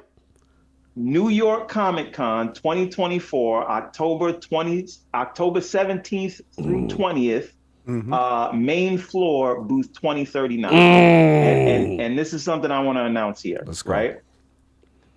If you back this campaign, and we're going to get into the campaign and what's there and why you should check it out. But if you back this campaign, the book is already done, right? The book is, as we speak, with the printers. So if you back this campaign and you are in the New York area, and you will be at Comic-Con this year, you can pick up your pledge right there from me in person, signed at New York Comic-Con, right? So unlike some other campaigns where you pledge and then they'll be like, you'll get your reward next year, right? Once the campaign is over, October 8th, we will be shipping out the books the following month, right in November. So it's going to be like a 2-3 week time frame just to coalesce all the orders and then put them out. So this is more like a pre-order campaign than anything else. And it doesn't stop there, right? Okay. You might see the drip we got on right here, right? Oh, that's dope. That's dope. So we did something very big this time around. And this is a part of the relaunch of the site too, but it's all launching exclusively as a part of this campaign. We redesigned all of the Everborn apparel. We got rid of the other stuff, and we are using brands that as the providers for these. So this Prince of Arcadia hoodie. Stand up, brother. Ooh, you see it? Oh, that's it. Oh, wait. Okay. I see that. I like to wear every day. I dream about. I'm just saying. I see you. That's so we got big Adidas. We got Adidas. Yeah. And it's not just this. We're working with Fruit of the Loom, American Apparel, Hanes, as well as Adidas, and it's all of these crazy designs. I'll just show you. I'll show you one of them. Let's get to the lab. Let's get it. Right here. Look at this joint. That's fine, bro. The artwork is outstanding, bro. Now, you guys like this art. This was also done by Philip Johnson as well. Shout out to Philip. But that's my cousin. Johnson and Johnson situation for sure. Keep it in the family. That's my last name also. I told you, King. We kinfolk. Yeah, kinfolk for a reason. We came from the same plantation. That's what all right. Hey, man. So this is the thing. We're also doing like the wall art. You see some of it behind me. You can get that as a part of the campaign. We when I tell you we went all out. We got the phone colors too. Let me hold on. Android. What we doing? I got an Android. What's up? Can Android get down? Samsung 2024. What's up? So we will be working with the Samsungs, but you know, Android is for the street, so we can't catch every design. But we might be able to. I'm working. I'm loose. To get one loose with it. Facts. I'm working right now to get one for Android. Apple boys is in the building. iOS boys in the building though. Oh yeah, 100%. All right, no doubt. I'm not even hating on Android because I just ordered that Pixel 9 Pro. There we go. Pro Fold. Y'all know what that is. So, K Ashanti going in. He said, put it on the real phone, Everborn. K Ashanti going in the tech. They want to support the Everborn on the phone, man. Android. He got to go to the market leader first. Exactly. Oh, he go that closed ecosystem. We respect it. He got to get the bag. You better sit the green bubble down. All right. But we don't want to make no enemy. Nah, it's all good. Today. So check it out. Let's go. So here's the thing. With this, we take the story to another level. If you read Ariel's Adventure Chapter 1, you will know that we ended on a little bit of a cliffhanger, and I'm sorry it took so long to answer that cliffhanger because there was an explosion at the end. Woo! And we pick it up right where we left off. And there's the whole thing is the way we tell this story is it's about the character. So if you don't know, and I should have said this from the rip.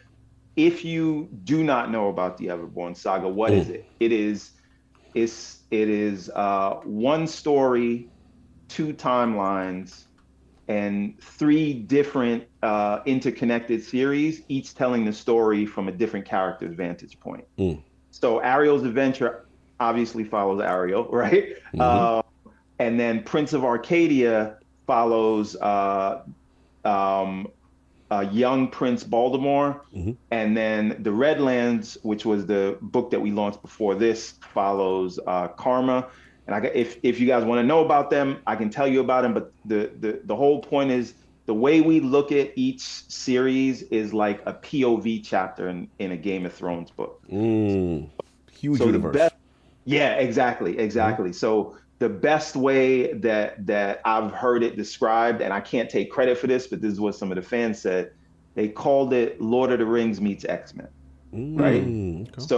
So it is heavily sort of Western fantasy inspired, but it's ultimately about this sort of war between seraphs and paladins, and that's just the seraphs are basically demigods. They are the offspring of the old gods, and they still have access to the power. So depending on which god which of the old gods is in your lineage, that'll be the powers you have. So you have wind whisperers; they can control the wind. You have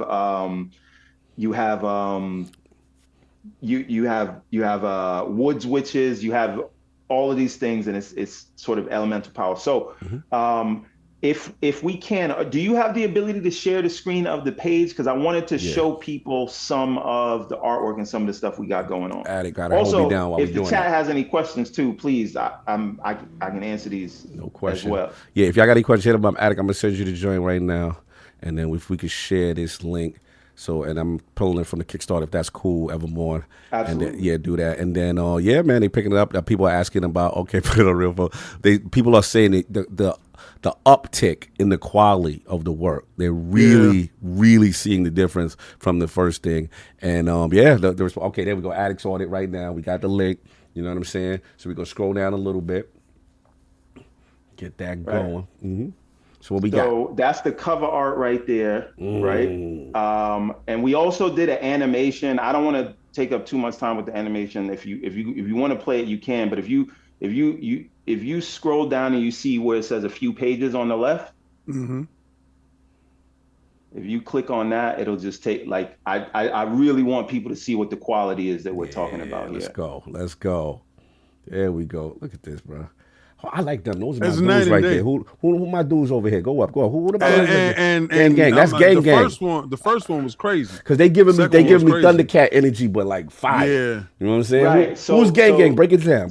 So this is Rhaegal. He is the chieftain of the Wolf Colony, which is called Ithrin. So if you read the Prince of Arcadia series, you know the first arc that we did was the battle at Wildwood Gate, and it was about a treaty that had taken place between the humans and the wolves. And in order for that treaty to happen, some of the humans had to get pushed out of the forest, but they were pushed out of the forest just so that there was a barrier between the wolves and the humans. So the wolves agreed, we're not going to go to the flatlands. The humans agreed, we're not going to go to the forest.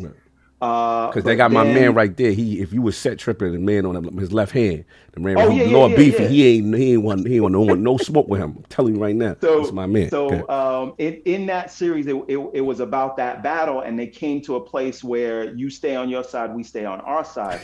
That is Prince of Arcadia. Ariel's adventure takes place a little over 20 years. I'll stay on that page for a second, because that's a very important panel. Ariel's adventure takes place 20-something years later than Prince of Arcadia. And so you got to think of Prince of Arcadia like The Hobbit, and Ariel's adventure like Fellowship of the Ring. But what we see now is that Ariel and Baltimore, who was the Prince of Arcadia, is now living in hiding as a blacksmith, and he's raising this kid Ariel. And he's been training him his whole life for a threat he's never seen. And we kind of started where that threat is going to confront Baltimore and Ariel, and there's nothing they're going to do about it. So in this chapter, they're all separated. You got Baltimore on one side, you got Ariel and Riley on another side, and then you got Rhaegal trying to protect the village with the wolves, and that's the action of this here. So now if you scroll down to the next page, this is super important. You see this page here? Yes, sir. And you see these characters? Yes, sir. Now, these characters are Kanmari and D-Mac. These were backers of the original Ariel's Adventure campaign, and we had a tier called the Everborn tier. And what that does is, if you select that tier, and that is very limited. Hold on, we will make you a character. Wait, I need Lord B. I need Lord B. Where's the tier? Where's the Lord Beefy tier? If you scroll down, you'll see it. But scroll down. Where can I contribute? This is super important. We don't just have you as a walk-on character. Okay. We make you, like, you see the powers that we give you. You're not gonna walk on there like, he's just in the background. I'm here. So you can actually be a character, a significant character in the saga that we're doing. It's immortal. I need to be immortal. What I need to be. Right. Now, immortal is super important, and that's even more limited, right? There's only 3 slots. One of them is picked up already. So there's only 2 people that can get this. Right. You will get a custom 1-of-1 cover with your character. Okay. If you choose this one. Right. So that and no one else will get that. Your character will obviously be featured in an upcoming chapter, but you're gonna have that one cover. So when Everborn is Hollywood, you know what I'm saying? Facts. When we the $1 billion franchise, and you got that 1-of-1 cover. I need that little beefy. Listen, I need that so beefy. So this is the thing. Last time we limited that slot to 1, and a bunch of people were asking, how can I get that? How can I get that? And by the way, you might know Gamer MD in the community. He's the one who locked that down. Salute. And so so he got his own cover, and his character is going to be a main player in the next chapter of the Redlands, which is coming out in the middle of 2025. This is dope. So, you know, this is the thing that we do, because all of this is not possible without the people supporting the book. So this was our way of, one, you know, funding the campaign, but also kind of giving back and letting the people know that you are a part of this, right? No question. So the Everborn tier you'll get featured prominently in a future book like this. The Immortal tier, you will get the same thing, but also you'll get your own cover, plus you get like all of the merch and add-ons and things like that. So now, if you just scroll down to the rewards section, we could talk about that just for a second.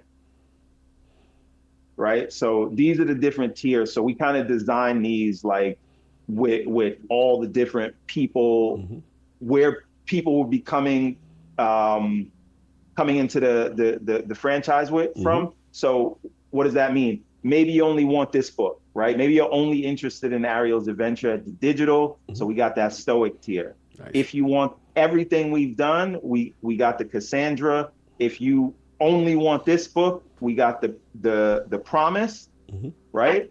And then Adventurer is if you're only interested in the Ariel's Adventure series, right? Which he may have a potential game coming out with him potentially. Listen. This is Operation Rolling Thunder, right? So we start with this. We roll into the relaunch of the website. We got the partners we working with for the merch. Nice. We go into New York Comic Con, and then first half of next year, we finally, I had to teach myself mono game because listen, the reason I'm in the video game community and the reason Everborn is a thing is because it actually started as a game on the Windows phone. Facts. Right? The week we came out, we was the #1 2D platformer, and it was called Ariel's World.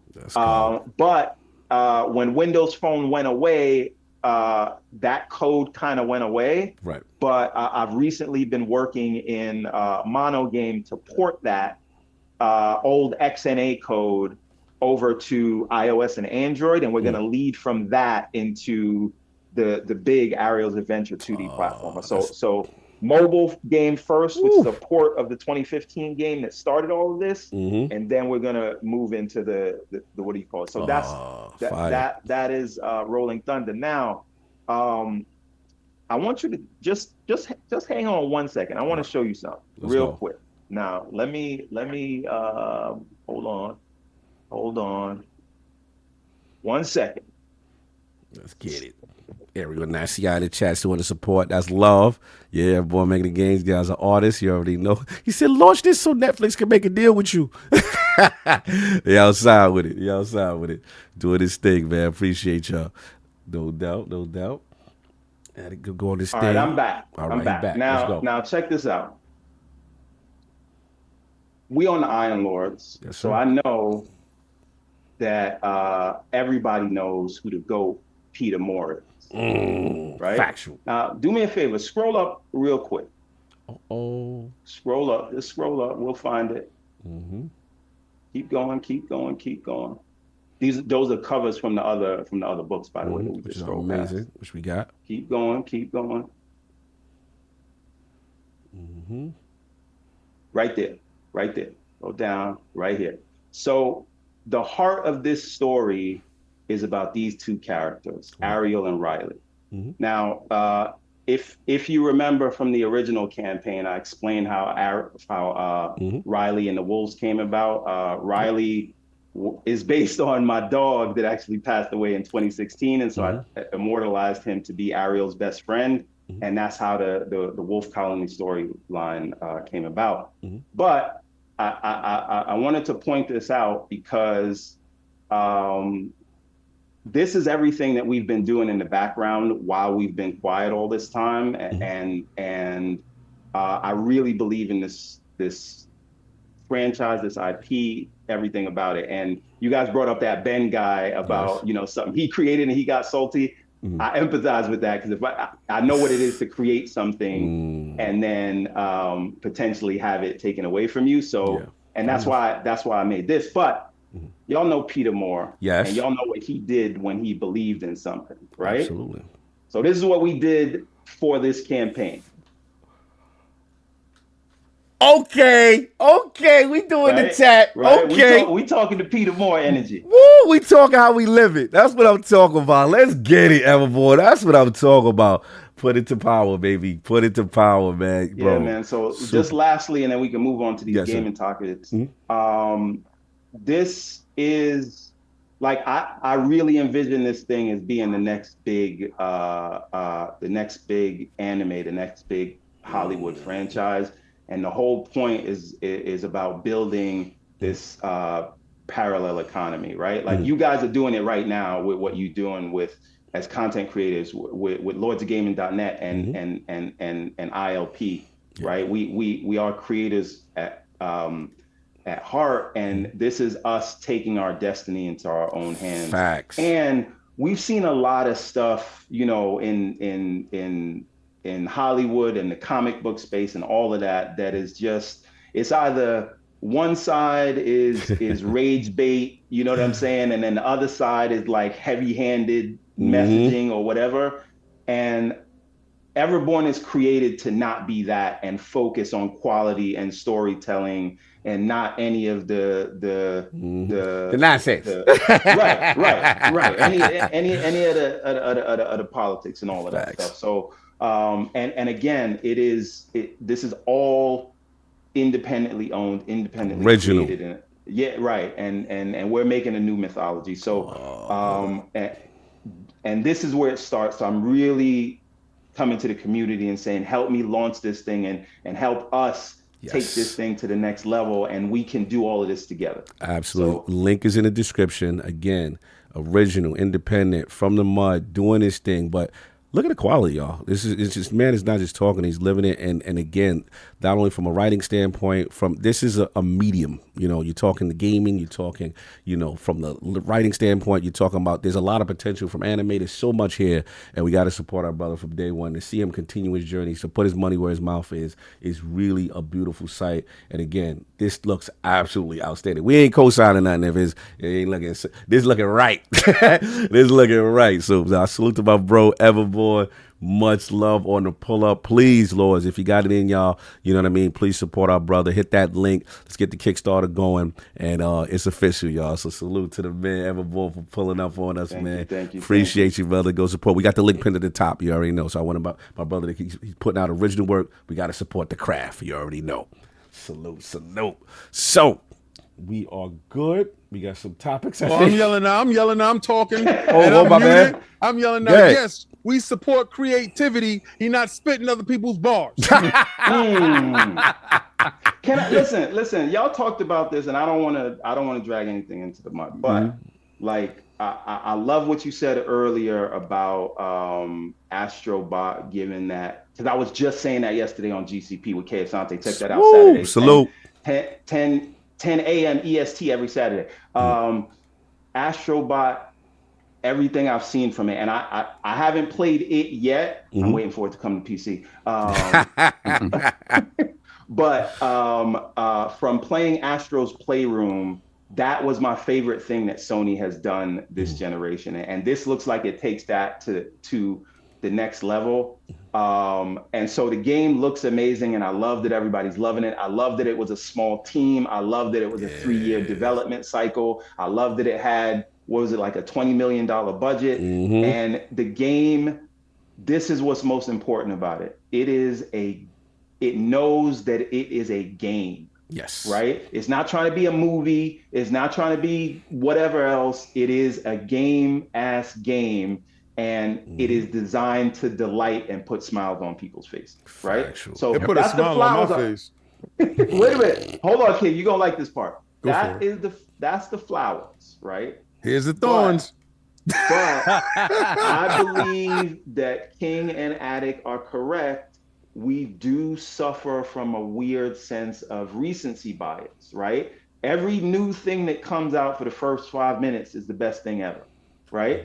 So I don't doubt that this could be a game of the year contender, and I can't speak any other way because I have not played it yet. What I do when I start talking about any game that I think is game of the year, I gotta finish that game and then sit on it and see how it lives in my memory before I say this is a game of the year. This is in the conversation. And I feel like there's a lot of this is the new hotness, so it's the greatest thing ever. Last week, Wukong was game of the year.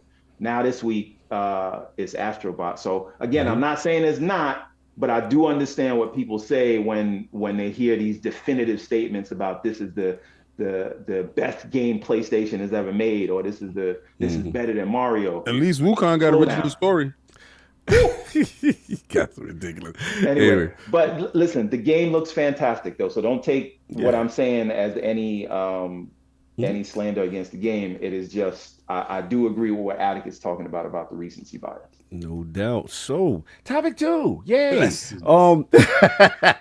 Concord. That part, this topic might go on just as long as the other topics. Yeah. So Concord came out, and we definitely missed this one last week, but live service, it raises a lot of questions about their live service, and just after 2 weeks after release, it was shut down. It's PlayStation is halting the game. They're issuing refunds. It was a key part of their efforts to kind of go beyond console, and this happened September 6th, and they did have a blog post in reference to it, and saying that Concord fans, we've been listening closely to your feedback since the launch of Concord on PlayStation 5 and PC, and want to thank everyone who has joined us on our journey.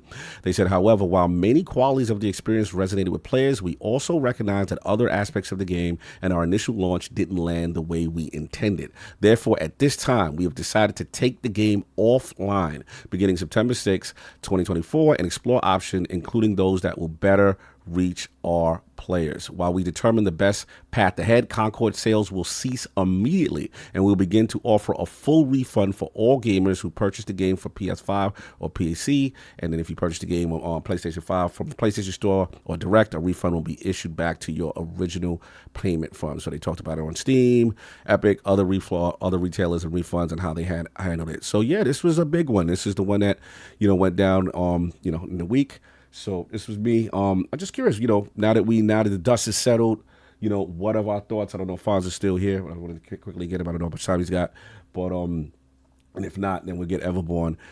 As far as what's your thoughts about this? The game being shut down, and arguably one of the biggest flops as far as online engagement and in general. How are we feeling?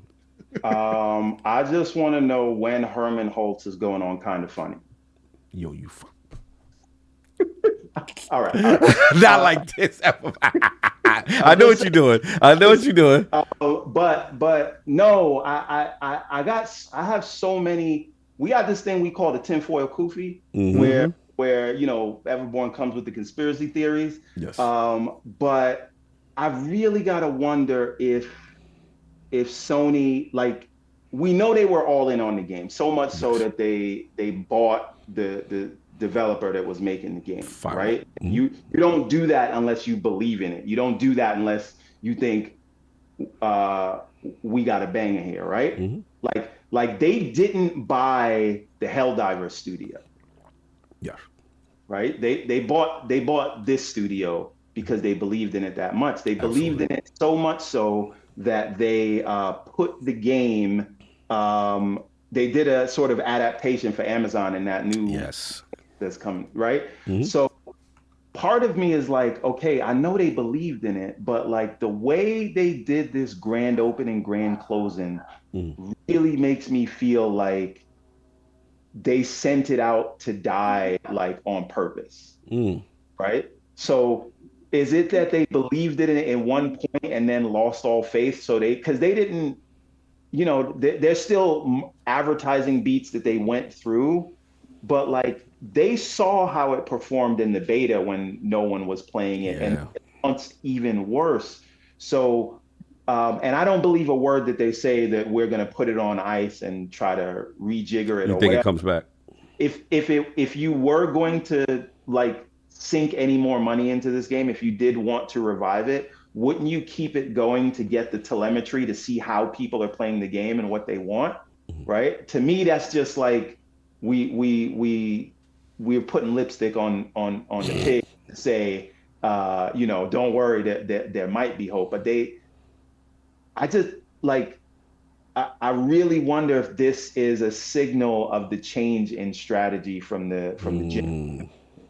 And the first thing I said when I saw this was like, this has thoroughly convinced me that Jim Ryan did not retire of his own. Yeah, I've had this discussion with Colin. Yeah, we agree.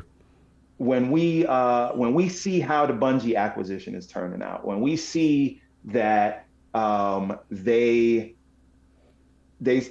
canceled things from their premier studios in service of this hardcore move, and then and now we see these kind of launches, and the way Jim Ryan conducted himself during the ABK acquisition, it was a gamble. Yes, I didn't blame him for doing it, because like, what are you gonna do? You got to fight, right? But If we see how this turns out, if we see the words that big homie Totoki is saying, right? Every time he comes out, it is like he's saying something that is in the opposite of Jim Ryan. So it really makes me wonder those things. But I do have to ask. Yes. You saw the leak from that Spider-Man multiplayer? Yes. You saw how many people had been waiting for factions. Shout out to Broken Games. Yes, BG. That's his giant. But like they canceled the games that people wanted and they let this one come out.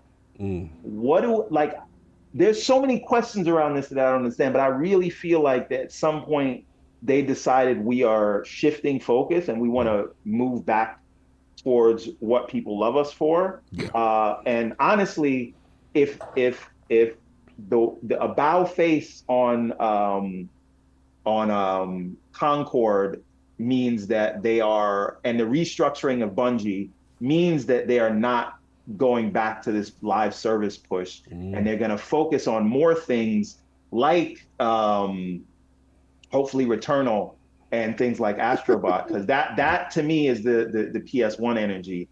And where they can have smaller teams, smaller dev cycles, and be actually more creative. That is what I think the recipe for their success would be. But I hope this means that they're done with this live service push, because that ain't it, Chief. It'll be interesting, right? Yeah, the philosophy, it has the philosophy change, as a result of something as impactful as this. Addict, man, your thoughts, brother? I want to know, obviously Concord, we've never really seen anything like this in gaming. And, what are your thoughts now that the dust is settled as far as it being shut down? It comes down to it. It's like, what's going on with this guy? I correct me if I'm wrong. Maybe you guys give an example. Have you ever seen this? No. Yep. Oh, when you seen it? King? E.T. Atari days. E.T. They pulled it off the shelf. They gave everybody back their money. They closed up shop. They buried it inside the desert, right next to Concord, right there. King, I heard E.T. actually sold more copies than this. And I heard you was telling the truth. Thank you. Thanks for the history lesson. A little birdie told me you wasn't telling a lie. Continue. So to me, I actually disagree with Everborn on. I actually do think they're going to bring this back.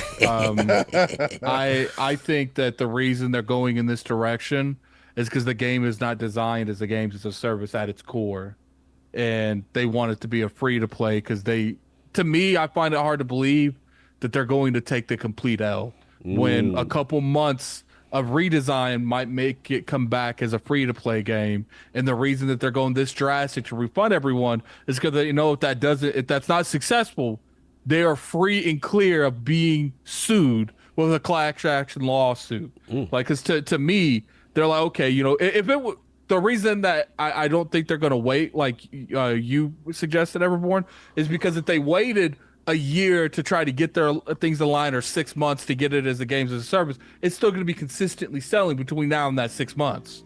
And they don't want to get to the point where they're at the end, they're like, man, we got like 1 million people trying to file a Class A lawsuit on us. So to me, what makes more sense to them is like, we're going to pull it off everything, refund everyone, because it only sold like 25,000 copies or something like that. If that.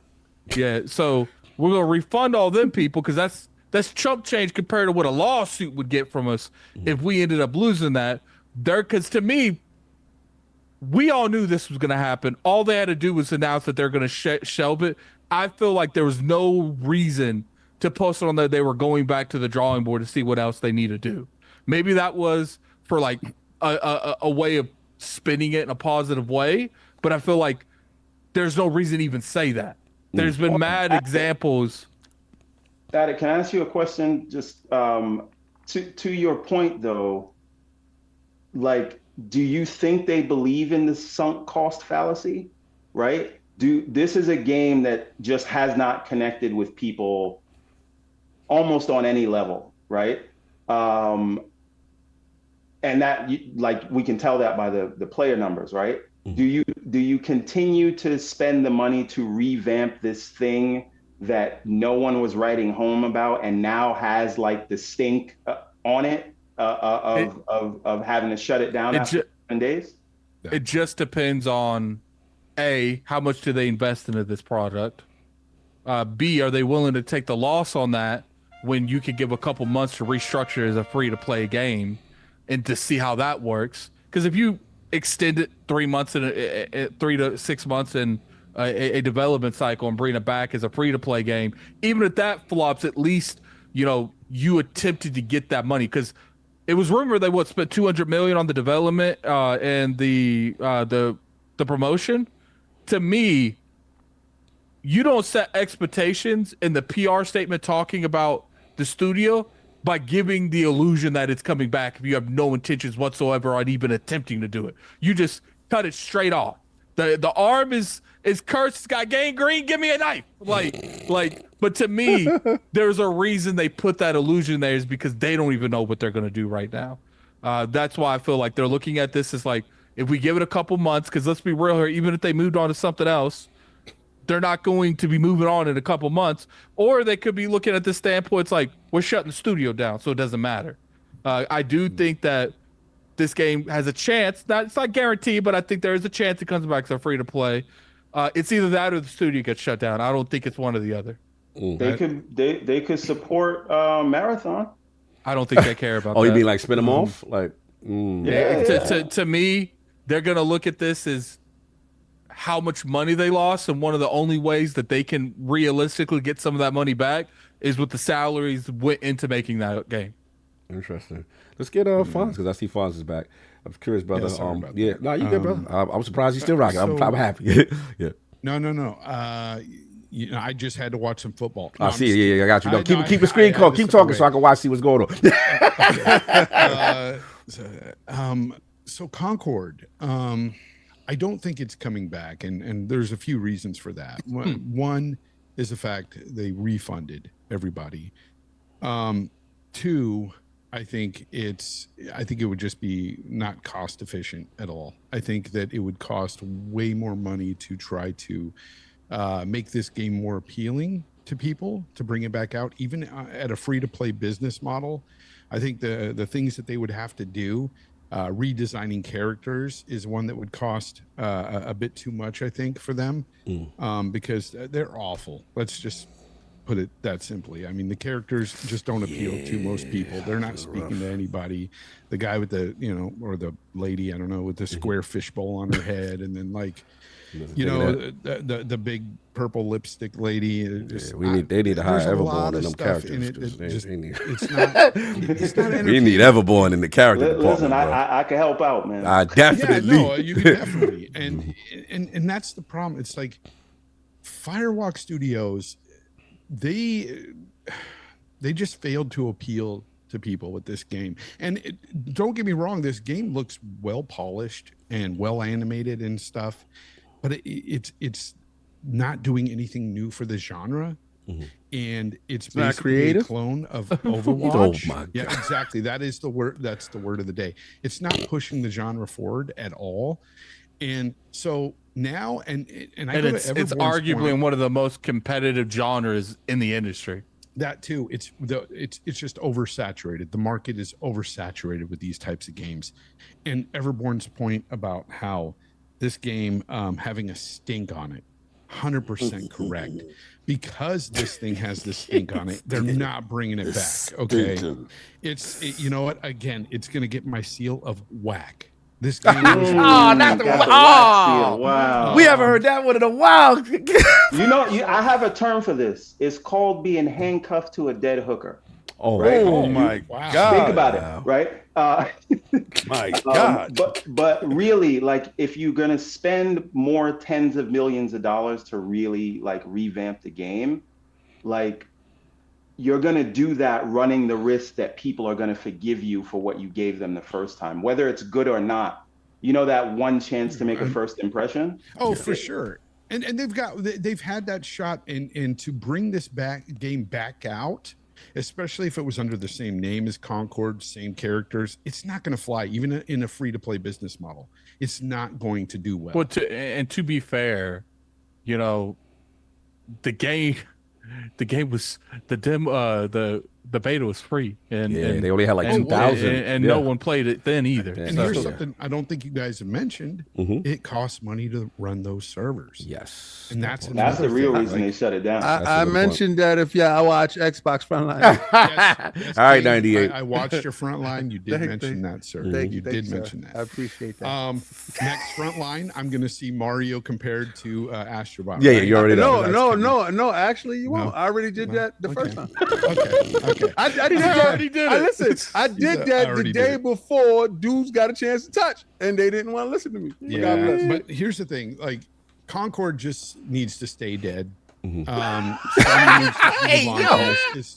too no. They've already spent way too much here. 200 million in the bag for something that died miserably. I mean, 25,000 was sold. That is abysmal. Do you remember when people were making fun of that one small game that only sold 100,000 units on Xbox, Hypercharge? Yeah. Do you remember? They were making fun of that. Yes, I remember. Your that. big AAA game that was supposed to be the banger of the year came out and only sold 25,000. And that is not good by any standpoint. So I don't see the game coming back. If it does, I think it'll fail again. I agree. Better off leaving it dead. I was just thinking the Rocky meme throwing the damn towel. Yeah. You see how big he is? You can't win. Remember that? Yeah, that was crazy. Throw the damn towel. Yes. But so just put on the business hat for a second, everybody. If you're a big homie to Toki and you see the small Asobi team, right, 60-something people, 3 years, not 8 years, 1/10 the budget, and they're delighting gamers, right? Where are you gonna focus? You gonna focus on what you good at, or you gonna keep trying this other thing where? Listen, let's just be real for a second. They don't have to make multiplayer games. Microsoft is going to give them all of them. There's that part. Tell me the first one. Yeah. Right? You can tell me that. You can tell me that it's Sea of Thieves. You can tell me that it's Grounded, but then the next one is a single player game. Right? It's you got Hi-Fi Rush and you got Pentiment, and then you have Indiana Jones. I think that's poison fruit. Counting eggs that you don't necessarily have. You can't sit there. That's why they leave it ambiguous to have people figuring out what they're going to send. You don't know what they're going to send. So they keep them in a perpetual loop of what am I going to make? What can I count on? That's what I feel. I don't think they should ever look over to Microsoft and look at whatever they have over there and say, I think this is coming over. I think that's a bad idea because none of us know that. I don't think Microsoft know that. You want a good multiplayer game for PlayStation? Yeah, Redfall. Bring back SOCOM. Bring back SOCOM. Give them Redfall. That will sell. SOCOM will sell. Redfall. By the way, King, you can still play Redfall right now. I know, and it's sold more than Concord. Messy. Anyway, Sub, I'm just saying. Man. I'm about to go play it now. You're ridiculous, Sub. Your thoughts, man? Obviously the news. You're away. Huge news, Concord shut down, in such a short time, and all the refunds. What's your thoughts on the situation, Firewall? I mean, unfortunately, what I believe is that they're going to continue down this path. I think so too. Not 12 games, Jim Ryan changing the entire sort of ideology of PlayStation going down that path. 12 deep. But they're not going to stop because in that boardroom, there's going to be somebody's going to be, but what if we do get it? What if we do get that one? I saw, they did it real quick, Saul. I saw a executive, I think at like somewhere, that was like, I'd rather keep investing into something I know can turn into one of the biggest projects we've ever did and keep flopping than consistently make the games that we know is just going to keep the status quo the same thing. And that's the thing, right? I do think the success of an Astrobot is going to help a lot into kind of going back to, hey, let's have more of a balance, right? Let's go back to what we do well. I think, EA saw that when they went all in on Anthem and stuff like that, and then you turn around, you're like, okay, let's find a balance. Let's continue to try to do this, and then keep giving people what they want. So I do think that's going to be the case. Does Concord come back? No, I don't think so. I think, like you guys said, the stink on it is way too much.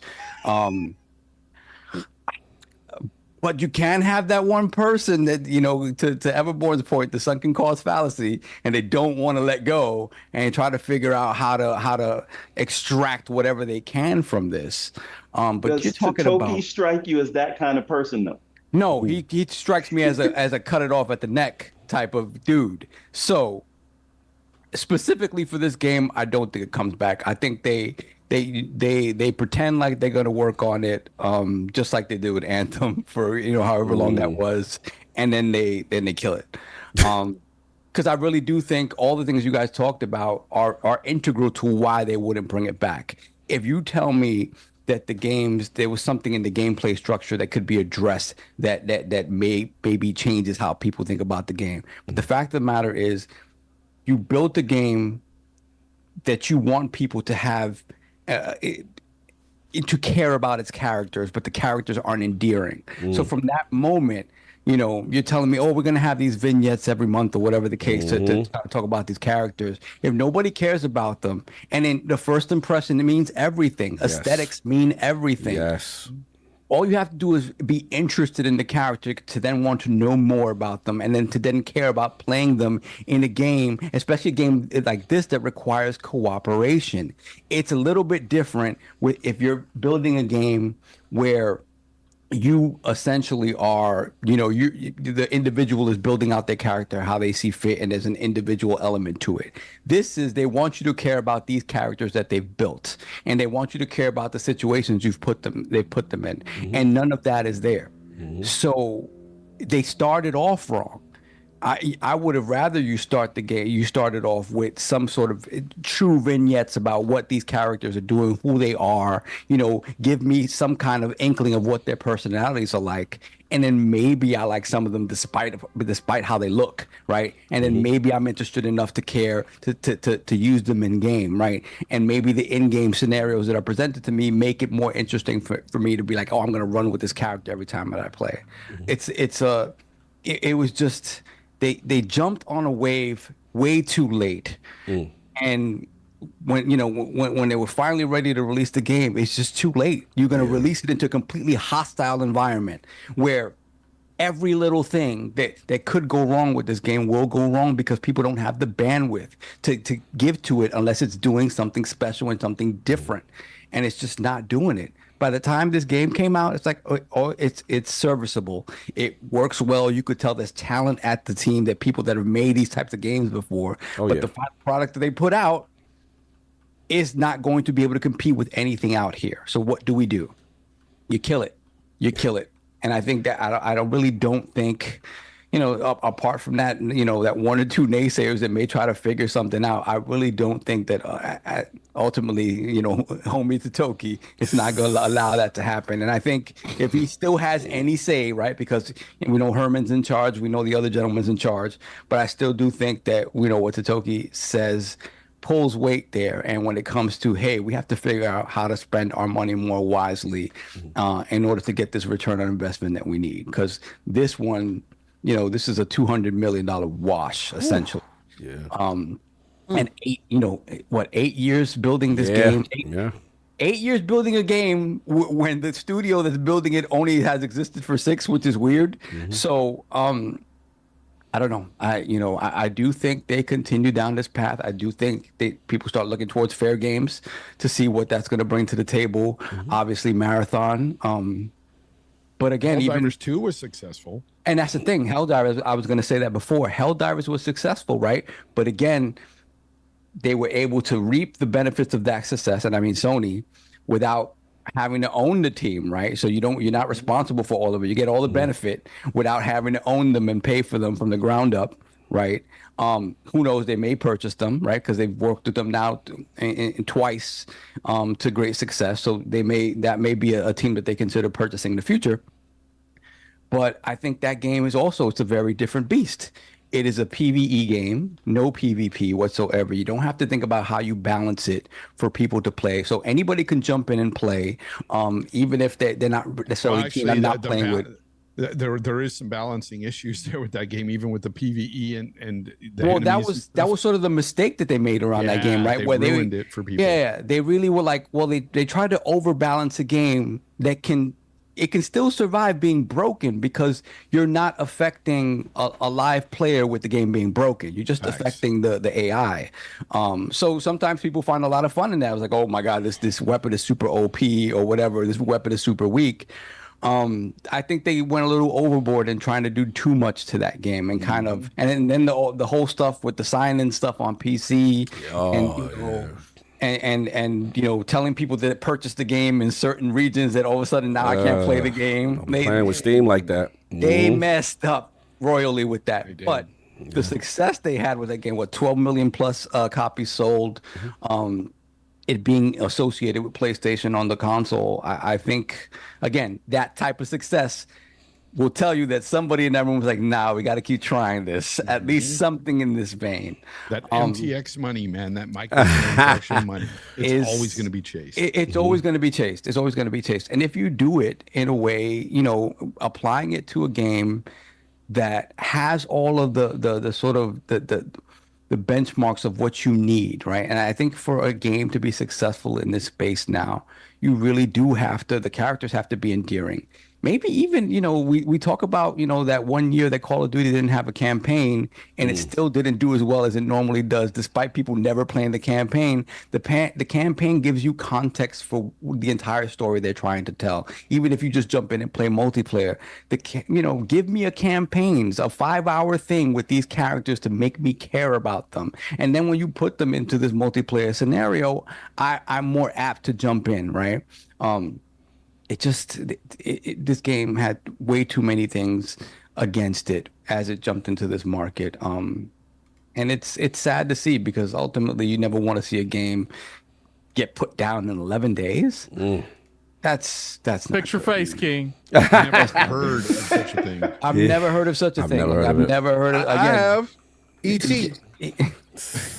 I think going back to Everborn's point, E.T. lasted longer, bro. E.T. lasted much longer. Do you see what I'm doing here? Yeah. Once I fell into the hole, I was done with that game. Yeah. The game was done with you. No.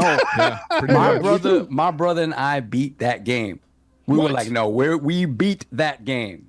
Trust me. You guys are the only two people I've ever heard of that beat E.T. We beat that game, and we were sitting there. There was no sort of instructions. There was nothing. You just had to figure out what the hell you had to do. Had to get all the pieces of the phone together to phone home. And man, listen, we beat that game. Kudos to you. Can I say one unrelated thing real quick? I don't know if you guys noticed this wardrobe change. Okay. Mm-hmm. That's what's up. The Berserk inspired Adidas tee. Okay. I just wanted to point that out, but go ahead. That's fire. I like that.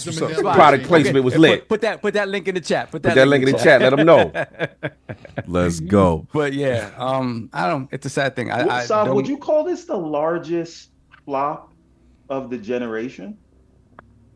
Yeah, because I wouldn't even say generation. This is one of the largest flops in gaming ever. Just because of the amount of money. Because of the amount, I'm not going to sit here and say that Concord is going to crash the gaming industry. Right? No, it's going to crash Sony. And it wasn't fair to blame all that on ET either. ET was a symptom of a lot of things going wrong in the industry at that point. What was worse than ET? It made $0. Yeah. Tell the truth, Shane the Devil, Fonz, I love you. $0. ET had characters that people like. There you go. People bought ET despite it being whack. because they wanted because they something. like ET. ET was the biggest thing on the planet. That's a fact. And they told Howard Scott Warshaw, "Can you do this in like 7 weeks?" He was like, "Sure, why not?" I can get some bars. Wildest thing is y'all thought that Astrobot topic was crazy. Good, King, you up? Concord, you're up. How we feeling? You know, service shut down, officially offline. Fix your face. I know, here it comes. It's hubris. It's hubris. First of all, the only reason why everybody keeps asking the stupid question, like, how come Concord made it out and factions got killed and Spider-Man is dead, like the multiplayer? Bungie didn't co-sign them dudes. Bungie co-signed this guy. You know why Bungie co-signed that guy? He saw the flaws in him. Bungie was a weak champion. So he's not going to promote his successor. You put the wolf in charge of the hen house. And he sabotaged everything that could be good. Because he knew he wasn't right. So now that you're looking over at Bungie, you like, so Jim put y'all in charge. That's why Jim skedaddled. Because Hiroki like, came. we know what Concord's about to be. I'm about to be out before that drops. So Hiroki comes downstairs and says, he looks at everybody and evaluates dudes and like, Phil was right about you dudes. Y'all have a high burn rate and y'all burning my wallet. He said, yo, Phil made some mistakes by not picking certain things, but he was right about you dudes. Now your whole game plan was games of a service. Y'all outside, y'all was gonna tackle the best and the brightest. But see, here's the difference here with creativity. You can't steal those bars out here and think they're gonna work over there. You see, you can fool some of the people, but you know the dudes that you was trying to fool is those PC dudes. Now you fooled them that one time with that Helldivers. You fooled them because don't ever get it twisted. PlayStation did not push Helldivers. It was the PC dudes. PC carried it. On their back. These PC dudes is wild. I like them. You're welcome. And Black Wukong. Yo, serious. All that stuff that you're saying is facts. I bought it on PC. Me too. Raising the building. I hear you. I hear you, Paz. So, and how did Sony repay them on PC for doing that? Oh, see, but what they did was they did the sign-in thing. Yeah, that was wild. Okay, so listen. That was nasty work. They did the sign-in thing. Then they said, yo, for Ghost of Tsushima, we ain't gonna do that. Ghost of Tsushima came out, they said, ha, sucker! We did it to you! So you know what the PC do? You know what the PC dudes is? Concord came out and said, death to thee. We don't believe you. You did it to us twice. First of all, you lied to my face and told me you wasn't going to do it, Ghost of Tsushima, and you did it. You told me you was going to take it out, and you didn't. Nobody purchased. And we know those dudes over there don't purchase. Why we know they don't purchase? Because only 6,000 sold, and not one came from PC. So, 6,000 of those dudes purchased? That's it. That's the numbers. That's the real numbers in the house of Sony. So, you know what Hiroki said? Server's bill is due on the 19th. You know what that check was? You know how much that check they had to write for the server bill for Concord? It was more than the 6,000 the dudes that paid. He said, nah, cut that. Yo, give them back their money. Since when you ever heard Sony give back anybody money? That is true. That's rare. Yeah. It's hard to get a refund for any reason. Yeah, that's rare. You call Sony on the phone and tell them, I have a fraudulent purchase on my card that I purchased the game. That's between you and that dude. Well, no, what Sony would do is lock you out of your account and boot you. Like, I can't access my stuff. Yep. I've seen people get banned. But imagine what it's like to call Sony and say, yo, I have some fraudulent activity. Well, you need to get a hold of that fraud because that's our money now. So now they gave back all the bread. They want to wash this away. That's $200 milli. Mm. And then whatever money they put into the game, and whatever marketing, and whatever deal they got in with Amazon Prime, because that's still gonna come. That's gonna hurt you the most if the show is better than the game. if the episode with Concord is better than the game and is highly praised. It's the best watched thing on Amazon, and I'm gonna laugh. But this is the part here. You don't ever root for a bad game. Right. You don't ever root for a bad game. Fair facts. But right I had now, no clue where he was going with this. listen, no. I'm a console warrior, bro. Right now, I stepped down from the clouds. I came down. Okay. I came down from the clouds. Okay. Because I And got to now go you're down. going right back up. No. I got to go down to the ground because they buried him. So I got to come down here and give the eulogy. Yo, hey yo, you wildin'. Hey, King, let me ask you a question. That we putting the tinfoil kufi back on, if that's okay. Let's get it. Now, as a Windows Phone refugee, there's a term that some of the chat might know as the Stephen Elop special. Right. Now, that is when Microsoft will send you over some executives in order to bring down your company so that they can get what they want from you. Now, Stephen Elop was an executive at Microsoft. I know what you're gonna say. Who then went over to Nokia, tanked the company, just so Microsoft could buy it. And you may think, well, okay, one time that's a coincidence. But then again, Rod Ferguson, our friend, that used to run Gears of War, yes, he went over to Blizzard. And then what happened with so did Mike Blizzard Ibarra. and ABK? So did Mike Ibarra. So did a lot of other people. And so Bungie never, they left Microsoft, but they was always cool. Bungie offered Microsoft the exclusive for Destiny. Yeah, and that's how cool they was. And Phil said, "Nah, you a spendthrift." And then they just got sent over to Sony. No, and ever since then, Sony ain't been right. I don't think they got sent over to Sony.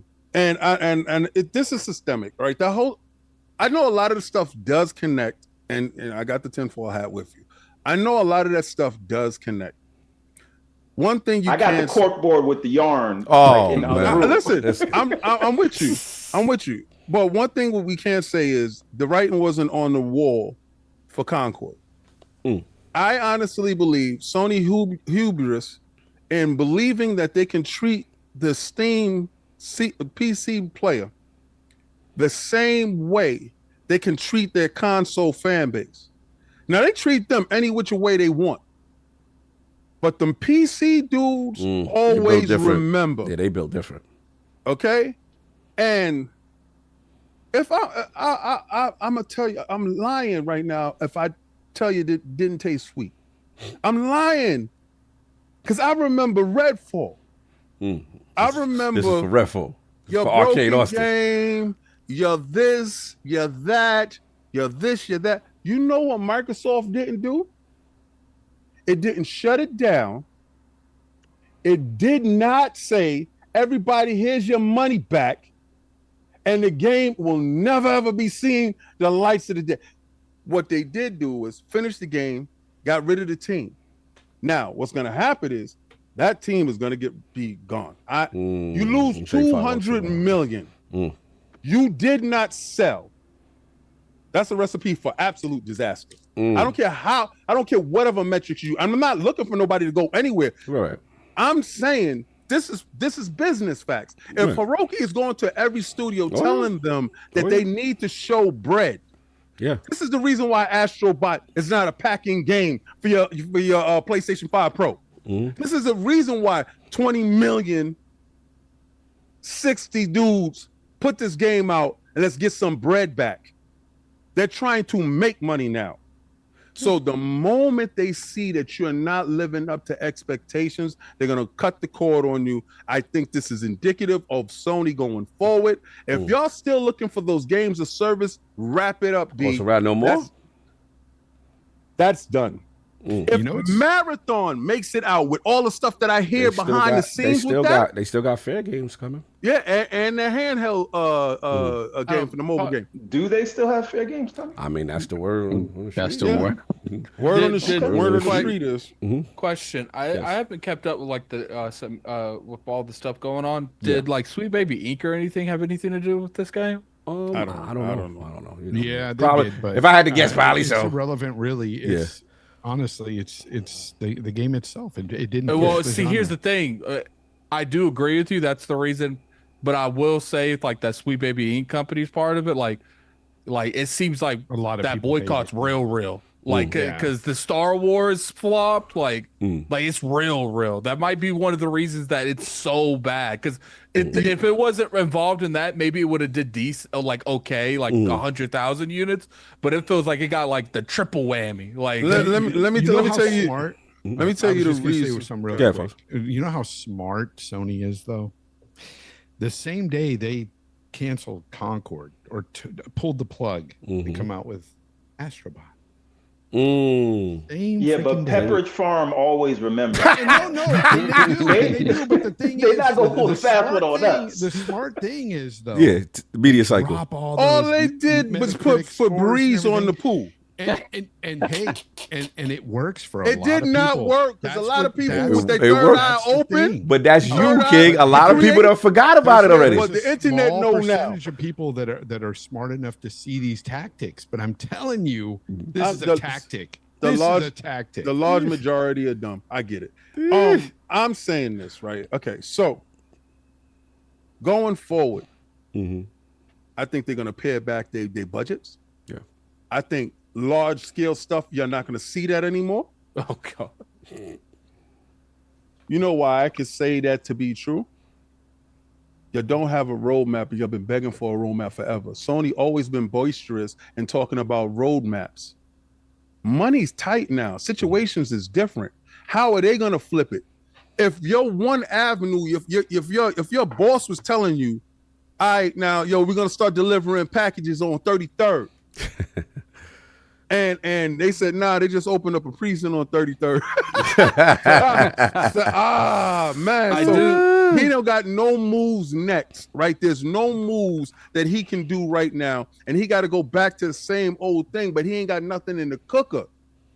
This is the problem. This is why you get a short turnaround on Astrobot and stuff like that. I honestly believe that was supposed to be the pack-in with the PlayStation 5 Pro to show you exactly how good the PlayStation 5 Pro is. I think it was other people in the regime. It would have sold. It would have been packed in with the console. I do believe that the console's coming out. I do believe that the console's real. Okay. The problem is, like Cog said today, we're used to, and that is a pack-in type of game. We're used to packing games. We come from the era of a packing game with a new piece of tech. This new piece of tech would have showed you what it can do. Now you at a point where what is it going to launch with? And y'all looking at Microsoft like, can I please have a stimmy? The problem it's never coming back. That game ain't coming back. It's not going in a service, because if it was going to go in a service, no PlayStation Plus. No. Because of the servers. I want you to comment on something, King, because the chat's bringing it up. Do you feel like it's interesting that the media isn't covering this in like some crazy way like they did with like Redfall and what was the other game that Bleeding Edge? Like I felt like I saw those comments everywhere, those articles everywhere. You did. But it does feel like no one's talking about Concord. Okay, like, so let me I can tell you why. Metacritic, the inside track. Yeah, because Metacritic is usually a high Metacritic score is usually indicative of high sales, right? So the layman looks at the Metacritic score and says, "Oh, I will purchase that game with confidence." This is a 94. Yes. This is the highest rated game of the year, I guess, right? Yeah, and that's big in the PlayStation. No, it's huge. That's huge. I've heard in some contractual things, it's part of it as far as game development. Yeah, it's part of their performance packages. Stuff, yeah. So, all right. So you look at this, right? And now here's where the tinfoil hat come in. Come on, Everborn, Johnson & Johnson. This is where this happens. Right? Let's talk about it. So, okay. So how do you combat the stink? How do you put the Febreze on the dead corpse that you got right here, the highest Metacritic score for a game that really don't rate like that, not that high. We get it to sell.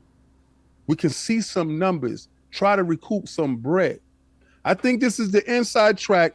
You're not going to hear nothing about Concord because they don't want to bring up the negative. They only want to concentrate on the positive. The media want to save Kong. I done told y'all 1,000 times, it's certain media groups that will roll with Kong. And the reason why I can say this in wholehearted confidence, because if any of these dudes was capping like the way I've read almost 7 articles of people talking about this is the greatest thing since sliced bread and didn't play all those games, to have a backstory or a piece of it, or go watch a vignette, go watch something on it to say, this has some stuff that was used before from here to there. I will have to knock it down from the. I didn't hear not one negative about this game in any of those articles. Let me push back though. Does it matter if they've never played those games before? Yes. No, it doesn't matter. Because it doesn't matter to you. To him. It doesn't matter to you. Okay, so if I'm running for this the first time, is having an amazing, joyous time. I love him. How He's can you great. take that away from him? He's a beautiful Doesn't guy. matter. So Tommy has $70, right? And Tommy says, "Yo, King, you run a website. You're a respectable dude." Did little Timmy grow up and become Tommy? Yes, clearly. No, that's just his older brother. His older brother, older brother cuts the grass. Yeah, Timmy's still in GameStop trying to figure out the difference between the Series S and X. Yeah, he got problems. And he says, "Yo, King, you run a website. I want to know for this RPG, Suikoden, who should I talk to on your website? Am I going to send him the dude that does Sonic games? Am I going to send him the dude that does racing games? If a game of this importance, and this is an important game, you're going to put somebody that does platformers, so when they give a concise review about the game, they can talk from it from a platformer's perspective.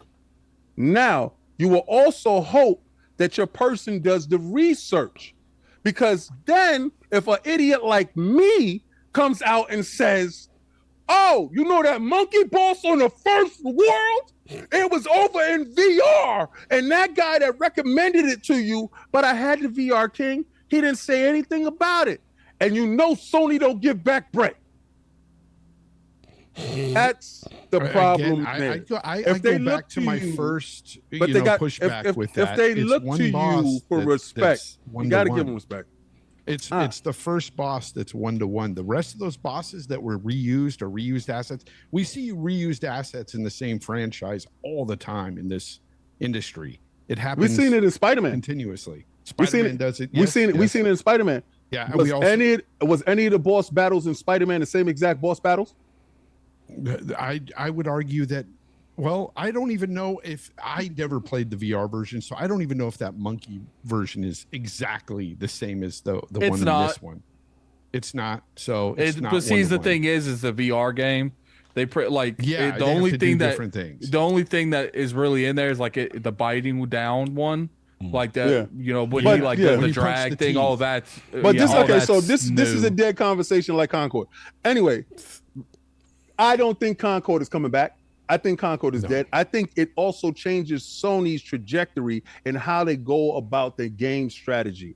I honestly think they're going to pare back their games. You're not going to get the big budget releases. I think the big budget releases is going to be a little bit on the down low. And I think they're going to go to more third-party deals like they've been doing, like with Wukong, with Stellar Blade, and what was that other ninja game, and the Blade Zero. Phantom Zero Blade. King, I want to agree with you on that, and I actually think that is a good thing. I know like some people might think of that as negative, that they're gonna pare back budgets, but there's something Ryan Reynolds said when they asked him about his success with the Deadpool franchise and how he never really gets the budget as a lot of the other big tentpole superhero movies, but he still holds his own in the box office with them.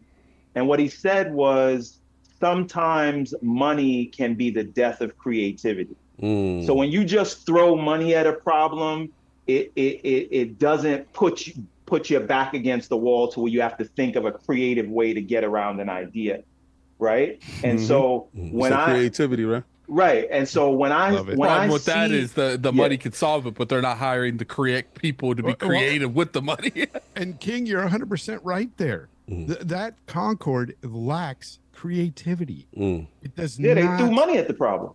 Yeah. It did not solve anything, did not push anything. Nope, that's why it's dead. But I get it. I'll jump in real quick because my boss. I see the Cuphead. I see what you're doing. No, that's Mugman. Cuphead. That's Mugman. Yeah, this is Cuphead. Okay, my bad. You're right. You want to talk about creativity? I'm just saying. All right. Everybody's like, why doesn't Xbox got a platformer like they didn't give us? Yeah, we talked about Psychonauts. Ori. We talked about. Look, I'll jump in. This is definitely surprising. I never saw this coming. And we have to call it. Like, it's the worst flop I've ever seen in gaming. Like, it's really that bad. When the player count was that horrific when it was free to play as a beta, and you already knew that people were not going to be lesser than that now pay after that data point. So I knew it didn't resonate. And for me, I just speak for myself, none of them characters resonated to me at all. If I'm going to play a game, I want to play something that looks cool. I want to look like something iconic. Iconic, I want like them Everborn characters, EverbornSaga. Go hit the link, by the way.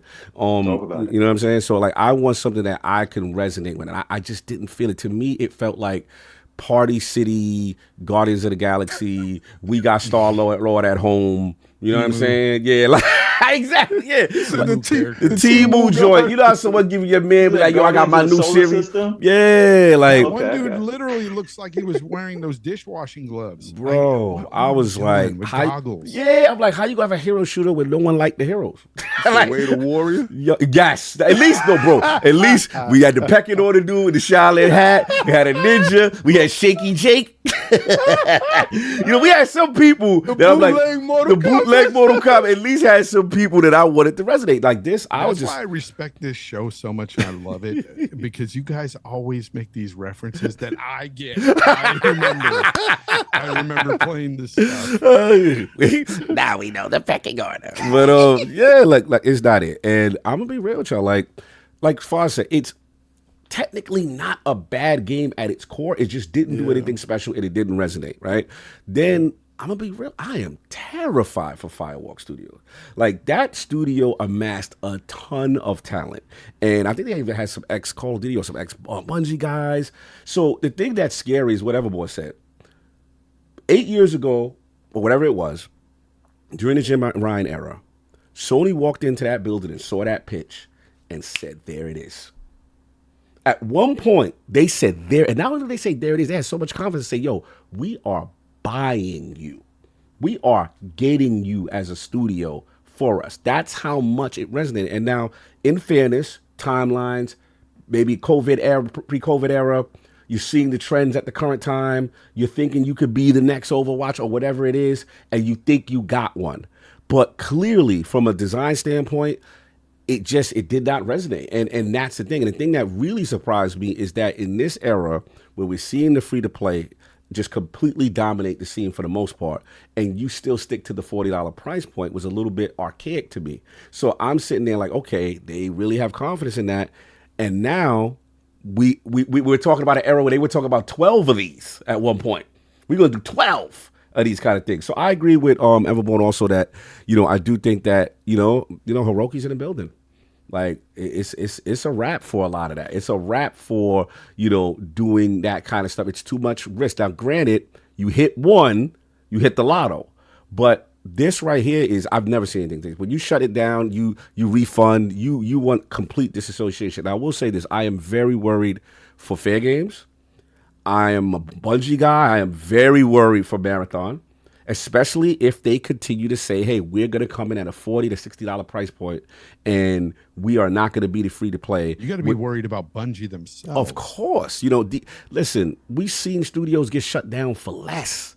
You know what I'm saying? You know what's even scary? It's a bigger picture here. You got to understand, and I don't know if a lot of Sony guys are really thinking about this, but You know, Hiroki's already saying they don't have enough IP and stuff. Yes. And this kind of correlates with that because if they just get rid of studio after studio, how are they going to build up IP with less studios? Yeah, that's the thing. I don't know where they pivot from that and how aggressive they pivot off. They pivot right to Netflix. You funny. I mean, it will be interesting, like I said, to see how fair games receive, to see how marathon receive, which I believe too, in my opinion, kind of niche things we got to see. But yeah, this era is going to be interesting. And I've always said, like, when you have that amount of live service that you're going to do, you're going to have some failures along the way. And what I've seen with Sony and their brand power, they don't like any type of association with negative quality, you know, with that is part of their brand. To me, is almost country club vibe. You come here, you're going to get the best. You're going to get this is a tremendous stink on that image, right? And the timing, obviously, of Astrobot was interesting because the dichotomy of both situations, right? It's kind of interesting. But I will say, I'm curious to see how Astrobot does. But that's it. I don't really got too much to say on it. It was definitely the worst flop I've ever seen. I've never seen anything like this. Crazy time. So, and we've been in it since the 80s. Oh, yeah. Well, you shutting down, refunding the money. You're wiping it off the pyramid walls like this did not exist. That's next level. I've never seen that. Yeah. And Cog, shout out to Eurogamer. Yeah, they was like Prepper's Farm. When they the title, Astrobot success, it says, and PS5 Pro Ts can't distract from Concord's failure. Where did Sony's live they service thought they was slick. Everybody was talking about Concord. They're like, oh, don't look over here. Look at the PS5 Pro in the 3 lines. Yeah, we got to see. I don't know how they pivot from this. This is very interesting times for them. So that's what I got. So if you want to get a couple of super chats and then we speedball these last two. Yeah, I gotta go, guys. All right, brother. All right, I gotta leave. It was nice to just Fonz. Thank you, brother. Have fun, bro. Much love. You know, Fonz, let me know when I could come to Games Talk Live. For sure, brother. For sure. We'll push. Yeah, Fonz go late night, boy. Kickstarter too. He hit me up. He was like, "Yo, we gotta go late now." I was like, "I can't do it." That's too late for me. I'm like, really? Yeah, they know I'll be in bed. Pause. Pause. But yeah, Addict. No hard feelings, brother. I wasn't even coming at you, really. I was just throwing that out there, just joking. But all love. Yeah, you can find me at Fonz Gaming. Games Talk Live every Wednesday. Put that link in the description. Yeah. West Coast time, 10 p.m. East Coast. Of course, my co-host Hargeet Chani. He's in the chat, by the way. Yes. He wants a link to do some kind of eulogy, but Hargeet, I love you, but we already at the 6-hour mark. Yeah, this is wild. My wife and I love you. They are killing me right now. I was supposed to be at a football game. Yeah. So, but I love you, brother. Hargeet is going to be in one of the next Everborn books. Ow! By the way. Salute. He's got his joint out too, so that's dope. We'll see y'all work together. Go support my brother Fonz. I'm putting the link in the description. Go hit that subscribe for my man Fonz Game. Appreciate you, brother. No doubt. So, what we got? We got Changpeng Supernova, $5 super chat. Welcome back to the Realm King. The Saab and Cog come through on fight nights. Will we get a chance to see Lord Saab Akuma all over Cog? Whoa. Yeah, I'm never home early enough to do fight nights, and when I come in on a Friday night, if I sit down and play games, I will be divorced by Saturday morning. So I mean, if I happen to be off for Friday, I will try to jump on because I am jealous that everybody's getting to get their fighting games on and whatever. Just that doesn't, I'll be honest. work out well when the travel don't look wild, it stops for me and get to breathe, but it will happen. Yeah. Then we got Black Ronin 357, member for 31 months, Lord Silver. Where's factions? I'm biased. I wasn't gonna play any of those games, but the ponies being in their feelings is hilarious to me. Messy. Messy. Then we got Champagne Supernova once again, $5 super chat. Is anyone as excited for Omni Movement and Beef Ops? Yeah. I personally can't wait to see Cog's legs all up in the air and compromising. Hey, yo, that's a wild visual, bro. Come on now, don't do me like that. What is going on? That's crazy. Omni Movement. Nah, keep me out of your Omni movement. Keep me out of your Omni on you, bro. Back to you, son. Spartan 661 $10 super chat. Sony is now known as a so-called premium gaming console that just released the biggest flop in console history. This is a statement that Sony sucks at making games that are terrible as everyone else. Okay. Wow, crazy. Then we got MMac 2022nd 54 member for 9 months, Lord Bronze. Question asked biggest flop of the generation. 200 million spent, 8 years of development, shut down after 13 days, 11 I think it was. Yes is the answer. Okay. Then we got God Emperor Sofa King, $2 super chat. Hiroki looking at Firewall like old Yeller Q4. Hey yo, y'all wild. I mean, I would think you would put them on the. We talked about maybe them going to what you would call it, the Fair Games and Marathon. I would hope that happens. If not, yeah, you know, some jobs are getting cut. We're getting a Monday morning news article. Then we got Scott Amber Sofa King again, $2 super cap. Jim cashed out his stocks. Man knew what he did. I'm dead serious. He cashed out when it was high too. They ain't been up there since. Very interested in his departure. I will say that. There we got Hargeet Chani, $2 super chat. Want to hear my eulogy to Concord? Send the link. Sorry, brother, but yeah, we are super late. No, normally I would give it to you, bro. Yeah. It's been a wild one today, man. Then we got Good Rich Games, $10 super chat. People complain about diversity of characters in Concord. Glad you called out the real issue. Bad character designs. We had the most diverse characters in Vigilante 8 series. No gripes about it. Vigilante 8. Wow, Remember that? Yeah, but there was characters that you wanted to be. Yeah. There's no characters that you want to be in there. Then we got Stitch 6669. Oh, jeez. $5 super chat. Man, let's cut the bull. They saw Black Ops 6 and they said, turn those servers off. Also, keep your kids from my COD lobbies. My meat shield comms are rated R. Yo, y'all right now, bro. I never see y'all this out of pocket. Solve is back. Where is it at for him? Like, he's back. This is what y'all want. Why am I getting why y'all gotta get I want that energy. Nah, the star of the show is back. That's what y'all super chat for. I don't know what you did that week we was in. People are squealing on you. Yes, I don't know where this new energy. I feel like there's some pictures around me floating around or something. Like, this is different.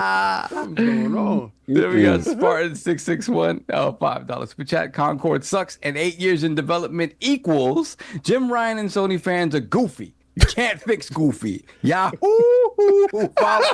Hey, yo, they going in. They've been waiting for this. We're caught up for now. All right, Saab, this is you. Bang Bang Transformers gang. Early. Yeah, real quick. Yeah, so this popped up in my feed and I was like, what? I was like, okay. And nobody else was really talking about it because it kind of, I'm going to read from the page that I got it from. Okay. And then I think only Game Rant picked it up afterwards. So again, it's super unsubstantiated. But this website called TFW 2005, which means Transformers World 2005, they kind of specialize in all things Transformers, like video games, toys, the comics, everything having to do with Transformers.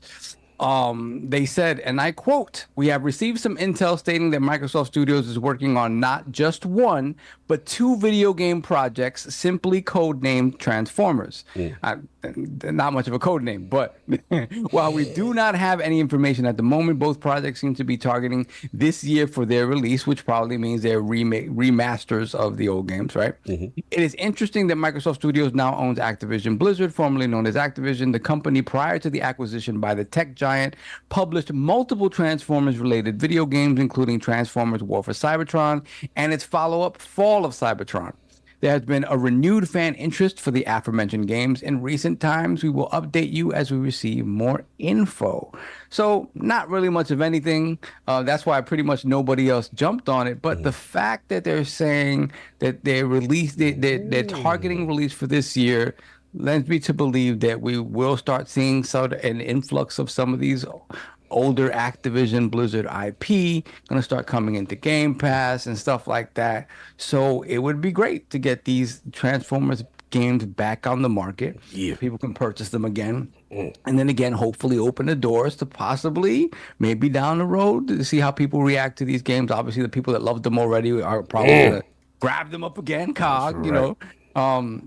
And hopefully a little bit of a new audience is able to have access to them, and we'll see. Obviously, you know, getting the Transformers license is nothing to sort of nothing to sort of spit at, but again, it's something that we know people want. So yeah, I put this in the chat because I was like, wow, I have not heard and like a whisper of anything of this sort. So to hear this was interesting, right?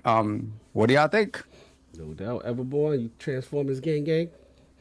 Yeah, well, what I'm more interested in is, and this camera is wilding out today. I'm using that. I went to go get the cam link from Micro Center right before the show because my cam keeps dying in the middle of a podcast. And then Micro Center didn't have the Elgato cam link, so I had to get the Temu joint from Inland, and so this one keeps coming up. So I gotta let it cool. You gotta let it cool down. Yeah, I know. We know. Addict used to have that problem too. But hopefully my audio is coming through. Yeah, you good. All right. So yeah, this was very interesting. What I'm more interested in. Does anybody remember that trailer that they showed off for that new Transformers game at one of the? Oh, which one? Wait, the new trailer? It had the a racing CG game trailer. Oh, the racing game? No, it wasn't a racing game. It was like a. I'm looking it up now. I remember seeing it. Kind of like a action whatever, but they did a CG trailer and they were working on it. Oh, I know what you're talking about. Yeah. I wonder, and it looked like AAA. So I wonder if that is. I wonder if this is like a prelude to that, right? Let's get people hyped about Transformers again. They got that new CG movie that just came out or is about to come out. It's coming out soon. Yeah. Oh yeah. So this is, listen, they using the Everborn special. Rolling Thunder, right? You bring back the old games. You got the new movie coming out, and you lead that up into the AAA game. So my question is. So far, Activision, as far as I know, has published a lot of the Transformers games. Does that mean Activision will publish this upcoming one? Is this the start of that? Because remember during the trial where they was like, the Transformers game files got lost. Yes. And Lulu was like, Lulu jumped out. Oh yeah, I was gonna say you got my bars. Yeah. Lulu was like, nah, they not lost. We got those. No, whatever. Because Hasbro was like, someone made a statement like they were worried, like they were lost, and then that's the reason why. And she made it very clear at the time. No, they have those files. So yeah, the source files and that stuff is there. It's definitely there for sure. Yeah, it was Transformers Reactivate. Is that the one, Everborn? Yeah. I'm gonna find it, but yeah, it looks super interesting, and then we never heard from it again. And I really wonder if they're just trying to ingratiate people with the Transformers again, get the Michael Bay stink out of their mouth. Although I did like the first and third Transformers from Michael Bay, but that's neither here nor there. But I'm here for it. I'm here for more Transformers all day. No doubt, Addict, the super huge Transformer guy. Ready? It's cool. I knew that was good. I knew that was good. If we get it, that's cool because I don't mind trying it out, but I wouldn't say it's like something I'm like, oh my god, it's happening. I appreciate Microsoft for going above and beyond to get these games because I know a lot of people like them, and maybe that would lead to more Transformers. But as far as me, I don't really care. I appreciate you. Hey, Kyle, you know what would be more interesting? What would be interesting? If we get a Thundercats game. Oh wow. Can we do the Thundercats or the Bionic 6? Oh, Bionic 6. Crazy part to me is wait a minute, hold on. Why don't they give us a Silverhawks? Why don't they get a Silverhawks? Yeah.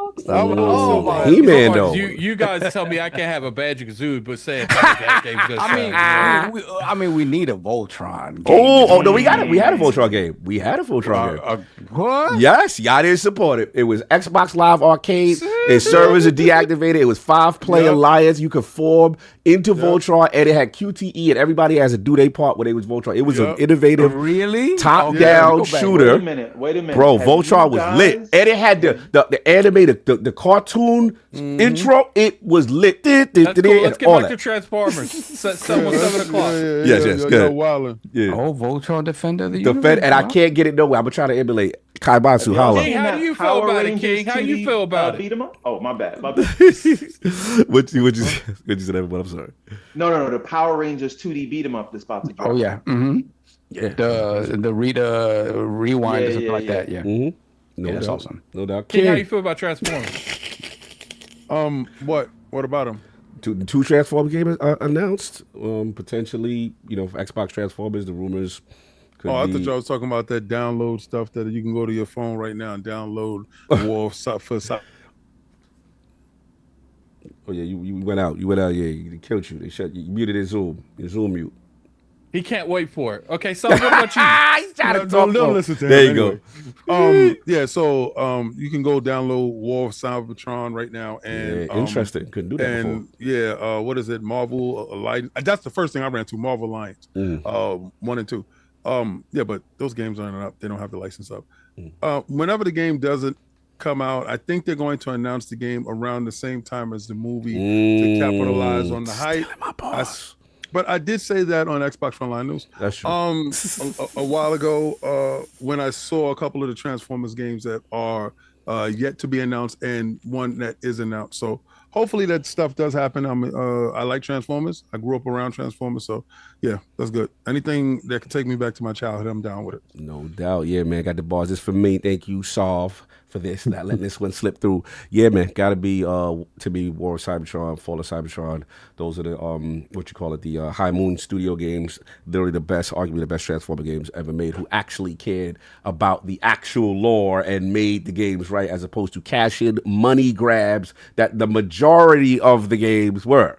So salute to the legend, Matt Tiga. That was my man. He actually got Hasbro to co-sign and make those games canon in the Cybertron eras, which was super dope. And like everyone said, since the ABK deal and the Lulu era, part of the whole situation was that they were worried about the code and stuff like that. But she made it very clear. And I know King, he held the line for Call of Duty. I held the line for them Transformers game. That's what I was. Literally, that was the number one games I'm waiting for from the ABK, for the backward compatibility to get the license. This is what the deal was for me for this.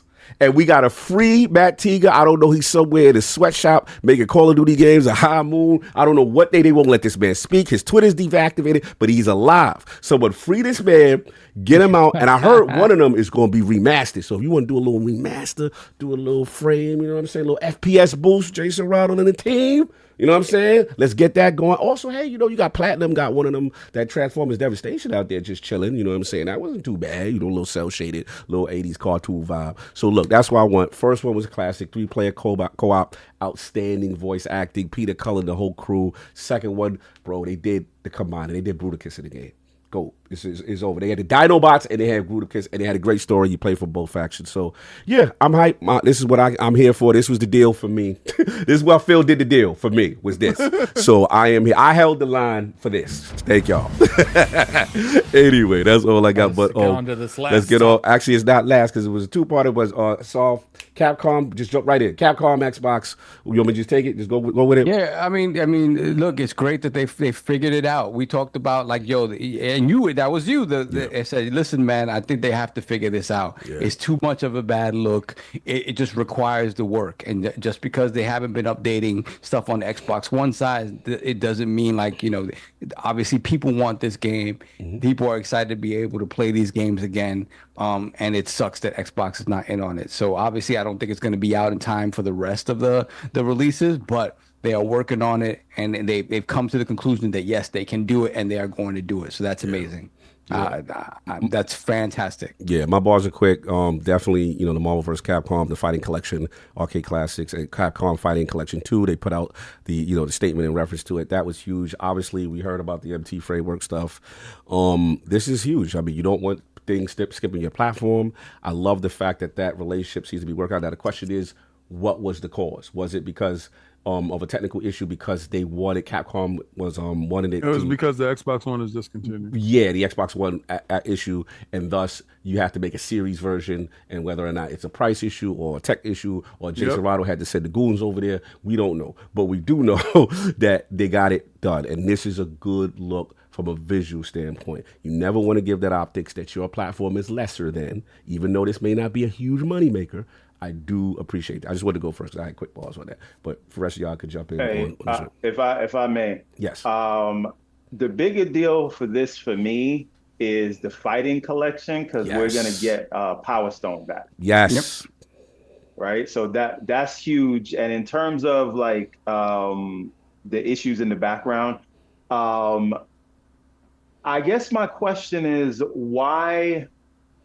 Well, two things. One, I better see all the Xbox guys that said they was upset. Where they at? Yeah, where they at? Right? Where they at? Yes. I need the money to go where the mouths was. Yes, a few that weeks part. Ago. Yes. But like as a point of constructive criticism, I don't think that it should have gotten that far to where it had to be a public outcry before something happened, right? Yeah. Like this is something you should have seen. And we've seen this with other games, although I think some of these indie studios are using this for marketing reasons. The next topic. That's neither here nor there. But I really would like Xbox to be more proactive with some of these things, catch them before they become like a 5-alarm fire, and then you got to go send Phil, who clearly has better things to do than to go in and fix these smaller things. Yeah, absolutely. Yeah, definitely. Addict, any bars on this? You big fighting man, guy? you guys took my whole bars. I mean, Lies. My God. Lies. He want to go home. That man want to go home. You guys said, oh my God. No, it kind of comes down to it. It's just like, I have been very vocal about making sure these games, you can't miss. Look, it's okay for 1, maybe 2 games a year to miss your platform for reasons. It's not okay for almost a game a month to miss your platform. Facts. You got to do better on that. And I agree with Everborn. I don't know what's doing your customer service, but it needs to be fixed. No doubt. Hold on, let me break protocol. Can we point out that a lot of people told you to stop complaining when you said you had issues with the Capcom situation? Facts. Complain Gang 1. This is and the next topic will be a thing. I just want to break protocol. So the moral of the story is bullying works. Bullying corporations does have some effect sometimes. Breaking protocol real quick, so shout out to the legendary David Jaffe, $5 super chat, the homie. Cog, so damn nice to meet you in real life this week. What a cool fella. Nothing but positive love radiating from you. Love the experience. Likewise, brother. Love that we got a chance to build. I was talking to them earlier. We got some mutuals. I love the stories you were telling me behind the scenes on God of War. And King would have appreciated what you did in the Family Feud segment with a certain topic about a certain version of the game, about your takes, that he would have went crazy if he see it. Have the same takes on everything. Yes. And the fact that Dave, we gotta hang out. Facts. Yeah. Hey, love. Speaking of that, I'm gonna shoot my shot since I'm here. Let's go. David Jaffe, if you are listening, we would love to have you on GCP. That's the Gaming Circle podcast every Saturday, 10 a.m. EST. We talk tech, we talk creativity, we talk business. I'm a fan. Me and Kay Asante would love to have you on the show. He said hit him up. He said hit him up. Let's do it. So I'm gonna send you the Twitter joint, Jaff. That's what's up. I'm already following David Jaffe. No doubt. Nice. But he might not have your link, so I'm giving you Twitter. Okay. The thing that I still to this day is bizarre to me is like the father of Kratos is a content creator with all of us. Like, it's a blessing, bro. It's crazy. It's a blessing, bro. When you're here, you get that's the materials. how dope this community is, though. Facts, no doubt. King, you had bars for the Transformers on the what you call it? The XCOM. I mean XCOM, the Capcom and Xbox stuff. Partnership. Okay, so the thing with that is people don't realize that those Capcom games aren't coming out for the PlayStation 5, coming out for the PlayStation 4. Yes, good point. Good point. Right, so everybody talking about they're missing the Xbox platform, they're missing the PlayStation 5 platform. Correct. But you're only able to play it backward compatible because of how they set up their backwards compatibility. The way Microsoft set up their backwards compatibility allows them a little more diversity in how they're able to do their thing. Now, the Xbox One platform is defunct, is discontinued, that's dead. The PlayStation 4 is still selling right now. Matter of fact, that's exactly where they get the most of their money. So if people don't understand exactly how the business part is working, and y'all saying that it's missing the Xbox platform, no, it's missing the Xbox One platform, which is no longer there. You can't put out a game on a platform that doesn't exist. So they're fixing it. Good. I told them to fix it. But if you listen to Xbox Online News, I told you it was coming out in 2025. I see what's going on. Did they say it's going to be a native Xbox Series X and S game? That's a huge question, but it can only be that way. It can only be that way because you don't promote, sell, or distribute the Xbox One like that. So it gotta be for the console that you promote. Chat is saying Xbox One. Yeah, chat is Xbox One. They said so. Oh. What is chat saying? Y'all figure it out when it hits y'all in 2025. But I'm 98% right all the time, and I told y'all. But y'all wouldn't even be having this question if y'all had listened to what I told y'all 2 weeks ago. All right. It was coming out in 2025. King, are you implying that you have been dropping major news every day, every week science on these dudes? You said about the Wukong, you said about all this stuff, and they not listening? They dumb, deaf, and blind. I can't teach the 85%. Oh, we doing our lessons? I'm a 5%. I'm gonna do the knowledge yourself. We doing the knowledge. You made up all of this here? Yo, 360 degrees. I revolve. I'm trying to explain to you, but listen, I'm ascended. I'm trying to get you to where I'm at. I feel that, God. I feel that. We're gonna do some lessons behind the scenes. We're gonna do today's math. I got you. So salute knowledge, to you. Wisdom, bonus, divine. I can't with you. We filed ILO's 5%ers, but we're gonna move on. Real quick, but shout out to him on that. And then I'm just gonna combine this last one and we get the super chat at the end. I know it's crazy today. It's been nuts today. King, this is your topic. I'm gonna set you up. I'm gonna butcher these names. I forgot what it was. It was Jima Games CEO blast Xbox amidst infinite delay of how was it? Enotria, the last song. So this was huge. It was going down this week. It was a lot of smoke. And the first update, obviously, it said, the game's been initially delayed for Xbox, and it said indefinitely. The developers the CEO went on Twitter, blamed Microsoft for the delay, stated Xbox hasn't responded to their queries for over 2 months. This is a Souls game, looks cool, based on Italian folklore. King, we saw this we played it at Summer Games Fest. Yep. So then there was 3 updates since then. So then September 4th, there was an update that new report suggests that Microsoft has been in contact with Jima Games to apologize. The following update, Jima Games has announced that it has made contact with Phil Spencer and Microsoft. I'm thinking about Everborn's points now. And it says both Jima Games and Microsoft are now working closely to bring Enotria, the last on the Xbox consoles. And then the final update, the most recent, actually 2 more updates. Microsoft has issued the following response. We've connected with Jima Games and got great feedback that we will use to improve our process. We look forward to working with them to bring Enotria. How's it again? I keep butchering it. Enotria, the last song to Xbox. And then the final update, which is actually no, it's still 2 more. They said so they learned that from their sources that new security protocols put in place by Microsoft due to ongoing cyber attacks from hostile state actors like Russia may have impacted certification times for games. We'll be sure to update you further if more information comes our way. So this has been a saga. King, this is your topic.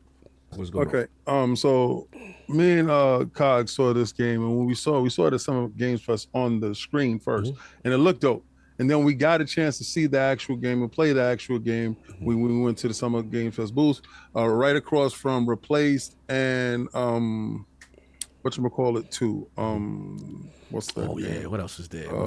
Stalker 2. Yeah. Right next to Stalker 2. Now, I'm gonna give y'all a little bit of science here. Stalker 2 is in the middle. Yes. Replaced is in the middle.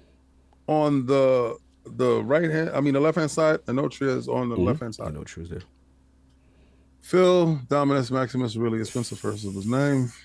Hold up. Sarah Bond, the Queen. The Wizard, Jason Ronald. Yes, sir. Matt, the Shooter Booty. This is gangster. They was all there.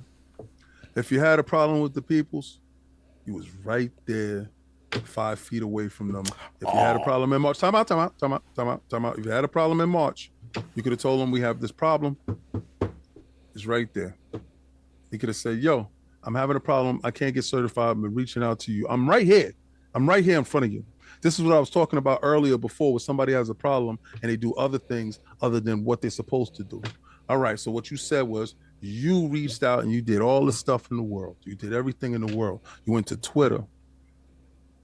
Phil Dominus Maximus Aurelius Spencer said, what the hell does this dude say? Hey, yo, my man. You telling people that I'm not doing what? 2 months. Yo. All right. Yo, go fix this joint. It went over there and knocked on the door. Oh, yeah. What was it? What you got a problem with? Well, this part right here on the piece. All right, good. We love what Microsoft has done. It's about to come out right now. Everything is good. You go from one day saying this to the next day saying this, but you have months from this, and you went to Twitter and voiced your opinion. I don't care how you get it done. Just get it done. But you were in the same building. I was witness to this. I was in the same building. So if I had a question, I could have went from this to this. And I played your game, right? And I played it with an Xbox controller. It was pretty good. It was pretty dope. I like the game. And it's a Souls-like. And I was like, I can't wait for it to come out because it has a unique mechanic. I just felt that people are capitalizing on the stuff that's in the media where stuff is missing the Xbox platform. And if you can't get your point across in the normal means that you was doing, you're going to use the court of public opinion, which you already know Microsoft back is up against the wall. And if they say they've been known to do this already, they're going to be on your side. So cool. It's coming out. The game is coming out. I just felt that it's kind of disingenuous because I was there and I saw it. Matter of fact, if you would have said, because I asked if it's launching on the Xbox platform when it's coming, I said, and I asked my biggest question always, is it going to Game Pass? No, it's not going to Game Pass. All right, cool. So it's coming out? Yeah. So I'm led to believe that it's coming out the same time as everybody else. What you should have said was, nah, it's going to miss the, you should have said right then to me, nah, it's going to miss the Xbox platform because I've been trying to get in contact with Microsoft. And I would have said, hold on a second. And I would have walked right over there and said, hey, yo, I think they're not going to meet their deadline with you. I'm just saying. King. I'm just saying, it just seems disingenuous to me, but they fixed it. And it's not going to miss the platform. And this is one of the games I didn't want to miss the platform because I thought the game was good. It looked and for Souls players, I really think this is something you guys need to check out because the game looks and plays really good. It was one of the more polished games there next to Phantom Blade Zero. Yes. And to me, Phantom Blade Zero, besides their Marvel rivals, was the best game I saw at Summer Game Fest. Factual. Yeah, I just want to push back a little before I open it up. Oh, this so good. He said, "I know you." Before you push back, can I just throw a little gas on King Swing? Good.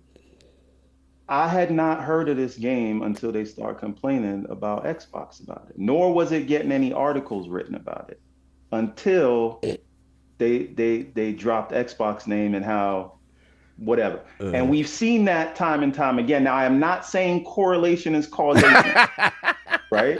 But I am saying the game did get a lot more press than it was getting until they mentioned like Xbox having an issue.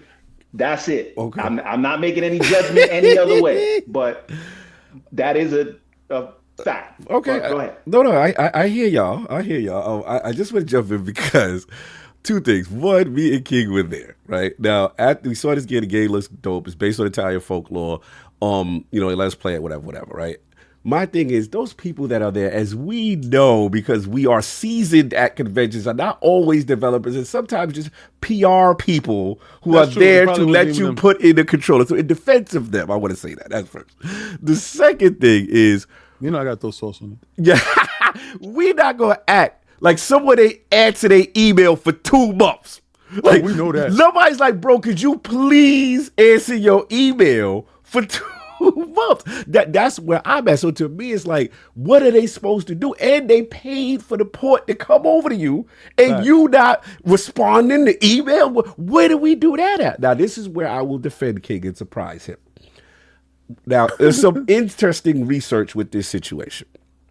Because they said that crap over in March. No, if you go to the Enotria website, you go to the YouTube page, you try to go to the website, if I don't advise that right now, by the way. Don't do this right now. All my IT savvy guys, you know what? Do not do it unless you have a very savvy malware program please be careful. The minute you go to that link, it goes down. It'd be like, yo, this is a legit site for their game. As of right now, I tested it last day, and it's today. So when I saw the latest update, when Microsoft was like, yo, they got new security protocols in place due to ongoing cyber attacks from hostile actors. If your site is having it, there is a part of me now that says, okay, maybe I gotta listen to King on this. It says that because of the recent hacking that Microsoft had went through, right, and the heightened level of protocols and things in place, that they may have been flagged and thus, in a sense, given the spam folder treatment. You know what I'm saying? In a way. Yeah. Can I just say one thing? Yes, please. I have actually been through this process because I have an application with them right now for the Ariel's Adventure game that we gonna put everywhere sometime in 2025, God willing. So all I know is they got back to me right away, right? And right now they're waiting on a build from me because they want to build us a little bit more complete, which I don't have ready yet. No doubt. And I have found that once you have their email, you can respond to them, but you can also reach out to other people. It's not like the Microsoft executives is not in the streets and they won't answer you and things like that. So we could say tinfoil kufi, whatever, and I'm not saying that these devs didn't have this issue, but it does strike me as odd that they didn't respond to you in 2 months. Did you reach out to them again? Are you sending follow-up emails? That's like what they said. If you're at work right now, Cobb, right? Yeah. And you got some business thing and you got a deadline that you got to hit. For sure. Can you just say, well, that other team didn't respond to me? No, I get it. That's it? No, you're right. All I'm saying is that according to them, they're saying multiple attempts. They're saying that and this is not the first studio. Attic, we had another studio. I think it was a smaller Chinese team with some other game. This is now, we were developing a pattern now. That's all I'm saying. Like, so it's either there's something protocol is in place where they're not getting them, because people are saying, hey, multiple attempts, and we've thrown our hands up, right? So that's the only thing that gets me to question, and the fact that Microsoft is technically apologizing. If you look at their updates, they're literally saying, hey, we're sorry. We recognize the issue on our side that could be contributing to these delays. So it's either that or you got AI on the whole squad. They let the whole customer service team. It's AI of the layoffs. I don't know. But that was the only thing I just was like, man, I hope they tighten up. But to your point, I get it. And I understand where you and King are coming from, which is like, look, easy money is, go raise your social media, utilize that against you, and to their point, yes, it clearly worked. But I did think this was a very interesting issue is all I was going to say. Although I want to say, I'm not saying they did that, and I'm happy they got the platform in. What I'm saying is, however we got here, I don't think it's a good look that Phil Spencer had to get involved. 100%. 100%. That is on Xbox. Yes. There's some breakdown in whatever communication. Me and you the same. But even if it's the cyber attack thing, remember a couple of weeks before, and this is not excusing them for the month, because it would be a month before that, that Microsoft backdoor went down and it shut down half the nation. Yes. Right. So you that have CrowdStrike, but I'm just saying, regardless to what, it's not like we know what's going on in a $3 trillion company, what their cyber stuff is. It's not the same thing as Nintendo and Sony. Right. Where you can pick up the phone and call Jake. Yo, Jake, yeah, I got a problem. Right. Jake from State Farm. Yo, you sure? Exactly. Right. Nah, you good. Attic, your thoughts? I think that because didn't they earlier in the year they reach out, they tweeted before, like this is the first time they said something publicly. So I do feel like it's either A, there's some really bad miscommunication that they need fixed, or B, one of the parties wasn't telling us something and it had to be settled behind closed doors before it got fixed. Because it's like, if you're going to reach out to Xbox publicly before and then you're doing it again, either Xbox didn't hear you, which is unlikely because they're usually pretty good on social media, or there's something on the story we're not being told that was resolved this time around. Yeah. Because to me, why didn't this get resolved then unless there was something going on that we don't know? Because what it was is they asked them, why is it? Because people thought initially it was a Series S issue. They came out and said, no, the Series S ran perfectly our game. There's no issue. And they said, we are calm in response to a fan asking. I think this person is coming up with their own conclusion. We never mentioned Series S, and we're not paid by Sony on no exclusivity deal. He said, the CEO said, you could ask Xbox why they haven't answered us for 2 months. Obviously, they don't care about Enotria and they don't care about you. The context is open, a store page and a submission. We're Series X and S ready, but we can't proceed with submission and release. I spent a lot of money of porting, and they decided to ignore this. So he's giving the impression like they've been multiple attempts. So if that story is 100% accurate, then it's like Microsoft's got to do better on this. Like I don't know if it's AI controlling their customer service, or maybe like you said, it's like the spam folder, but it's just like ChatGPT. I But knew I it's was just gonna like get it. I knew I was gonna it's get it. like at the end of the day, like because that's why I'm always like with the AI thing. It's like if you're gonna use AI in place of like physical people, at least make sure the AI is doing it just as good, if not better. And clearly, if it is the AI, it's not the case. So it's just like, you got to go there and restructure that or do something, because it's like AI costing us games, bro. like if you're missing communication that's leading you to this kind of bad PR, you need to fix that at the core. I don't care if it's AI. I don't care if it's customer service. I don't care if there's like internal beef going on and we don't know it. I don't care, because I didn't know about this game, just like Everborn, but I don't think that they're doing this to promote their game either. I think they're generally just trying to get the game on the platform. And sometimes in this industry, we've seen it over and over again. The best way, if you have ran out of all options, is to go nuclear public. Like, Twitter fingers. Listen, when the Everborn game comes out, I'm about to blame the Series X. It's going to be Bro, you're gonna be lit. articles everywhere. No doubt. So to wrap it up with the Enotria situation.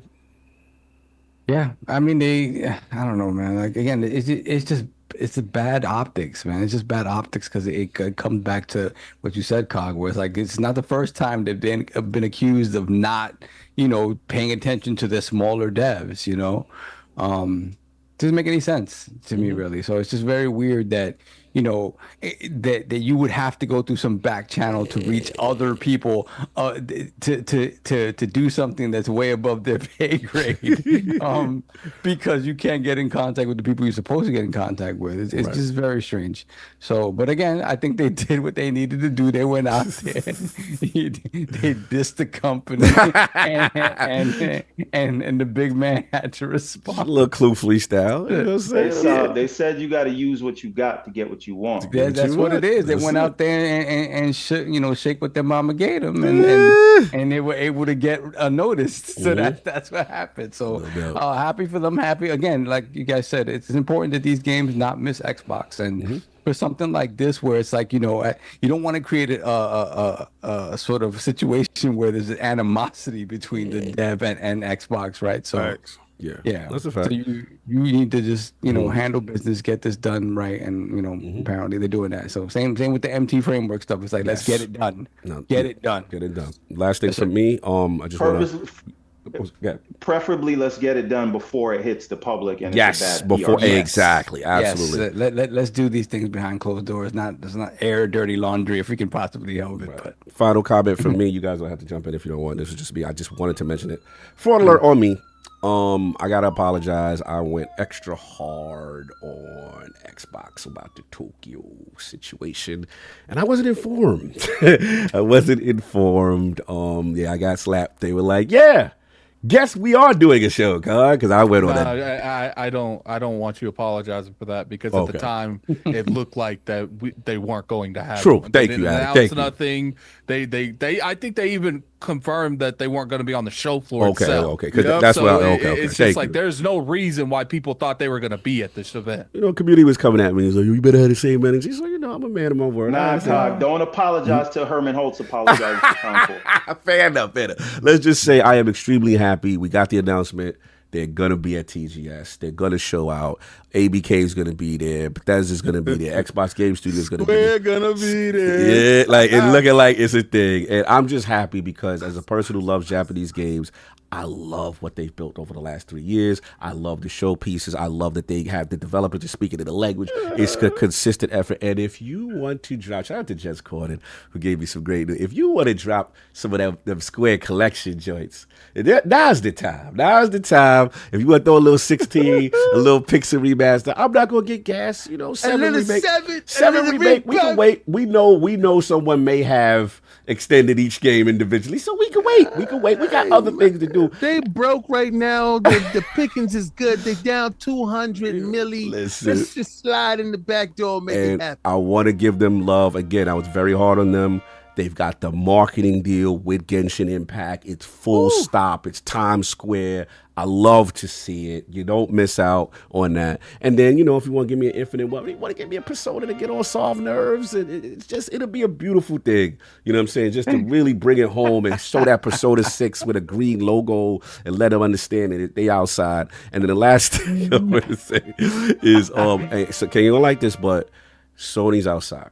I think the fact that they announced that they're going to be there, it is PlayStation's 30th anniversary. Yeah. There's Death Stranding 2. I don't know if you saw the imagery of the hardware. They kind of leaked that 3-stripe Adidas PlayStation Pro.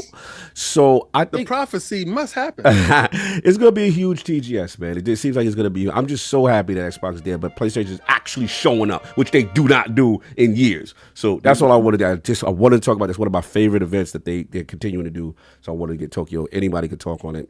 I just wanted to mention. I just want to be real quick and get the hell up out. Yes, sir. Anyway, Microsoft. Shout out to you. Shout out to everybody sitting there talking about, Microsoft gave up on Japan and they're not there because Microsoft this and the third. And I had to come up with a whole spiel that I had to body shield Microsoft for. Oh, they had nothing to show them. So what do you want them to do and go there? And I had the defense force out there. It was me. That was me. So shout out to Microsoft coming out and saying, "You're king, man. You ain't got to worry about that, man." We are where games are. When we play, we all win, right? So, shout out to them. I cannot wait. You know what? I hope that they announce the PlayStation 5 Pro and be like, but wait, don't do that. There's one more thing. Boy. What? God of War 2018. Oh, you wild. Xbox You wild. This guy's shut his mic. He needs to eat. I'm tired. He's tired. That ain't happening. That ain't definitely happening. But you'll never know. Like, we might have Jeff Keighley up there and he's just playing double sides. But don't happen that 98% going down. They're going to be like, by the way, one more thing. Halo Infinite. What's funny is David Jaffe come running out on stage with the white paper. Oh, I heard God of War 2018 is on Xbox Game Pass. Run off. Messy, no doubt. Hey, speaking of one more thing, yes. I know a lot of Xbox executives listen to this show. I want to tell you guys this right now. Yes. You better not be on that PS5 Pro reveal stage and show how much better the PS5 looks than the Series X with your own When game. we all play, we win. You don't want to support this? I'm sorry, man. Why would you even talk something like that?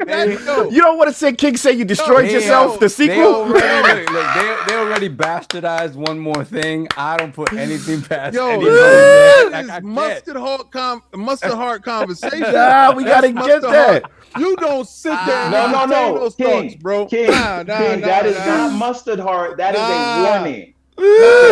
You don't sit there and tell somebody you warn them something that you don't want them to do. Like, I didn't even that word. I'm saying they better not do it. You don't sit Or there else. you don't sit there and tell somebody how they gonna hurt you. So they know exactly how to hurt you. So you put those words and you did that. And you know what they're gonna Don't say to stab you? me just that way. Don't do Yeah, that. not that way. And you know what they're gonna say? Well, I didn't have that idea until you put it in my head. So you said I hit him with the inception? Yeah, you know what the inception. That's right. Stop That's that, right. man. So Look, stop man. that. Go purge your mind and go do a sabbatical.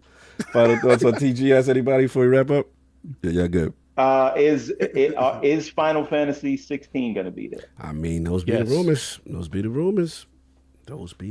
Square is there, man. Everything going to Xbox, the whole slate. Yeah, I think 16 is definitely going to be there. So at the end of the day, Remake? Everything, the whole probably slate. I not. said. Probably not. Okay, then I love that 98 going down. But, The whole slate. my thing is like, if you're serious about being in other regions, you got to be at these events. I don't care how much it costs you. You got to be at these events. Talk to them. Yeah, they did that. I go out there as a representative. Send me. So, you good? TGS? Yeah, I'm good. That's it. Let's go home. Let's go home. Super chat. We got super No, chat. actually, before Paul and then what you call it? We gotta get everyone on his way. God, this Yeah. is the latest I've ever been. I know. After the critical This is success, wild. Yeah, this is wild. Astrobot. All right. Yeah. So we read Jaffe. Shout out to I Jaffe. can't be here next week. The Gaming Forte. Hold on, we got a couple. Long live the TSWS Gaming, $2 super chat. Long live Concord. Then we got Richard P, $5 super chat. Dang, I went to the gym. Health is wealth. Ate dinner and y'all still alive. Respect to the Lord. God is good, especially the Battlefield 6 shield. My meat Savi. I don't know. Yeah, there you go. That's the energy you got to be directed to. But there it's we not go. spelled correctly, so it doesn't count. Next one. Gaming Forte, $2 super chat. Y'all still live. Bless y'all on this NFL someday. Yes. Dr. Strangelove, $5 super chat. The finale to the Friday Night Freak Off includes a special appearance from Mr. Matty Plays, dressed as an oiled up, sexy Shadow the Hedgehog. He got a box set of this. He got a DVD series. That's Defining Duke energy. Are you gonna do that to me? Like, my programming got to be about that. Okay, I see what it is. We don't do that. We don't do that. We don't do it over here. Frontline. That's them defining. Nah, don't do that. Don't do that to my Xbox platform. You do that to peanut butter banana sandwiches. They do that with Attic Arena. They like his toes. They like over there peanut butter the toes. So you got to go to Attic Arena if you want that content. All right, we already read Jaffe. Shout out to you, Jaffe. Appreciate you, man. Then we have Infinite Umbra, $5 super chat. Salute to the Iron Lords and my brother Everborn. Shout out, yes sir. Put the crust in the chat for Spartan661 gifting a total of 10 ILP memberships. Thank you, I appreciate it. Salute.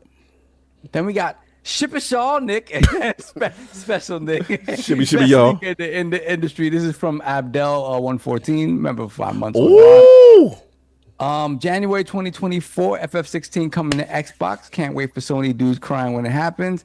King 98% right. Hashtag no PS6. Wait, Special Nick said that today? Yep. He in my DMs. I don't know when he said it, but yeah. Okay. I told y'all dudes. Y'all see.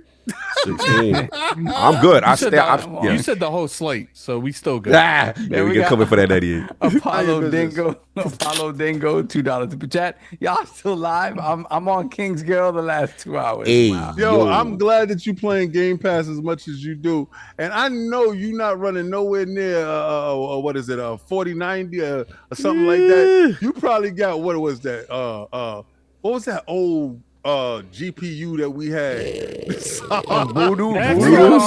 Next. Super chat. Super chats. We're caught up. All right, poll question. After the critical success of Astrobot, should Xbox be more inclined to release family-friendly titles on their platform? The choices are A, yes, utilize ABK Rare to bring back Banjo and Spyro. B, no, not proven to be consistently commercial successful. Or C, I don't care. Nintendo and Mario should be concerned with Big Astrobot outside. Go check out the poll when it goes up. But before you do all that, make sure y'all are supporting my brother Everborn Saga, Ariel's Adventure, Chapter 2, in stores, coming soon. Go hit the Kickstarter. We got the link pinned on the chat. We're going to put it again for everybody who just pulled up. Yes, 6 hours, but it's been 6 fire hours. Go check that out. You got to support me. We hit 50% funding just on this show alone, and we're only in the first few hours. The first 2 campaigns were selected by Kickstarter as projects we love. I want to go 3 for 3. And the first 2 campaigns were also funded in the first 24 hours. I think we can do it because we are off to an amazing start. And that's this community. So please go check it out if you can. I promise you will not be disappointed. Brother, fantastic art style. The passion screams from the page. Hey man, you guys go there and support that. Who knows? Maybe some dominoes will come up and Xbox will choose not to release games on PlayStation. Yeah, you ridiculous. Listen, man, you gotta support, man. Again, the trailer was absolutely fire. I love that music, love the energy, and again, I love that you're world building now. Right? You are truly world building and getting fleshing out these characters. King, I love to see him, man. I love to see my brother doing this. Listen, we have to stop complaining about what we want these big corporations to do, and even the whole we begging them to portray certain things in the way we want them to portray them. Forget about them. We're in a new world now. Anyone can create these things. There are avenues now for you to speak directly to the people. ILP couldn't have existed 20 years ago, and look at what we're doing right now, right? There's independent channels that you can go through to get your word out. So instead of like just being mad at these things, why they not doing that, make your own stories. We all have an epic story to tell. Facts. So this is what it's about. Parallel economy. That's what it is, brother. Appreciate you, man. Always had the support. We'll play that video before we get up out of here. So for those who missed it, we will get that second go round on that joint. Let's get some outros before we do that. Lord Addict, where can the find people find you? What you got going on, sir? Follow me on Twitter, Lord Addict IP, Addict Arena. I'll probably be streaming tomorrow. The rest of Astrobot, and you can find me going to bed about an hour and a half. I feel that, no doubt. And of course, the return of our man, the smoothest one, and now healthy Lord Sovereign, killing the super chats. It's so good for you to be back. That's good. Chilling. All right, glad to be back. Thank you for having me back. Yes. Well, let me see. I won't be playing Astrobot again until next weekend, but I will definitely be playing. I'm thinking we go Space Marine this week. I had King put out the call for it, and I ignored him because it was going to cost us $100 a pop, and I said no. So, but we'll be having it. I want the regular one. Yeah, there was a regular one ain't out till tomorrow. Oh yeah. No, I didn't want that one that day. I didn't want it early because I was playing Astrobot. I didn't want nothing to interfere with my Astrobot time. Oh yeah, but we getting Space Marine this week, so that should be fun. That's what's up. Oh, hold on. I'll be finished with Astrobot before then. I gotta big up one of our homies. Shout out to Country Big. He's the new champion, first ever Crown TCW champion. He's at a Tamir Community Wrestling. I'm gonna put the tweet up. I just see you run the belt. He got the picture with the belt. This is on the independent wrestling scene. He doing this thing. Oh, that's what's up. And new fire. Check my Twitter. I just put it up. Country Big. Salute. I see you. He's in the chat today. That's ill. Salute. And we got Spartan661 gifting 5 more ILP memberships, so 15 total ILP memberships. Awesome. Wow. Thank you so much, y'all. man. Much Blessings, love. bro. No doubt. Lord King. Where can the find people find you? Oh, Glizzy's on deck. Addict got the Glizzy. Gotta get played okay. Let him know what you're doing, Addict. Somebody shut his mic. Let him how you doing. Let King show King how you doing over there. Is that relish on the Glizzy? Is relish on the Glizzy? Yeah. Look at the diabolical smile. Yeah, throw it in your mouth, Addict. We ain't gonna do that too. But salute. No doubt. First and foremost, I want to say I'm surrounded by greatness that's all around me, from Hard Geek Shiny to EverbornSaga to HipHopGamer, to my boy Chris. All these individuals have wrote books. HipHopGamer Game Time. Go check that out. That's on Amazon right now. Your character is your currency. EverbornSaga has produced, put out, distributed, and shipped out more books than I can count. And he is working on his game. This man is a cornucopia of knowledge, hustle, and perseverance. Facts. I respect everything that he does, and it doesn't matter the fact that we come from the same plantation, and that is my brother. But the fact is that he's a Johnson, and that's how we hold each other down. You know, 100%. Love him to death. And in this industry, like hip hop says, you know, your character is your currency.